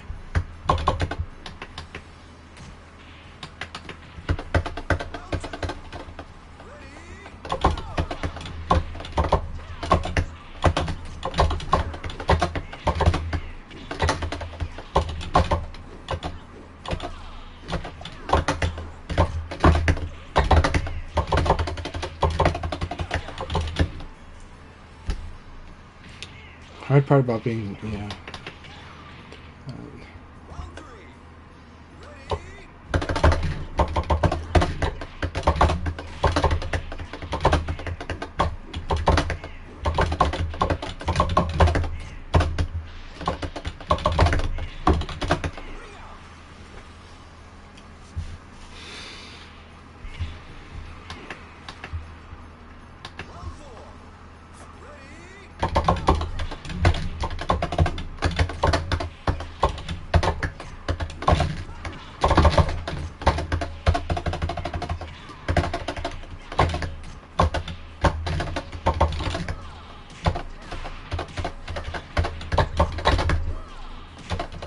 Oh, so good. Good Abare. That's perfect Abare. He did the 9P anticipating the throw there. Perfect.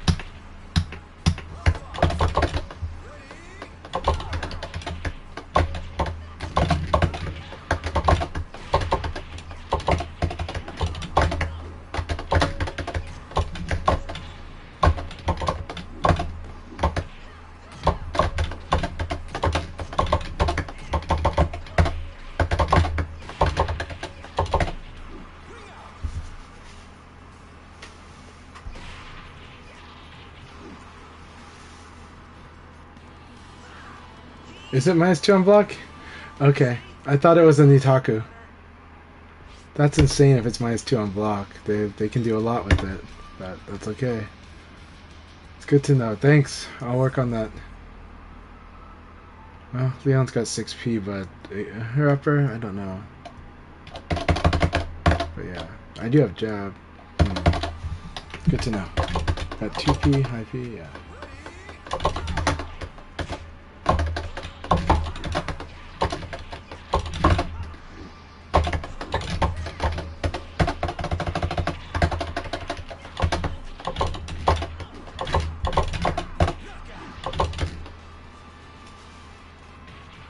Most characters are, you're right, yeah.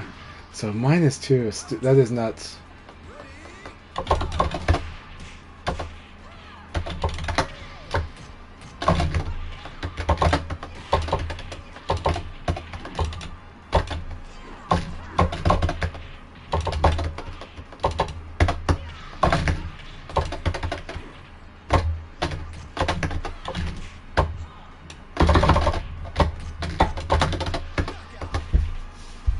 Thanks a lot for letting me know. Yeah, -2.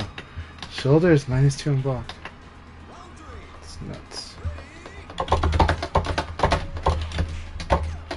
But she has a lot of things against shoulders, so that's why.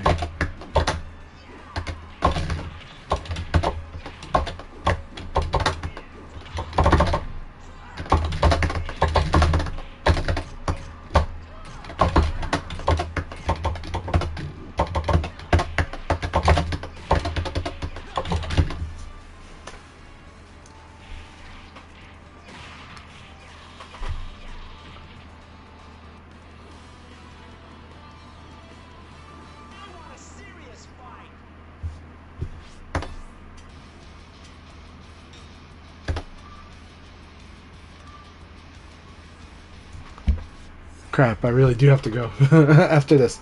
So Tuna, I'm gonna go after this. Thanks, you kind of remind me to watch the clock.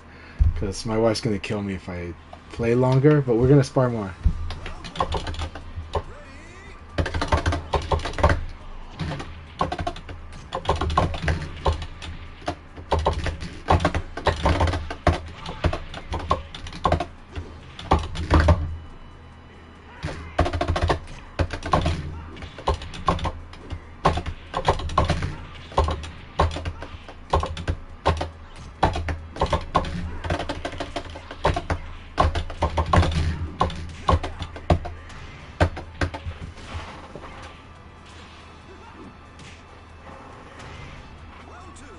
Yes.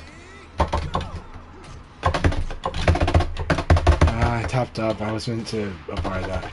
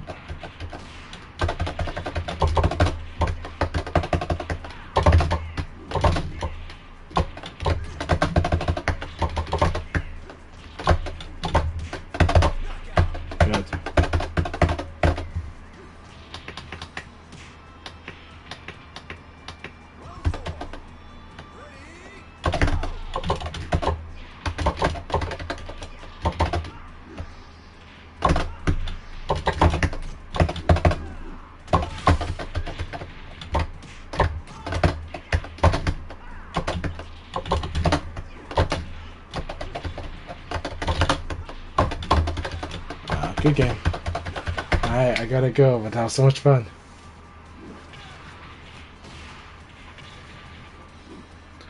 Thank you guys very much. I wish I could stream more, but wife's gonna come home soon. And we have to go to a birthday party, and I've got some stuff to do. So, thank you all very much. Amazing matches, everybody. Good game, Satsuna. Good game, Giga Phoenix. Good game, Paul. Thank you guys very much. And Streamer Drog, thank you very much for all the insights. It really helps, and I had I overlooked that frame data completely, that the shoulder is -2 on block, which is, it's rough because I feel like I still gotta do what I do, just because depending on what the Vanessa player does, but a lot of Vanessa players like to do stuff like Sabaki the elbow, and it's like, okay. So yeah, that's really interesting to know, and changes things, but that also explains why sometimes I get away with doing certain stuff there. So, alright, everyone have a good one. I'll catch you later. Let's see if there's someone to raid. It would be hilarious if we raided like Chief Flash playing Street Fighter 6. That would really be fun.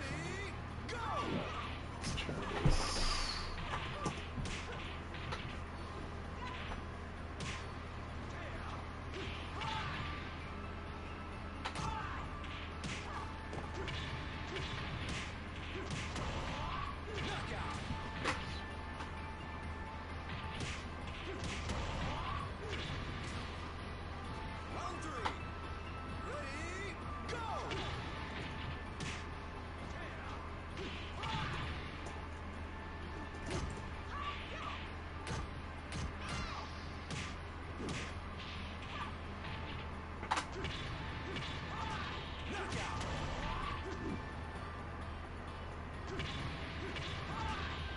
They gave us a bit more to work with.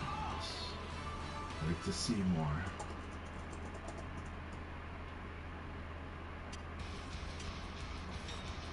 I don't see anybody I know.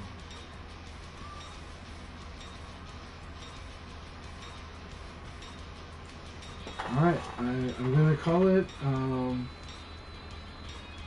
yeah, interesting.